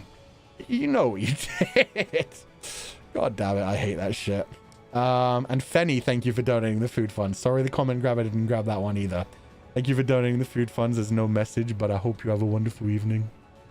Lily Demon Lord, confidant at heart. Love you, Fuchan. Thank you. I mean, that's the thing. We just had my birthday, and it was, like, amazing.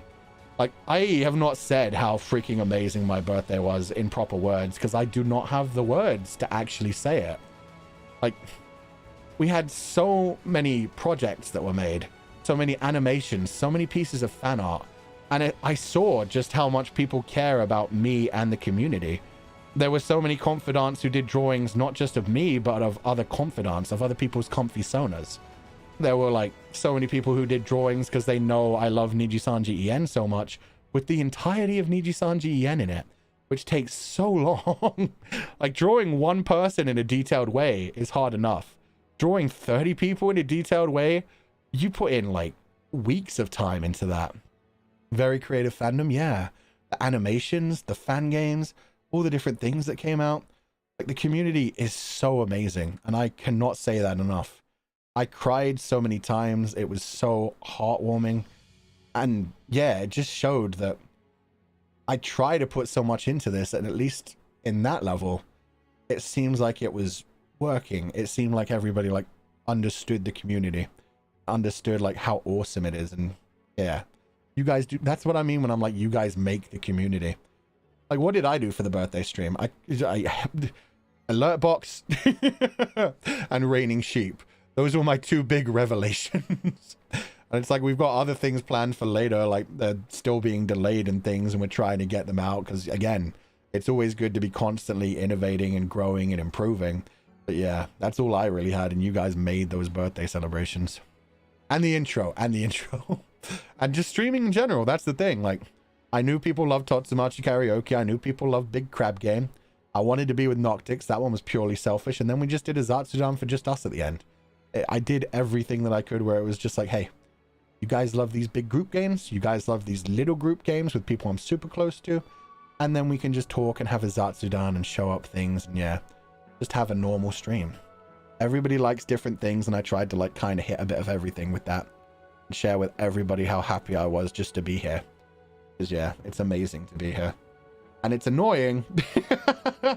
Because I normally have like these really good and well thought out thoughts. And I'm like, this would be a good line to say the confidants. Like, oh, you guys have honestly changed my life. It's made everything so much better. This last year and a month has genuinely changed my life in so many different ways you can't even imagine. Like, you honestly can't even imagine how different my life is compared to a year ago. And how stressed I've been. And the fact that even in the first month of streaming, I was scared and almost like left. And yeah, everything has just gone amazing. And I can't say that nearly enough. And yeah, normally I get like lines like that while I'm off stream. I just watch a really good animation, or I read some really good fan art, or I just read a really nice comment. And I'm just like, oh, you guys don't understand. Let me explain this to you. And it goes off really well in my mind. And then I get to streaming and I'm just like, confidence, cool. Stream fun. I do my best. It's that kind of thing. But yeah, I genuinely, like, every streamer does their best in their own way. Whatever they're doing, they're trying to do their best by their community. And that's why, yeah, it would be nice if everybody was just nice to each other. If something isn't for you, you just move on. You don't talk about it. But that's life. That's life. It's best to just leave the negativity behind. Fuck off, I'm tearing now. Good, Garcia, that's what you get. Yeah. Thank you for everything you do from the confidants and community, Fuchan. Reverse. Fuck, I'm on the wrong screen again. And this is another thing I constantly have to work on. My stream deck, because you guys gave me so many beautiful assets. And I have so many different scenes. So I have to go through like 4 different pages to get to the reverse Uno and be like, no, you. God damn it. Oh, man. And there are so many surprises that are still coming up that I can't talk about yet. I know so many amazing things that will be coming out over the next few months. And so, yeah, it's constantly just a struggle of like, this is what I want to do this week. And in a couple of weeks, I'm going to be working on that thing. So, yeah, it's always nice to be innovating and looking forward to the future, but also trying to make every day special. Not just celebrating X number or X day. Just making every day fun. Today was amazing. This part of Fata Moru was fucking incredible. And now we're having this deep conversation, even though it's far past my birthday. As if it's still my birthday and I'm talking about the 1 month and 1 year, or the fact that I survived another year. Yeah. Yeah, make every day special. Enjoy everything.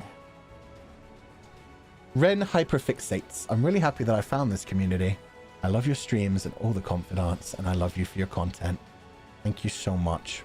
I'm really happy we have this community too. It could have gone any other way. It could be that there was like no community whatsoever, or it could be that I didn't manage to build the kind of community I wanted and I just had to kind of like stick through it anyway. But no, we have what I consider an amazing community for me. I feel like every streamer considers their community amazing because they inspire them to keep doing. If they didn't like their community, they'd just stop streaming or try to completely change everything. Like, yeah, if they're still doing it, they still care. Everybody's good. Every community's good. Everybody should just enjoy what they enjoy and be happy where they can be happy. Find your happiness wherever it can be. Nixie, no, Fuchan, you're amazing. No, you're breathtaking. Damn it. That's an asset I kind of need, pointing forward. I mean, I guess I kind of have some assets like that. No. I can just use a reverse Uno. You're breathtaking. Or even better, cringe full style. No, you're the breathtaking one. I, Fulgur Ovid, the wolf in sheep's clothing, has decided so. The red and black king himself, Legatus 505. If I say you're cool, then you know you're badass. Kono Furuga. Let's get rid of that asset. And that's the thing. We constantly find things from each other that we find amazing as well. Like, ever since Pio-chan showed up, it was like, damn, he does Chunibyo so much more entertaining than me. And it's gotten me back into roleplay. Like, I see that it's like invigorated people like Pomu as well. Because Pomu always did that really well, but she's been leaning into it so much more recently as well. It's like made a lot of us like want to like roleplay more and be more chuny and just jump into things. And Voxy as well. Like Voxy, when he gets to like announce things, he gives such good energy to things. Oh man, it's great. It's great just being surrounded by so many talented people. Def Kuzu, thank you so much for being you. By you in this community. Oh, thank you, Def Kuzu. Really, again, reverse Uno. Thank you for being you. Thank you guys for all being here. We love Nijichuni. Yeah, that's the problem. I was like, it's not just like Pio-chan. Like I talk about Pio-chan for the Chuni stuff, but I mean like Rosemi's so entertaining. Like everybody's so entertaining in their own way. That's the thing. And that's the thing as well. Like in Nijisanji EN even, there's a lot of people that I vibe well with and I'm like, I love to watch these people content just like even as a fan myself. And then there's a lot of people where I'm like, I'm not super into their content. But at the same time, it's no big deal. Like I could still get along with them and I could still be like, I'm not going to watch that. But I mean, I'm proud of them like making their community that way and making people happy. Continuing to do their thing. It's all good. All good. Digitunies? Yeah, we need to get that group back together again. Aritomo, you are cool. Wait a minute. Oh god, I haven't used this one in a long time. Cool. Cooler. Coolest. I occasionally forget that that's where these glasses come from. As it was just literally the asset made for... Oh fuck, what's that anime called?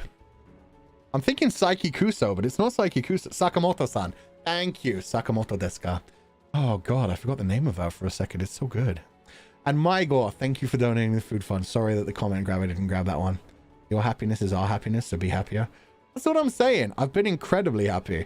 Like, it was stressful making sure that everybody was going to be ready for like karaoke and all the other things that week. It's always stressful when like I have a deadline that I need to get through, but doing those things, I focus on them because I know they're going to be great. Right now, it's stressful because I'm like, I really need to write the scolding thing. But at the same time, I know that's going to be a fun stream. And there are going to be some people, like we said, how this conversation immediately started. There are going to be some people who see that scolding stream and fucking hate it. There's going to be some people who see the positive affirmation stream and fucking hate it. And it's fine. It's something that we're doing. And then it might happen again in the future someday if I want to. We do what we do. Easy ice. No, you! How dare. I can't even reverse Uno. That's basically just a reverse Uno already. Thank you for donating the food funds. And Miss Jerry Lawliet. Really love this comfy community you've built, and I wouldn't have found it without you, so thank you. Also, this game was absolutely pain, bah. Yeah, it was. This part of this game was absolutely destructive, but at the same time, oh, I loved it so much. I love dark fiction, man. It destroyed my soul and made me feel so bad. 10 out of 10. Can't wait for next week. Can't wait to dive even further into Michelle's psyche. What the fuck is going on there, or the trauma that he has. Yeah, thank you for being with us. We buy you. Ah, thank you so much, Ria. I'm just so happy to be here. Like I said, this has been amazing. Community is amazing. The games we play are amazing.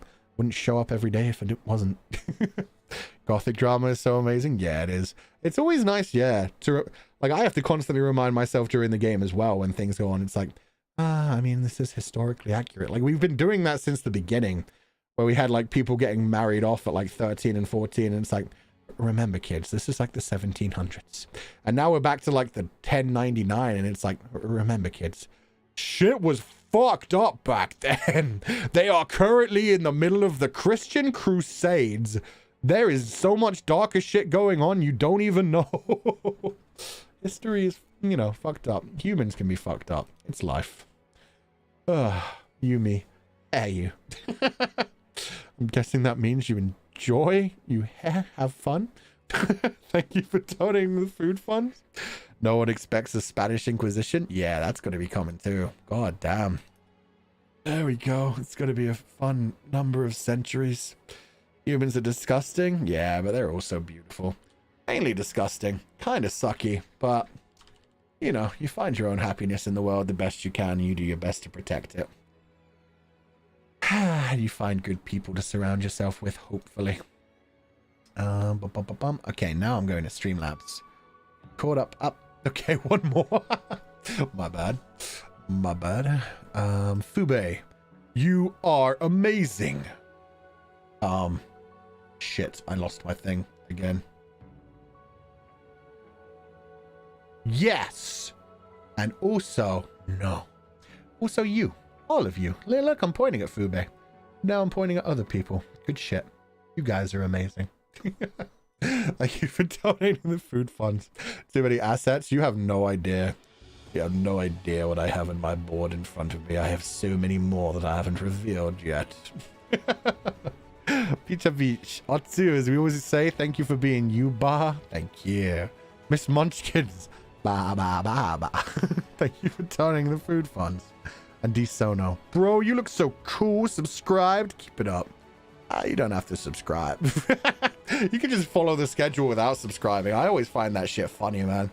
That's why, like, from the beginning, I was like, don't subscribe to me. I would rather have the lowest number of subscribers just show up to what you want to watch. Oh, man. Wonder which asset will work with the new chat in the future? Questions. You will find out. Defkuzu Sara. Dear Fuchan, it's already March 30th for me and it's my birthday. I brought 2 friends with me. They say I had something to say to you, so here they are. Do you know the difference between you and a birthday girl?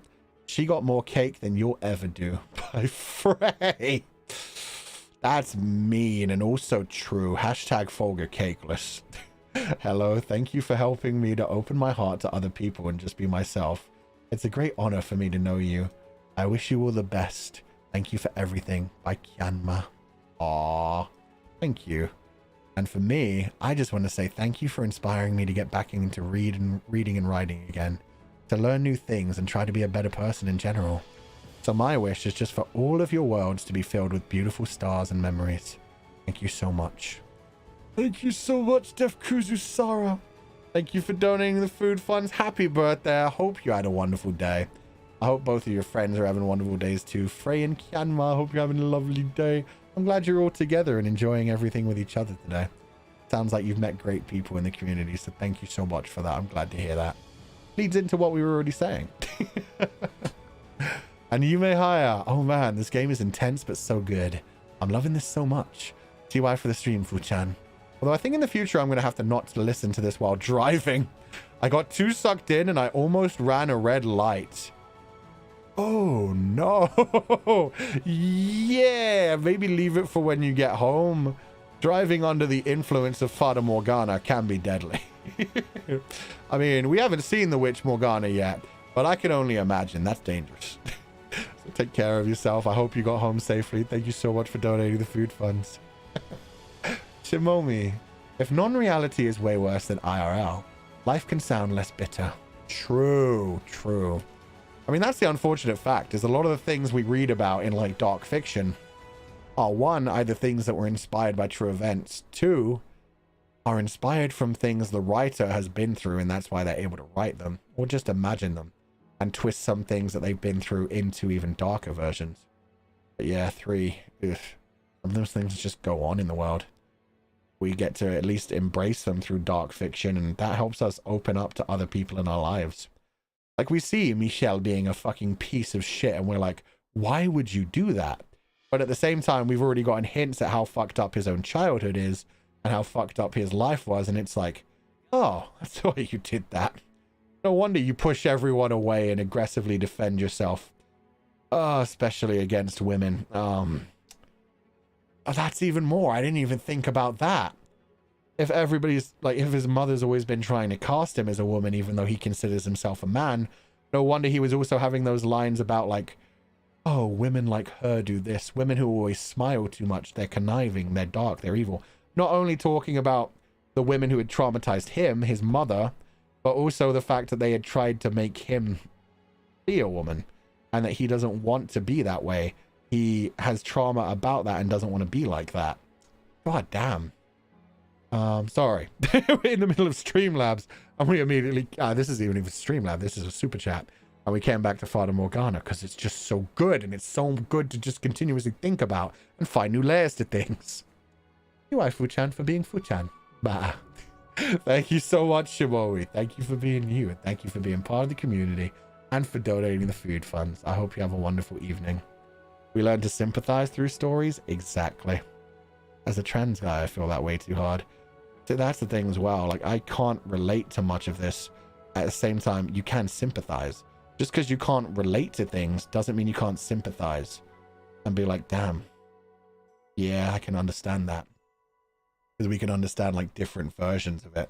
Being forced to be a certain way, being forced to be put into a box, and like the different traumas we get from other things.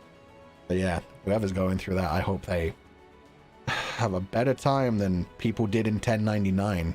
All we can do is keep hoping things go better in the future. Thank you for donating the food funds, Shimomi. Yuna, I love your stream. You can't throw me away. I'm not even going to try to, because that felt like an invitation. And Jenin, bye you. Thank you so much for donating the food funds, Jenin. Hope you're having a wonderful day. Wop, wop, wop, wop. Fadamoru tangents, more theories. Always, Suriko. It always comes back. Just got Morgana on the brain, always. Someday I'll see her. Someday I will see her. It's like the Dachi Kokosei scene. When will we see the girl in the toaster again? For me, it's when will we see Morgana's actual face? She laughs so sexy. I must know. I hope she's like really disgusting looking. That would be a good ending to this whole story. If I've been like, oh, I bet Morgana's going to be so beautiful. She's going to have claws and like dark eyeshadow. She's going to have like long white hair and dark red eyes that are going to glow. Meanwhile, we actually get to her and she's going to look like a 600-year-old corpse. I'm going to be like, would still smash. However, Joyce Lear, TY for being here and bringing lots of energy for us. No problem. Love being here, having fun being here. We'll continue to be here. No, don't jinx it. Hey man, I think it would be funny. Maybe we have so many beautiful like female monsters recently. It's really angering me. I've said it multiple times. They need more sexy male monsters in recent fiction. They don't do it enough. They used to. All they do nowadays is just vampires continuously. It's always vampires and werewolves. I want a hot zombie. I want a hot demon. That's in like, you know, they do demons as well. I want a hot male witch. You know, ghosts. There's got so many sexy female ghosts. Need more ghosts. Need more male ghosts that are sexy. Sad times, man. Rain, today I couldn't watch stream because of the content in game. I feel that. I will not ask if you're wanting to eat that again. What is that? Wait a minute. I have so much to translate. Thank you for donating the food funds, Rain.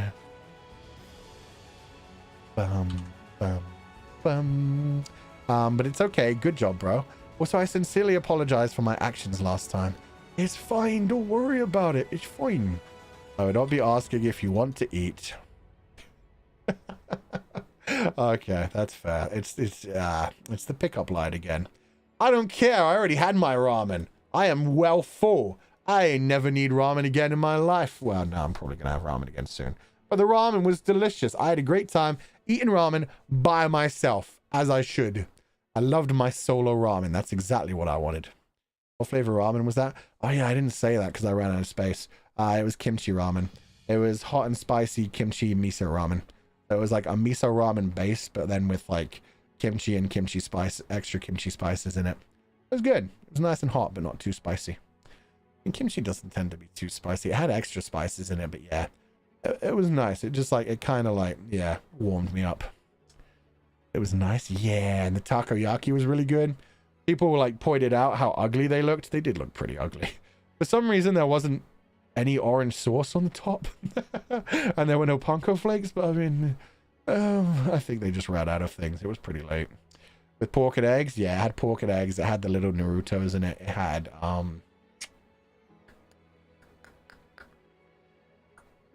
nori, I think spring onions. Yeah, it was good. It tasted really good. Still looks yummy. Yeah, the takoyaki was delicious, even though it didn't look great. I did kind of miss the flakes, but the sauces were actually pretty well balanced anyway. It just looked like somehow I think they just rolled around.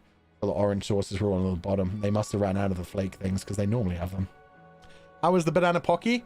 Not great. Not great. I ordered chocolate and banana pocky, and they just gave me banana and cream pocky, which not terrible. It doesn't have enough flavor. Like, banana's a good flavor. I like banana flavor things. I like banana milkshakes. Like, banana milkshake's awesome.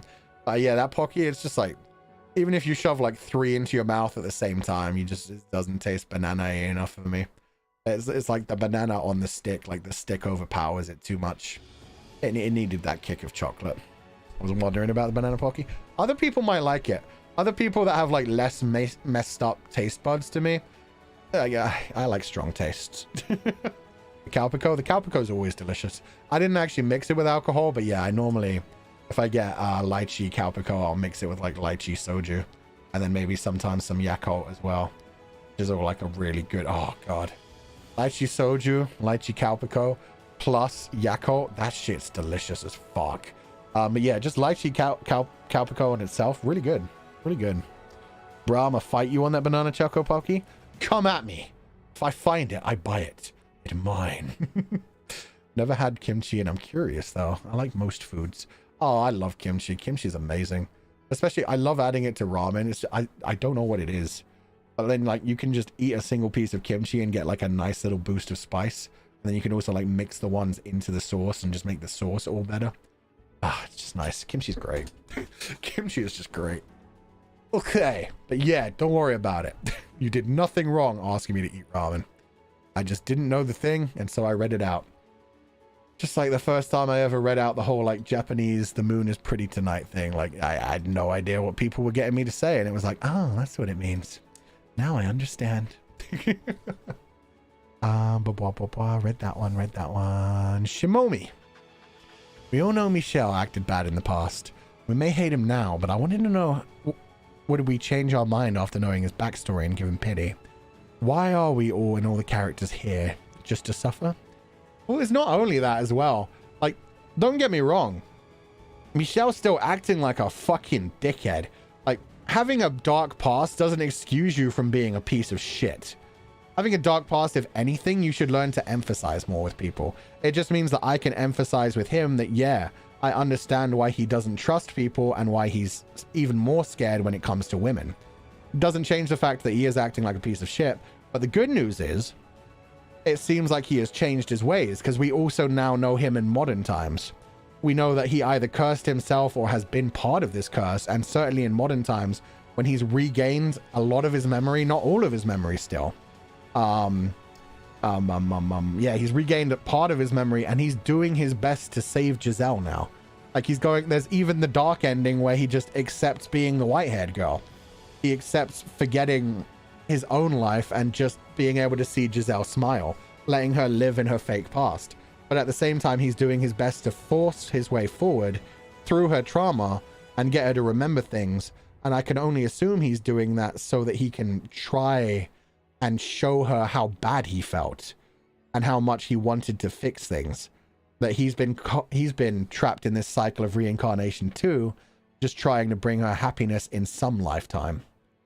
That he's gone through all of that for her. Hopefully that's what's going on. I don't know that that's what's going on, but that's what I like to think is happening for now, from the way he's been talking in modern days.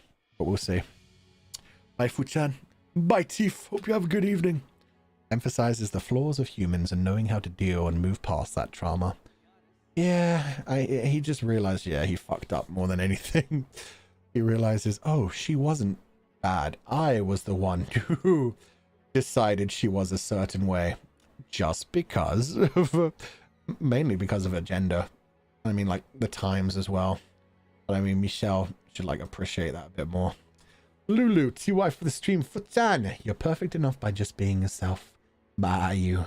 By the way, are you from Tennessee? Because you're the only 10 I see. Terrible. Terrible. Yuck. Ugh. 3 out of 10. Don't like that one. Pretty sure we've had that one on the channel more than once in the past. Thank you for donating the food funds.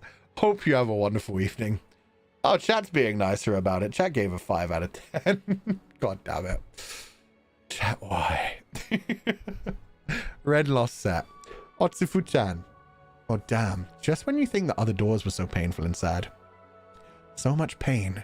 And we're just at the start. Yeah, that line fucked me up. We get to the end of, like, what I thought was a decent chunk today, and it's like, oh, and we're only at the beginning of the story. And then chat being like, yeah, you're about a third of the way through this door, and it was like, oh, hey. Yeah, fun story is so well written. Can't wait to cry more. Have a good rest of the food. Have a good rest of the Fuchan, Doggo, and every bar. You left out a word there. Have a good rest of the day, Fuchan, Doggo, and every bar. Thank you so much for donating the food funds, Renlosat. I will. Gonna walk with Doggo. What am I gonna have for lunch? I don't know. I'll figure it out. We'll see. But yeah, then I'm gonna get to work. Thank you for donating the food funds, and I hope you have a wonderful evening. 10 I see D's nuts. Sunico, that doesn't even work. That doesn't even set up for a D's nuts joke. You need a D's or a Sugma or a Ligma. You can't just D's. I'll just throw D's nuts at the end of anything. I'll just be throwing Doze nuts everywhere. Shit, why has no one ever done a Doze?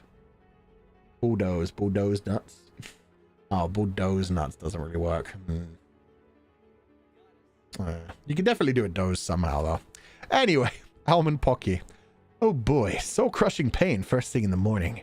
Been a while since I've gotten invested in such a dark and twisty plot. Yeah, same.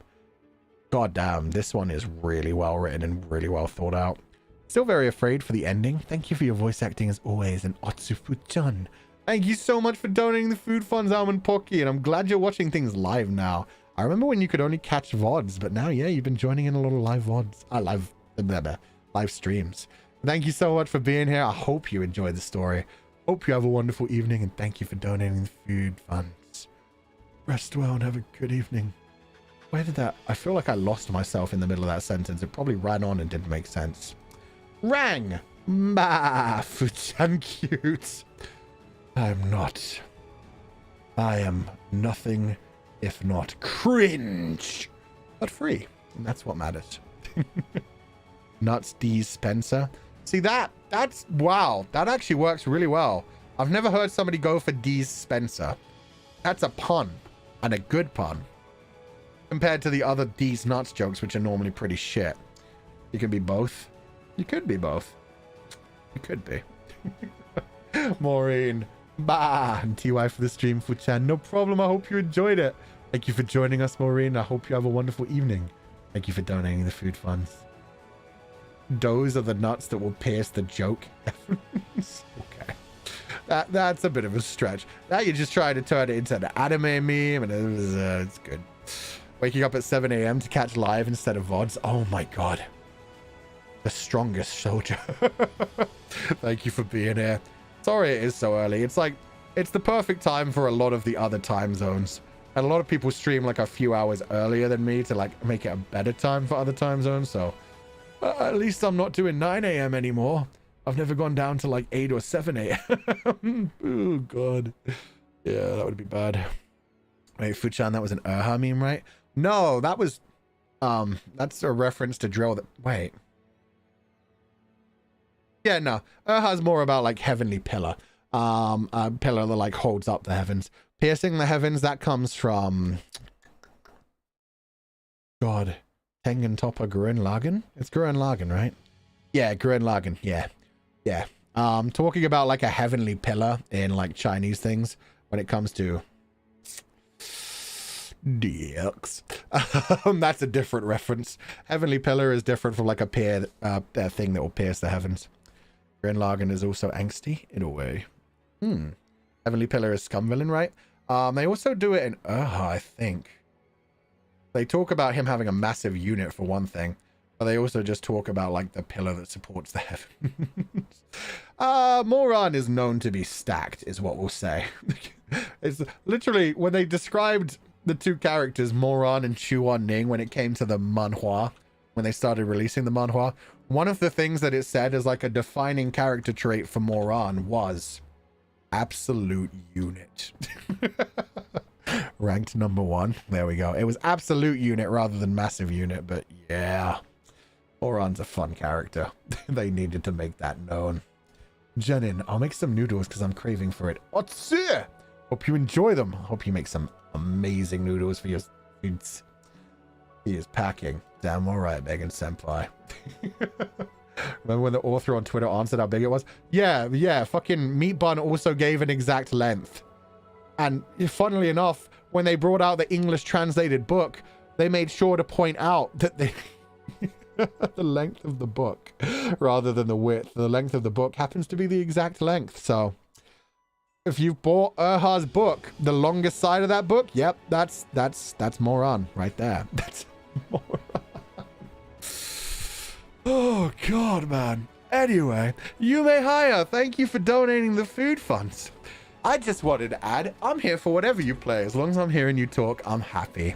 I'm a simple person. See, that's really sweet. That's really nice to hear that you just enjoy like the company, the style. Because yeah, I get that like a lot of people don't like certain games and like certain other games. That's cool. That's why I've always been fine with people like when I started playing, I started with like the mix of like Detroit Become Human and Cyberpunk. So you had one where I like basically didn't play a game at all. I was just watching a movie and reacting. Then you had another where it was like super action packed and it all relied on me being good at the game. We had like Smash Bros. Like we do all kinds of things. We are definitely what would be considered a variety streamer. So yeah, like if people want to drop into certain things and drop out other ways, it's all good. But yeah, I'm glad you enjoy all of them. Thank you so much for donating the food funds. I hope you had a wonderful stream and have a wonderful evening. You may hire again. You're on both sides. I'm dead. This convo in one ear and my art history lecture in the other. This is great. Oh god, that's got to inspire some very interesting art. Just say you're drawing the heavenly pillar. That's all it needs to be. The author said that's the length when it's soft. Yeah. Maybe he's a shower and not a grower. If he's a grower, I mean, Chuan Ning was already a tortured prisoner, so that's just... Claudines, you inspire me in many ways. I didn't touch a crochet hook / knitting needle in years before I found you. I only picked it up again when I joined the sheep pile. But I'm worried what you'll think about my new cringe project. But we shall see. We shall see. That sounds very interesting and inviting. Let me see this avatar. Look at the cute crochet baby. Aww. Thank you for donating the food funds, Claudines. I'm glad to hear you've gotten inspired a little bit and picked up a thing that you weren't doing before. That's great. Thank you so much for donating the food funds and good luck on the new project. Rip Chuan Ning, indeed. See, that's another one where the storyline is so dark throughout the entire thing. And it's like, oh, I feel so bad for Chuan Ning. At the same time, kind of hot. At the same time, feel so bad. At the same time, I love this story. But yeah, Urha's another one where you read through it and you're like, oh god, I'm going to cry. At the same time, this is so beautiful. Every other chapter is like, am I going to cry? Am I going to be horny? Am I going to be scared? Am I going to laugh? Like, it has everything so well. Mikita-chan. Good day, Sir Ovid. It is my greatest delight to inform that a sheep, not me, has just hit a new double digit in life. As she is blessed with natural cakes unlike you. How dare. I'm redirecting the gift of cake to you. P.S. Best advice in being other than... Salampas. Best advice in being older other than Salampas. I don't know what that means. Best advice. Oh, the pain relief packs that everyone was talking about. I saw everyone on Twitter discussing those the other day. I'd never actually heard of Salampas. So apparently they're like a pain relieving thing that you slap on like your body to like heal you a bit, pain relief. And yeah, old people use them for like their backs and stuff. I mean, I just have creams. Creams are good. Icy Hot's really good for nerve pain. Icy Hot, you spread it on the area that's like fucking with you a little bit and it just like, it burns for a little bit and then it goes numb and then it's like, it feels way better. Other than that, heat therapy actually really good. Heat therapy, just like jumping in a shower, like if you're feeling a bit tight, make the water hot, it will like soften your muscles a little bit. And then you can make it cold, and then it kind of like, one, toughens them back up, and it also like makes them feel a bit more tough in that they've just felt the cold so much that they feel less pain at that point. And the other big thing, if you actually have like physical pain rather than just being old, or even if you're just old, TENS unit. TENS unit is amazing for muscle pain and muscle aches. Like it makes it like tense and then relax and tense and then relax. It's good. It's also what people use to like experience the pain of childbirth. Simulate childbirth is just like electrocution to spots. And also some people apparently use it to like, they think they're training their muscles. I don't know if it actually works for that. I mean, it does make the muscles like tense and then release, so maybe. I don't know if it actually works for what they say it does. Like there's all those things that are like, you'll get 6 packs if you use this on your stomach, and it's like, well, you know, I don't know, maybe. But it's good for pain relief. Nari, thank you for the huge double donation on Streamlabs. Happy super belated birthday, Fuchan. I'm glad to hear that you enjoyed your birthday. My 31st birthday is also creeping up on me. Oh, same age. I'm cursed with having my birthday on April 1st. People have trust issues, man. No one believes you on that day. Not only that, I'd imagine like every time you have a birthday party, it's also an April Fool's party to fuck with you. That sounds fucked up. Thank you for everything, really. You helped me a lot of the last months. I had a nasty work accident and suddenly a lot of time on my hands. I'm still recovering. But I'm happy that I found such a comfy streamer and chat, even though I only lurk. Bye, you. Oh, sorry you had the accident. I hope it's been good time off. Like, I hope everything's going okay. I hope you're getting better as it goes on. But thank you for joining the community. Thank you for being here, even if you only lurk. Thank you for donating the food funds. Happy early birthday, and I hope you continue to enjoy the streams of the community. And that's all good. Salumpas, Icy Hot, Heat Therapy, 10 unit ice packs. Chronic Pain Life. Chronic Pain Staff Order. Yeah.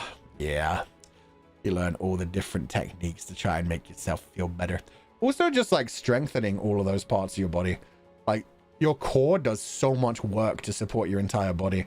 If you strengthen your core, or you strengthen like your back, your stomach, your thighs, that will change things quite a bit. You just obviously have to find ways to do it that doesn't set off your pain. You have to like work slowly on things that are just like calisthenics at first, and then like finding ways to actually train them beyond that to the point where they're strong enough that like, you know, basic stuff isn't a big deal at all. As a person who has scoliosis, I'm always in chronic pain. All that.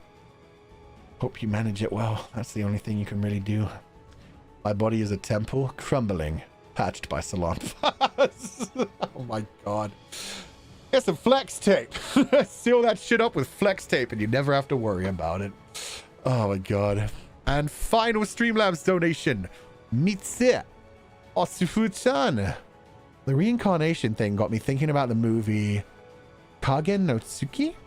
Hard to understand movie, but I highly recommend it. As always, thanks for the stream. Even though this episode was painful, bye you in confidence. What's Kagen no Tsuki? Oh, I've never heard of this. Oh, it says it's a shoujo. Oh, no, there's a film too. Oh, it's completely different from the manga. Oh, no, it is adapted from the manga. It just looks really different. Oh, differences. What's the storyline? Damn it. How dare. 3-volume shoujo series. Mizuki high school student falls in mum with a mom named Adam, and the 2 weeks they're together she falls in love. That sounds interesting. I love reincarnation stories, especially when it has to do with romance and pain. Reincarnation stories are some of my favorite. Not even why I like Zelda, even though like Zelda ended up like turning into one eventually. Old confidants, we all old. I liked seeing that on Twitter. Like, people were surprised when I was like, I have like one of the oldest fan bases as well as one of the ones that has like a mixed ratio. But yeah, so I think it was Hakuku who like posted like, where are all the 30-plus-year-old confidants? And just immediately people started pouring in on Twitter. There was like a huge thread of people being like, I'm 30X, I'm 30Y, I'm 40, I'm 50. And it was like, ha, see? Say? How dare? Lulu. Snuck into a private church with Fuchan last night. I did not sneak into a private church. This is not police officers. FBI listening in. Not me. I didn't do it. Suddenly security came over, so we decided to pretend to be one of the angel statues. In the end, only I got caught because Fuchan was an actual angel. Cringe. God damn it. Thank you for donating the food funds. I didn't know what direction that was going into. I should have known. It was just, you know what? That's a good pickup line. That's not bad. That took some direction. That took a while. But yeah, when I first started reading that and it was just like snuck into a private church with Fuchan last night, I was like, yo, did you just like sneak into a private church just while watching a stream? And I was like, oh, cool. And it was like, ah, okay. You know what? That took a while. I like that. I like those stories. Like, I forget the one that used to get re-quoted all the time, which was about somebody like falling off of a bridge and having no clothing and like crawling their way forward. Those kinds of things where they go over the top memes. Ah, that shit's good. Love it. It's cute. It got your attention though. That's what I mean. Like, it was like, oh, it's so cringe. 10 out of 10. 10 out of 10. I hate that I had to read it. 100. Yeah. Good job. Good job. Okay, we're caught up on super chats. We're caught up on Streamlabs. Now I can just chat to you guys for a while. This music is so good. Yo, exactly 5 minutes will take us to exactly 5 hours. That's perfect. Cooked a whole meal. Hell yeah. Let them cook, man. Sometimes you just gotta let them cook. Finally, the comment's not terrible. Yeah, no, it was kind of amazing despite being cringe. I made it back before the stream ended. Welcome back, Ren Hyperfixates. I hope you had a good time. BGM is so cool and atmospheric. Yeah, I should probably change this. I mean, I've just been wasting my Switch's energy at this point. Let me put my Switch to sleep. Good night, Switch. Have a good time. Let's put on. Let's just start the ending intro, the ending song early. Oh god, everything's moved again. I don't know what's wrong with my PC, but apparently the aspect ratio of my desktop keeps changing because it moves all of my files around and I can never find my songs anymore. Hopeful. But that's the one that doesn't loop. Shit. I'll find Hopeful Loop. I'll find it. Don't you worry.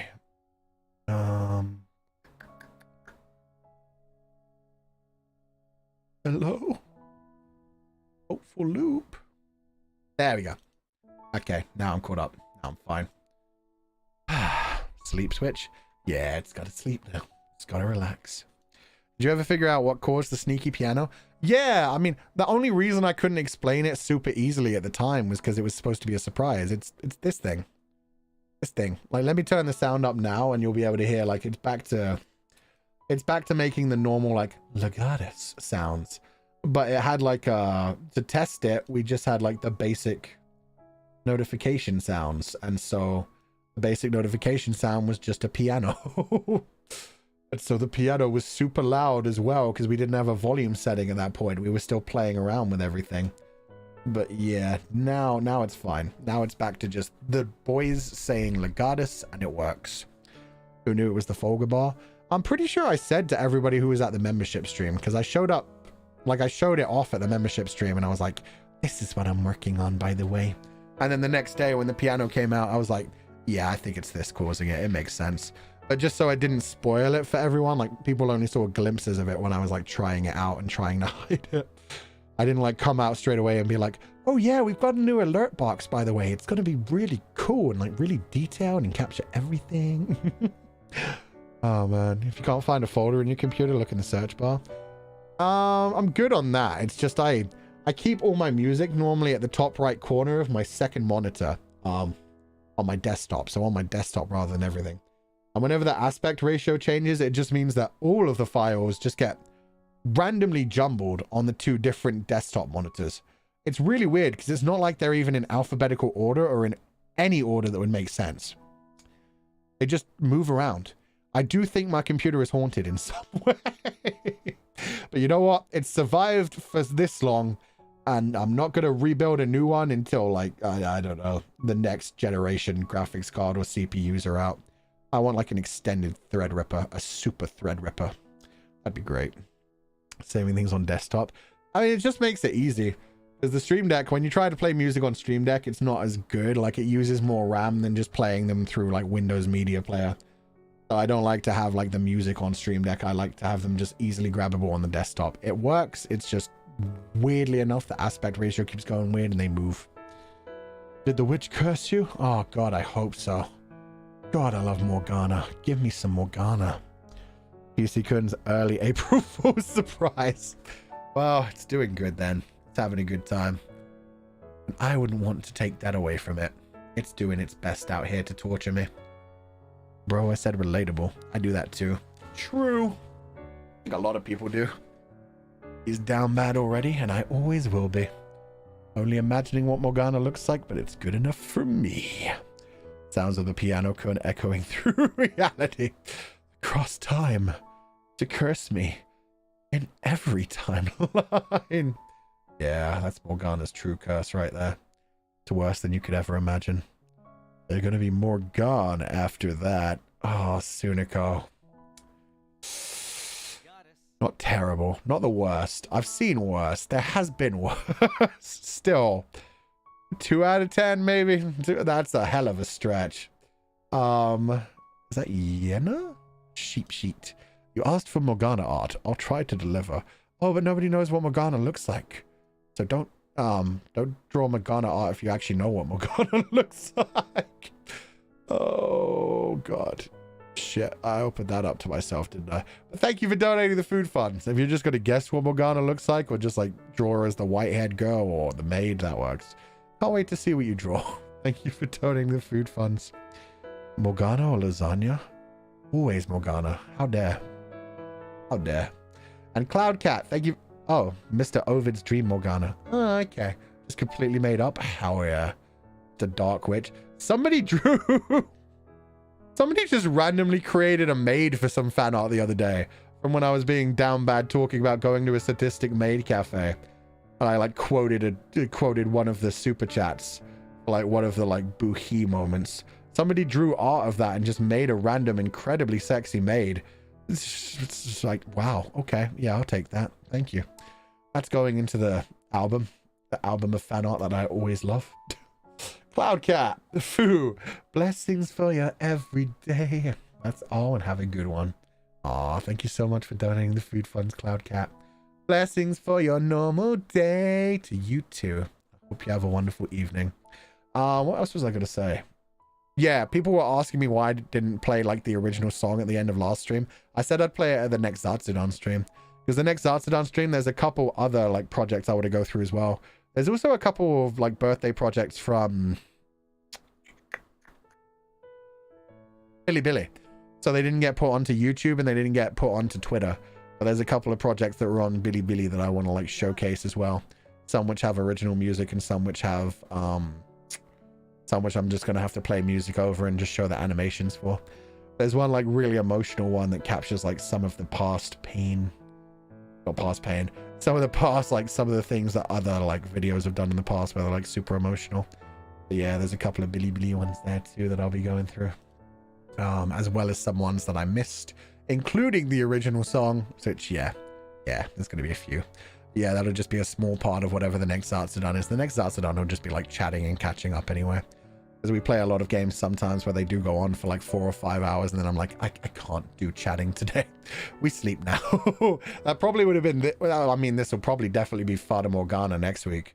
If I try to finish off the door next week and we're only 1/3 of the way through, it'll be like a 5 to 6 hour stream and then I'll just be like, goodbye everybody. We'll catch up on Zatsudan. Cloudcat again. Okay, I lie. One more thing. My thoughts that I forgot to send. In Morse code? How dare you? Making me use a Morse code translator. Probably going to be some trolly thing too.